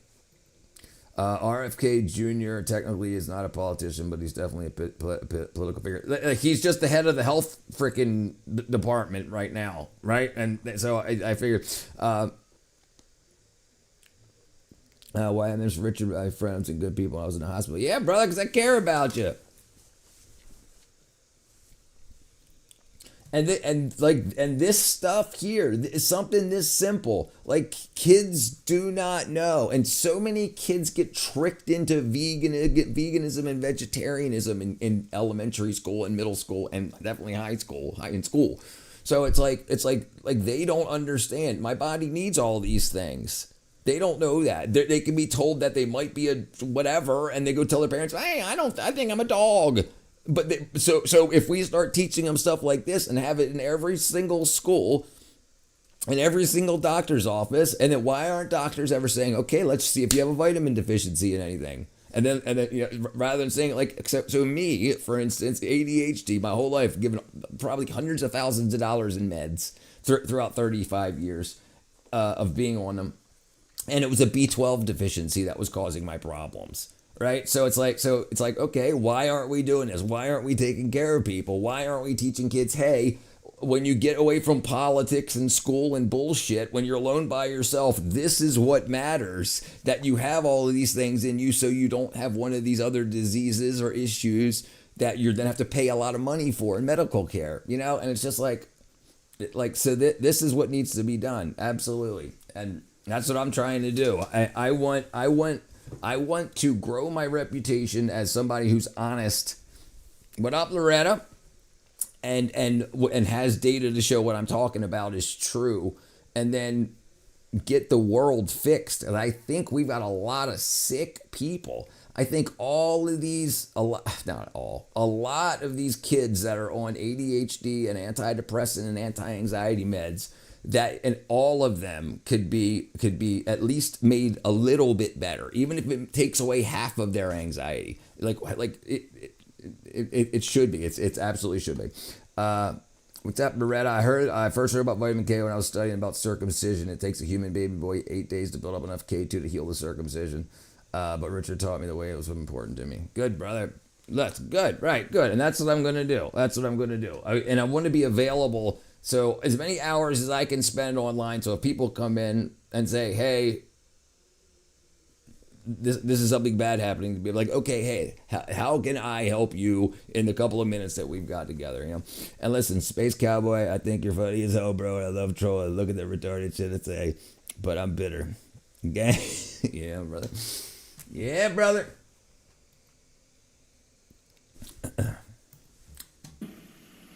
An electrician doesn't need fireworks to put on a show. That was the wrong one.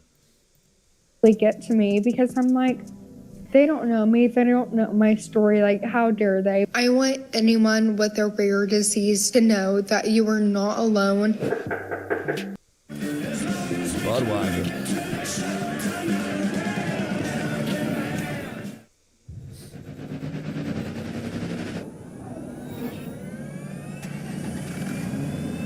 Oh, there we go. Hello! How are you? I'm good, I'm good. Right, and what does that medicine do? What does that medicine do? And why do they need it? Right? So how much medication could we stop being dispensed if anything that any human has wrong with them, especially starting with the guts. And I know people are eating McDonald's and bullshit and school meals that are supposed to be balanced, but even that's not balanced correctly. They balance for fat, cholesterol, and whatnot instead of vitamins and minerals in the ways that should be. And that all needs to change. Remember this cause, I'll never speak on this detail again, boy. And they locked me up. If you pray, none of you did time. I've done a fucking lot. I'm thankful I found this chat. Thank you, brother. I'm glad you found it too, my friend. I hope and pray a lot of people can come through and enjoy your humor, enjoy my thirst to try to get people healthy. Richard's assistance was revolutionary to me. Following his advice made me a huge difference in a short while. God bless you, brother. Thank you, man. Thank you. God bless you, brother. I'm glad. And why I'm doing the work that other people are being paid to do by the government, by everything, the pharmaceutical companies, like they're just and from what I can see, and it's a lot, that it's a huge money maker. You know, it's like if you have a bunch of people that are deficient in something dietary, they're going to have symptoms. And if you can create a pill to deal with those symptoms, the symptoms will never end because the cause never goes away. About to send you stuff on Discord. All right, brother. We don't honestly know children have never before been RX meds. We honestly know children have never before seen RX meds like the generation studies are going on for the new developmental side effects. Right, absolutely. All right, Tony, brother. Yeah, absolutely. Right, exactly. We are the long-term experiments. We are that long-term data. Because after we're all dead, there will be a whole bunch of new kids coming out to replace us. And they don't know us. We're a number on a chart that says white male 49 died of blah, blah, blah. You know, that's all it is. They don't give a shit. Because there's going to be people to replace us. And if we're not having babies, they're going to import people. And that's it. And then those people are going to need medicine because the food is going to suck. Magic Cat. Yeah, come on in.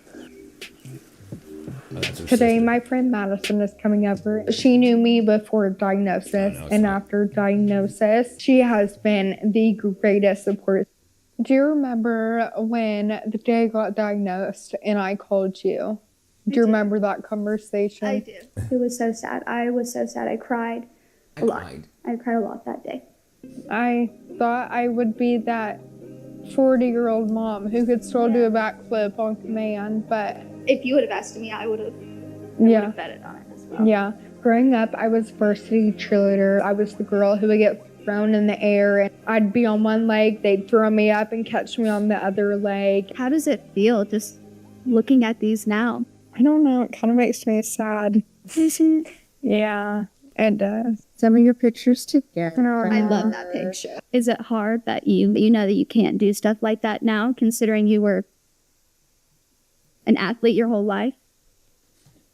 Yeah, I feel like I had this crazy skill and that got taken away from me. I miss being able to dance. I wish I could still dance, and I've lost that ability. She wants to have fun. She wants to dance. She wants to have all of these experiences. Dun, dun, dun, dun. And I'm gonna tell you something too. Please never repeat it. And she can't. And I showed him shit. Okay, for me to see that is hard. I wish I could just pick her up and. I can't watch this shit. Where's the guy without a face? My not the fullest thing. I am sleeping. I stop breathing. So this stops that from happening. My condition is muscular dystrophy and scoliosis. My muscular dystrophy is Duchenne, and it mainly occurs in males. It's very rare in females, like 1 in 50 million. I've never met anyone else with my condition. 3-2 lane throws basketball. No, no. If they're going slow, you can't speed. The speed limit's the speed limit.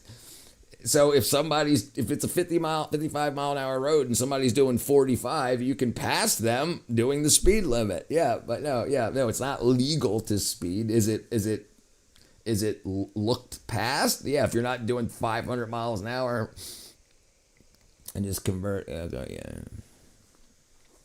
Anson County. And a female.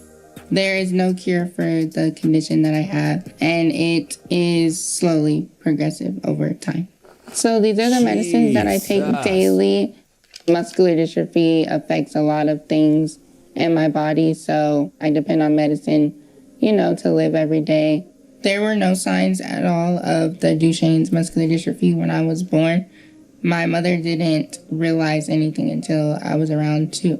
I was constantly falling down when I was walking, and I wasn't catching myself, so she ended up contacting the doctor about it. They did inform my parents that I wouldn't make it past 7 years old.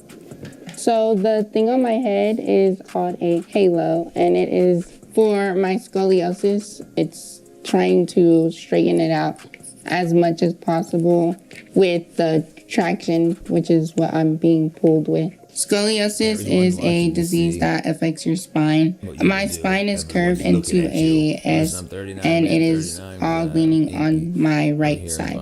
So it's compressing my right lung, like as if someone's pushing on it. I have had this halo for 15 years so far. I got it when I was 8.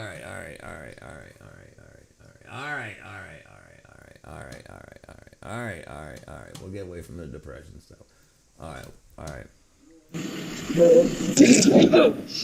Yeah, you good?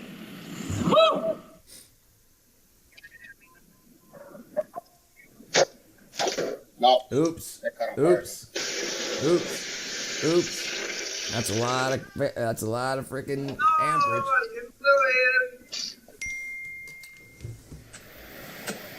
Oh, by the way, what are you doing, dude? Gas? What are you doing? He just keeps drinking like there's no tomorrow.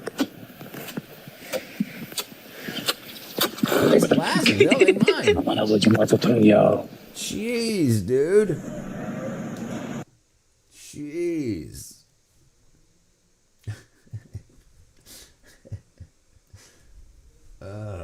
Space Cow. Oh, this freaking guy, dude. This freaking guy. Hello, everyone. Eating a box of crabs, part 20. Mama's grave. I've never heard a single person deserve it. I'm a Christian. I am going to turn the other cheek, especially when they like my family. Unlike my family. Oh, this freaking guy, dude.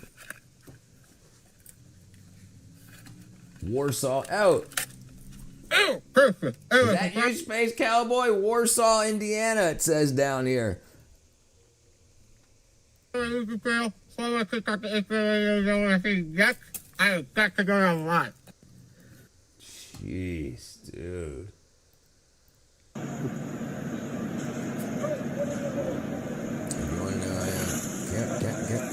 Keep him sloth.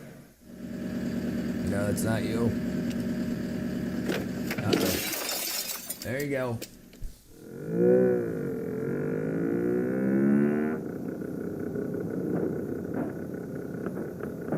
Dude. Your tire fell off, dude.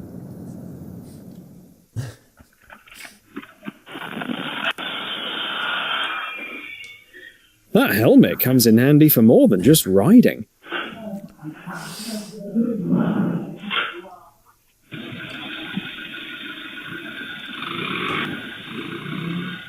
Good manners really matter on the road. You know what college you attend?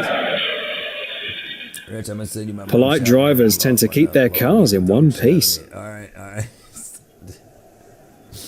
That's what she said. It only took the driver a couple of seconds to slam the brand new truck into a wall. Brand new, not a speck of dirt in the back of that thing. Này bây giờ tay chui tay bây giờ chậm sai cái tay mà mình sai cái tham mau ấy mình sai cái tham mau thấy mà mình sai chứ á này bây giờ cái bánh cái bông đây bây giờ cả đây giờ cho cái bánh cái bông đây. Mossard, that's the college.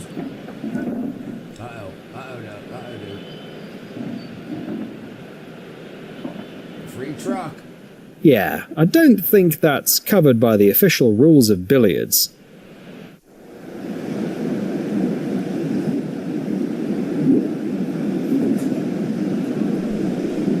Alright, we're gonna see B2B's mugshot.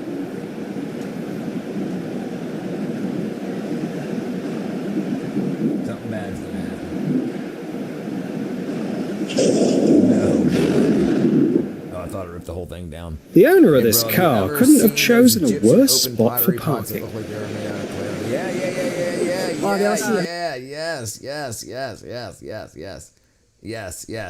yes. Egyptian granite table pots.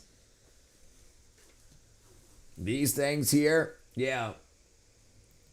Yeah, dude, that's so crazy. Yeah, they look like they were turned, except they have handles on them, right? So like they weren't turned, like even if they were solid granite, they weren't like spun and then like lathed.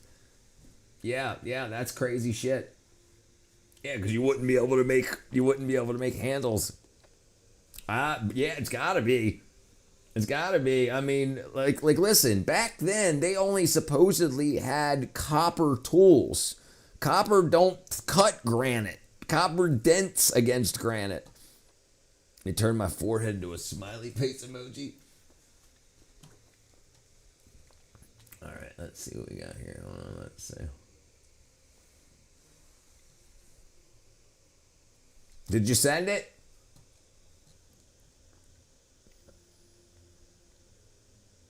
Isn't it wild? Egyptian art and cultures developments. Yeah, it's great. Yeah, I got a text. I didn't get a photo, brother.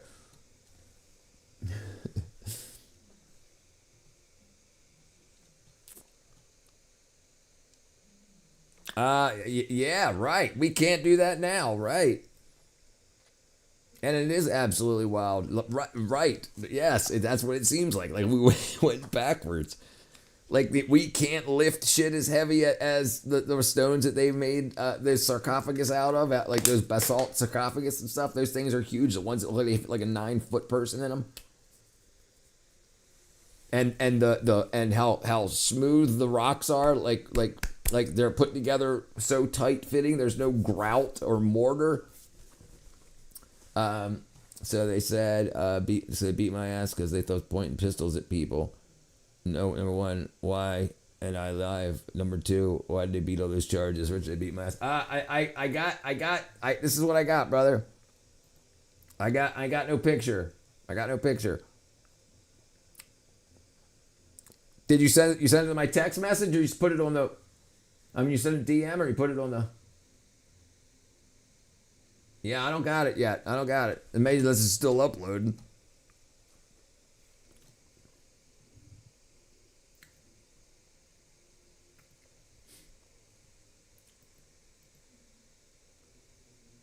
Yeah, it's still not here. That's the end of it. People can say that it took millions of slaves Years to make with pyramids, but no one can explain the pottery. I mean, no one can explain the pyramids, dude. Listen, like that's still crazy shit. The artistry, the craftsmanship. No, I mean they can't explain that. They can assume. They can make assumptions. Pistolas.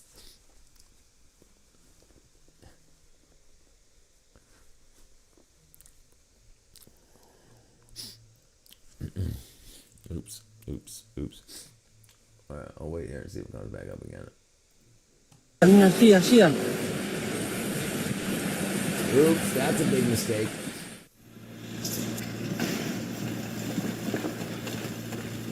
Did that just fall through the floor? That don't look good.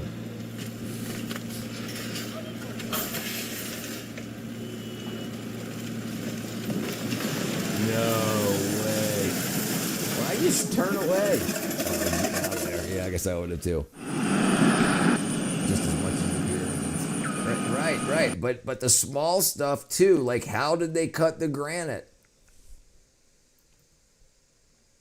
Yeah, brother. Look, it's not here. It's not here. Here's the Discord with you in it. Here's the Discord. What am I doing? Here's the Discord. It says show them one chat, and there's no picture. There's no picture. This is the end of it right here. Didn't the Aztecs also have sculpture? So the problem with the sculpture is the same thing. Supposedly they only had copper tools. You can't carve granite with copper. It would just dent and mangle. You could use granite to shape copper, like by using a granite hammer it would shape copper. But you can't use copper to cut granite.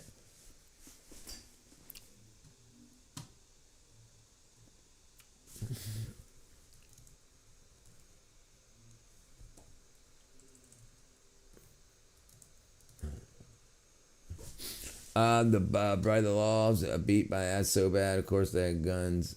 Now of course I has guns, but the fraction dude said be in the afterlife. Send it one more time, B. It's just I texted you back. It's not. Maybe hit the send button.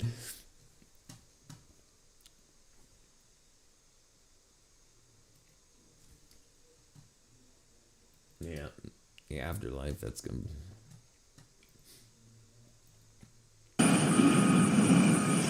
Yeah, so, well, we can look that up too. Let's look this up real quick.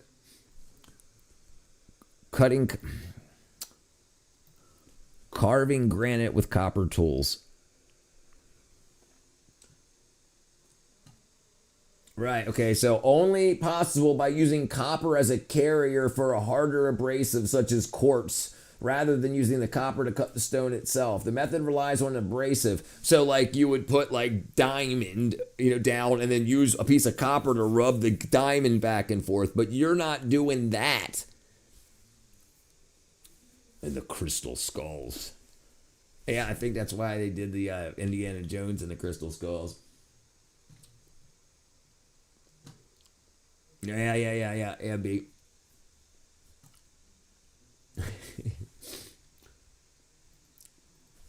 Okay, let's see. That's while we're waiting on B. Let's see if we can find. Right. So here's how they would have to do it. Imagine being able to build anything just by thinking about it. Meet Base 44. Okay, lost high ancient technology exploding on the internet. It's all everywhere. Holy the Ancient Aliens series on the popularize this. Jesus Chrysler, dude.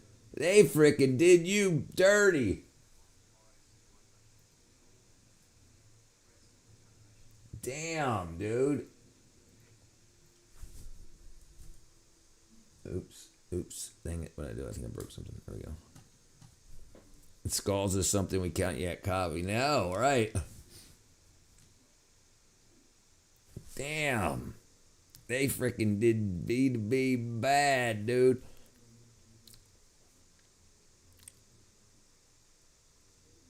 With not either stupid autocorrect. Damn, you can tell you're going into a bad day, brother.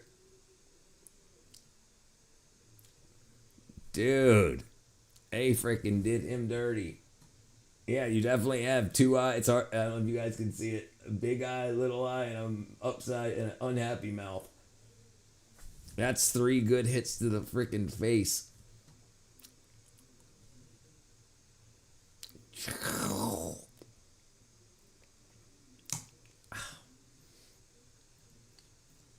Or it has to be lost high ancient technology. He got his ass whooped so hard his forehead is unamused, right? And that again would be a Gotta do good with the argument copstick.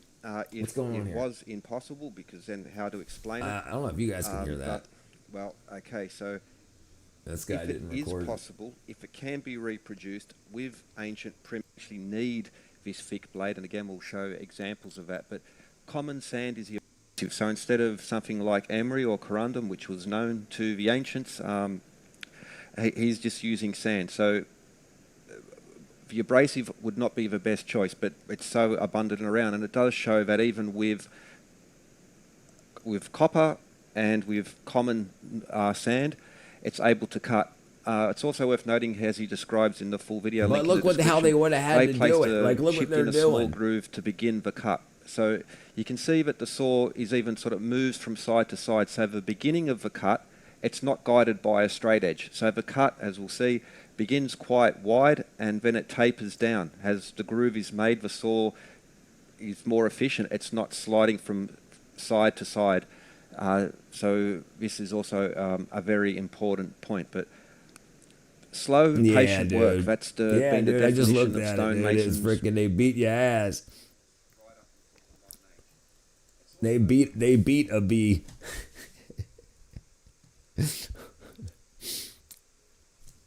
No, study the sand. It's very important.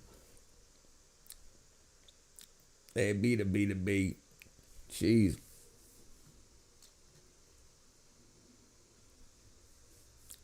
They got you good, brother. They definitely got you at least 3 good times in the face. At least.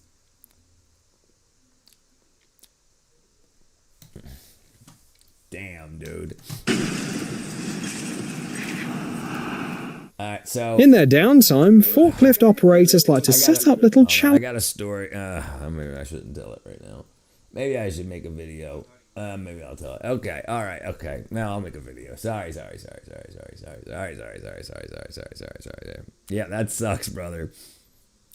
How long ago was that? You definitely have different hair now. Challenges for themselves. Just me? Just you.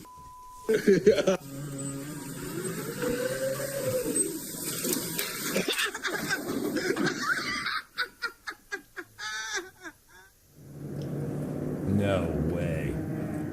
Funny how they had that kind of magic and still chose to become construction workers. No way. This is what it is. What I tried to do a Freedom of Information Act to see the body cam, dash cam. They said the camera was down. Nice. Oh my God! Someone's gonna die. This is ridiculous. I mean, without body and cam, dash cam footage, there ain't no evidence. It's his word against the cops, and he's got a. Well, maybe he doesn't have a longer record than the cops do, but yeah, if you don't have evidence, that's why the dash cam and the body cam thing was pushed so hard to try to prove how bad the cops were to people, and then when it doesn't work, the internet was down. All I'm saying is I wouldn't be here if I did. Is what they said. Oh, they said you pointed him at them. Oh. I thought you were saying that you were pointing guns at, you were pointing them at somebody else, just pointing them around. I didn't know you, yeah. They 86 you. Yeah, you might want to consider that. See if you can find a lawyer to take you on contingency. Yeah, a contingency is you don't pay unless you win. It might be worth a phone call. Oh my God! I shaved my head, bro. Like an extra from the office. Get out.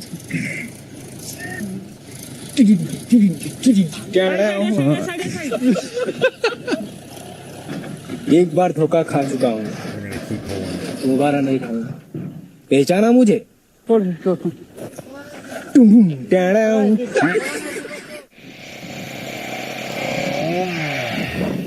take that personal.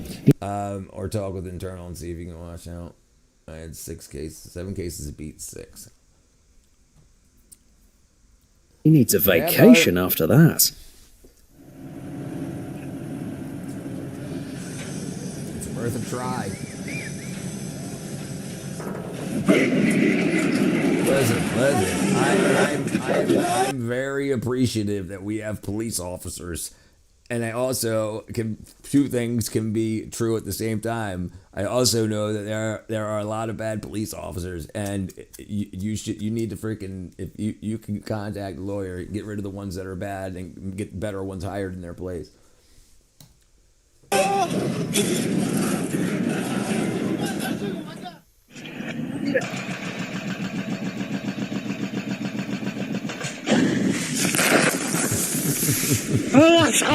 I got a battery on the wheel. Oh, you did. Send it to Discord. Here, I don't think I have Discord posted in here. Hold on.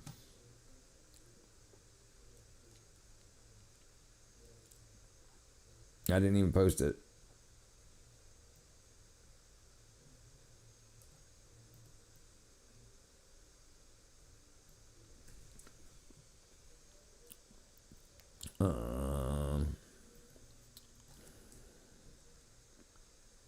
Oh, you don't have it. Okay.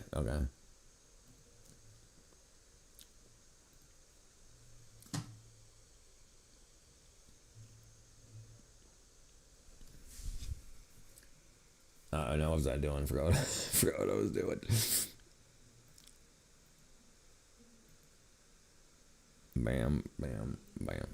这个火可以吗？这个火，你自己都看不下去吧？这样子。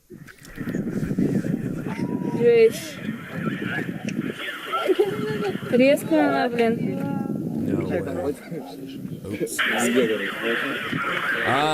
There was one yesterday, right? Wasn't there one yesterday?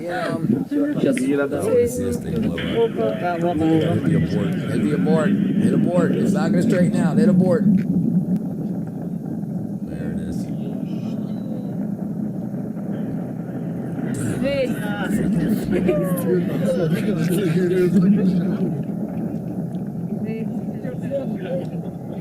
Man, it's still freaking. Такого не должно было быть, да?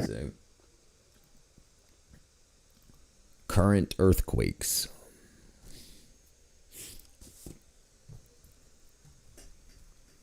I hate that mugshot.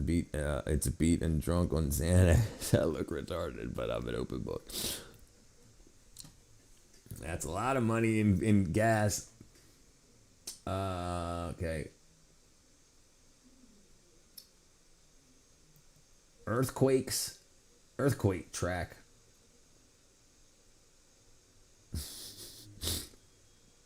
Is it ADHD or high IQ?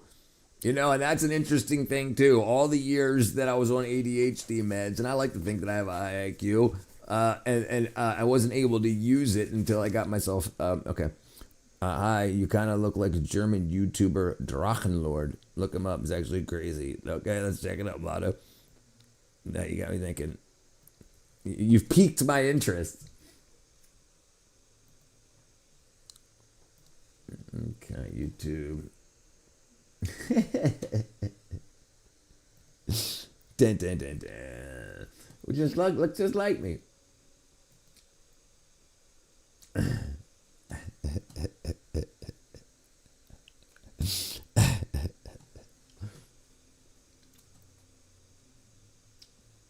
Drachenlord, subscribe to Drachenlord. Good meme. It could be. Subscribe to Drachenlord. Boy, them you folk down there. Definite twins.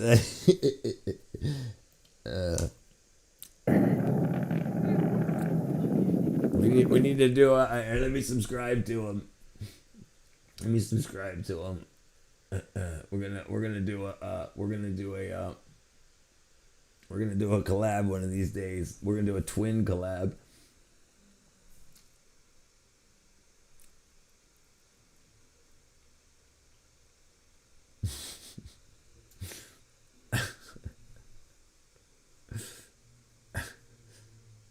He was born in 89. I was born in 77. He's not a good person. I've never heard of him. I just saw something about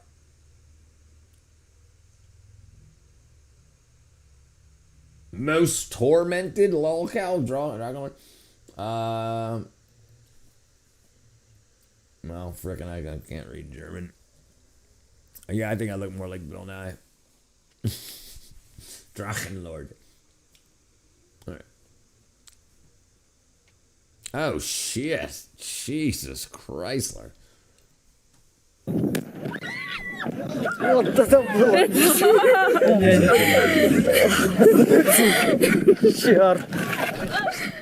Go to boot.dev. We've known our students to pull it off. Here's how. Monitor 1. Code. Just trust yourself and go for it. What to translate it? Sprechen sheep. Translate. Isolated actions. Online community of anti-fans. No dragon would obey him. No dragon would obey him. Haters. Community of Dragons game. Presence of the members of community of Winkler's home. Led to multiple police interventions daily, triggered by some criminal acts on both sides. Convictions of both community members and himself. Hater community. Let's see what laws he broke. Aggravated assault, insult, and defamation, property damage, imprisonment for 2 years. Jeez. Okay, never mind. I guess I ain't doing a freaking, I ain't doing a, what you call? The most tormented lolcow Christian. He's like the German Christian. Jeez. It's how the internet can convince you to, dude, freaking, the internet's a crazy place, dude.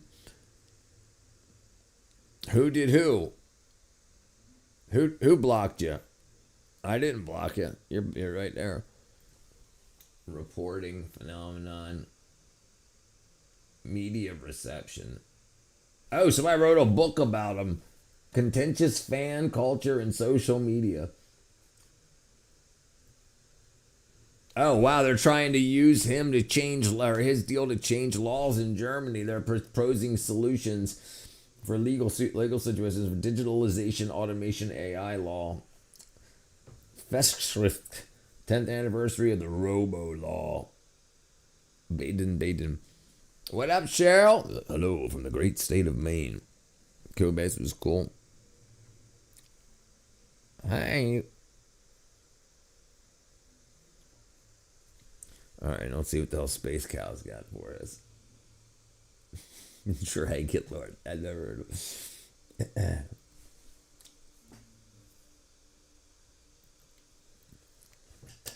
It's 10 p.m. here. I'm sorry for comparing you to him. You look like a very chill guy. I'm just messing around with little people who don't know. He looks funny. That's all right, brother. Welcome to the stream, my friend. Welcome to the stream. I thought it was funny. I'm gonna jail you. I can't stand Cyrax. Yeah, you don't like his animations? Catherine Block? Oh, hold on. Let's get this. Let's see what the Space Cow's got.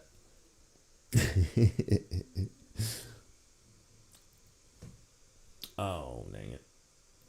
Have a shitter. It's kind of a crapshoot. Thinking like 10, 15 grand on this one, man. You can wash it. No, I'm using it. It's got a cooler, so you got some drinks. No way. Why don't you take it for a ride and let me know? I don't know if I want to take it for a ride. You've had your friggin' butt on it. Yeah, you don't want to get your butt dirty. Yeah, I don't want my butt on your butt. Hell yeah. You need any toilet paper? No, I think we got plenty. What do you think it's worth? What are you asking again? 15? I'm staying in the ballpark at 9. That's a shitty offer, man.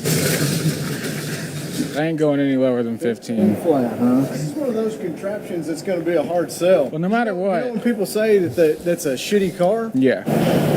Come on, man. It's brand new. Let's call it a crappy car. You already owe me 20 for using all the toilet paper. That's for your TP. All right. Can I keep the TP since I just bought it? Yeah. We'll probably put that in the bathroom. Is that all you want? Yeah. Nice doing business with you. You too, bro. You're lost, man. Nice. All right, Cobra JFS. Let's look it up.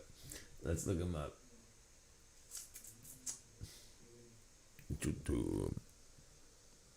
I didn't like him in the general. Bye, Cheryl. Is that ever saying bye to? I missed it. Catcher don't block, folks. All right, let's see. Oh, jeez. Did he die? Why 34, you ask?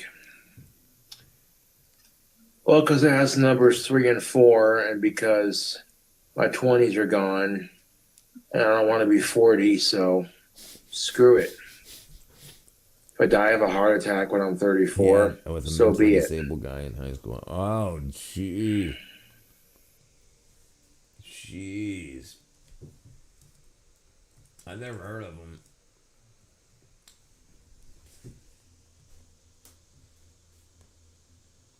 That's an hour. That's 10. That's fine. That's fine. There no shit. There's some shorts.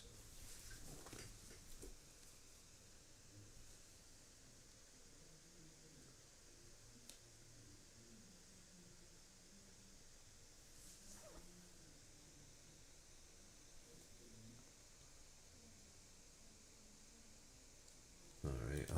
Hold on. Why 34, you ask? I come back and he's got like 40 likes. What? All right, hold on. All right. Feel like shit, Facebook. It hurts to lay down. What did he have? What's the best screening for privacy? I got a neighbor who's never home with the cameras pointing from his backyard into his garage. Thank you, Catra. Dun, dun, dun, dun. I can do this. Dun, dun, dun, dun.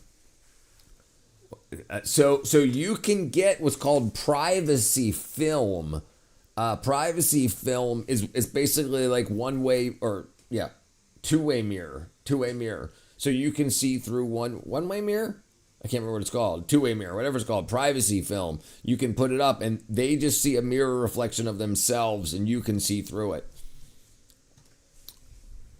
All right, let's see what this guy did.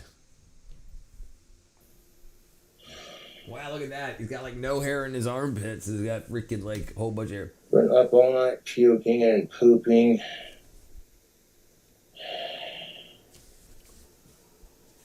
Oh man, I feel like shit. Live stream it. I'm hot. For the I'm backyard, sweaty. I'm not for the climbing. My house out. stomach hurts. Been up all night. In my way. Puking. And using the bathroom. But I will push through this. Oh. It hurts. It hurts to breathe. Fucking my stomach. My stomach hurts. Did he die? Chris Chan is the best story that the internet can send to be a channel and live some. Dude, I don't know. We ain't looking for that. Hey there, pretty lady. Freaking Chris Chan, that wackadoo ass guy. Bro, because the laws he married to me too.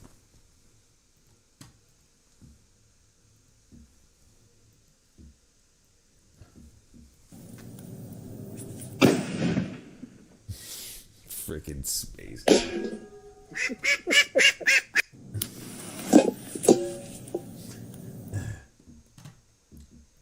Always the space cow. All right. Well, people who are that sick in the head will marry a Pokemon while they're sleeping. Yep. Rip Terry Davis. Yep, he was good. That looks like AI. That looks like a freaking Oh, it's an outdoor walk. Well, I guess it's an indoor walk. It's outside. Very hot. The walls are funny. Mother. Oh, what did you do? I missed it. Oh, mama.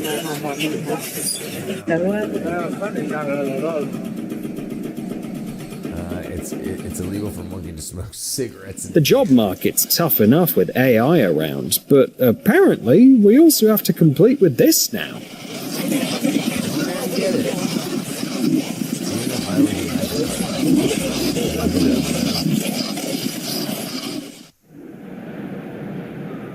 That guy's asleep. Look at that guy.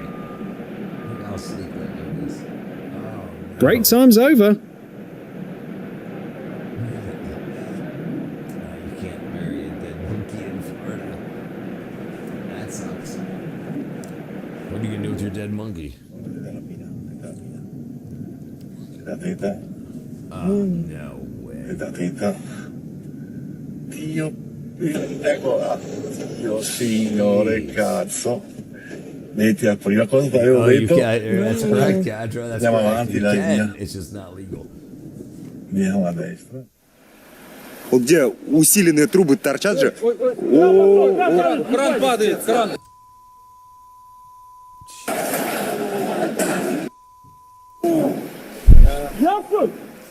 Разделся? Сега. When you don't got Kyra anyways, besides you need to bury him.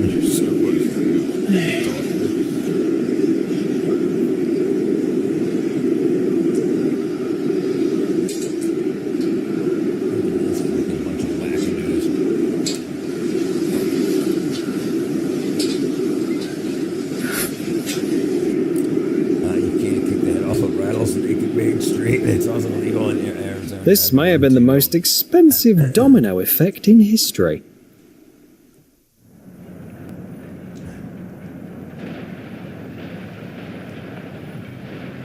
Oh, no. Freaking space cow. Jesus. Come on. No need for heavy lifting. Just leave them on left. Leave one left. Oh.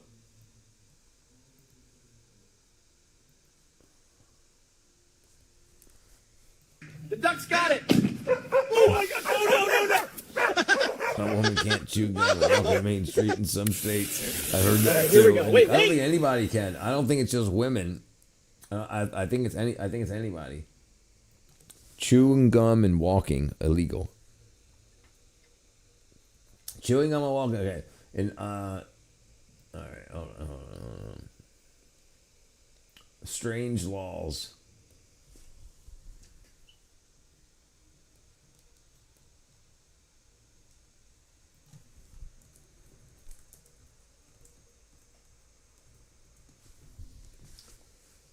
Ban, primarily on the sale of importation of gum, combat littering. It's not walking while chewing. You cannot buy gum. No. I remember that.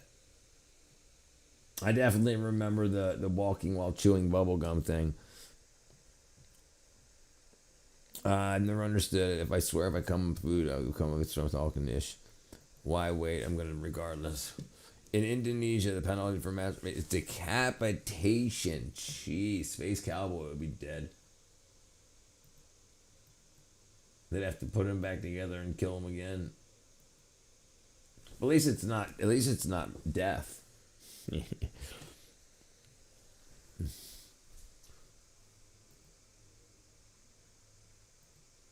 Friend? No. I could tell. Young man, come here. Come here. What is it, Santa? I loved how you humbled that ho ho ho. Yeah! Excuse me, do you have a boyfriend? No. I could tell. Young man, come here. Come here. What is it, Santa? I loved how you humbled that ho ho ho. Yeah! Jeez, everything's illegal in Singapore, especially spamming. Chewing gum in Singapore is illegal. Yeah, that's what it looked like it said.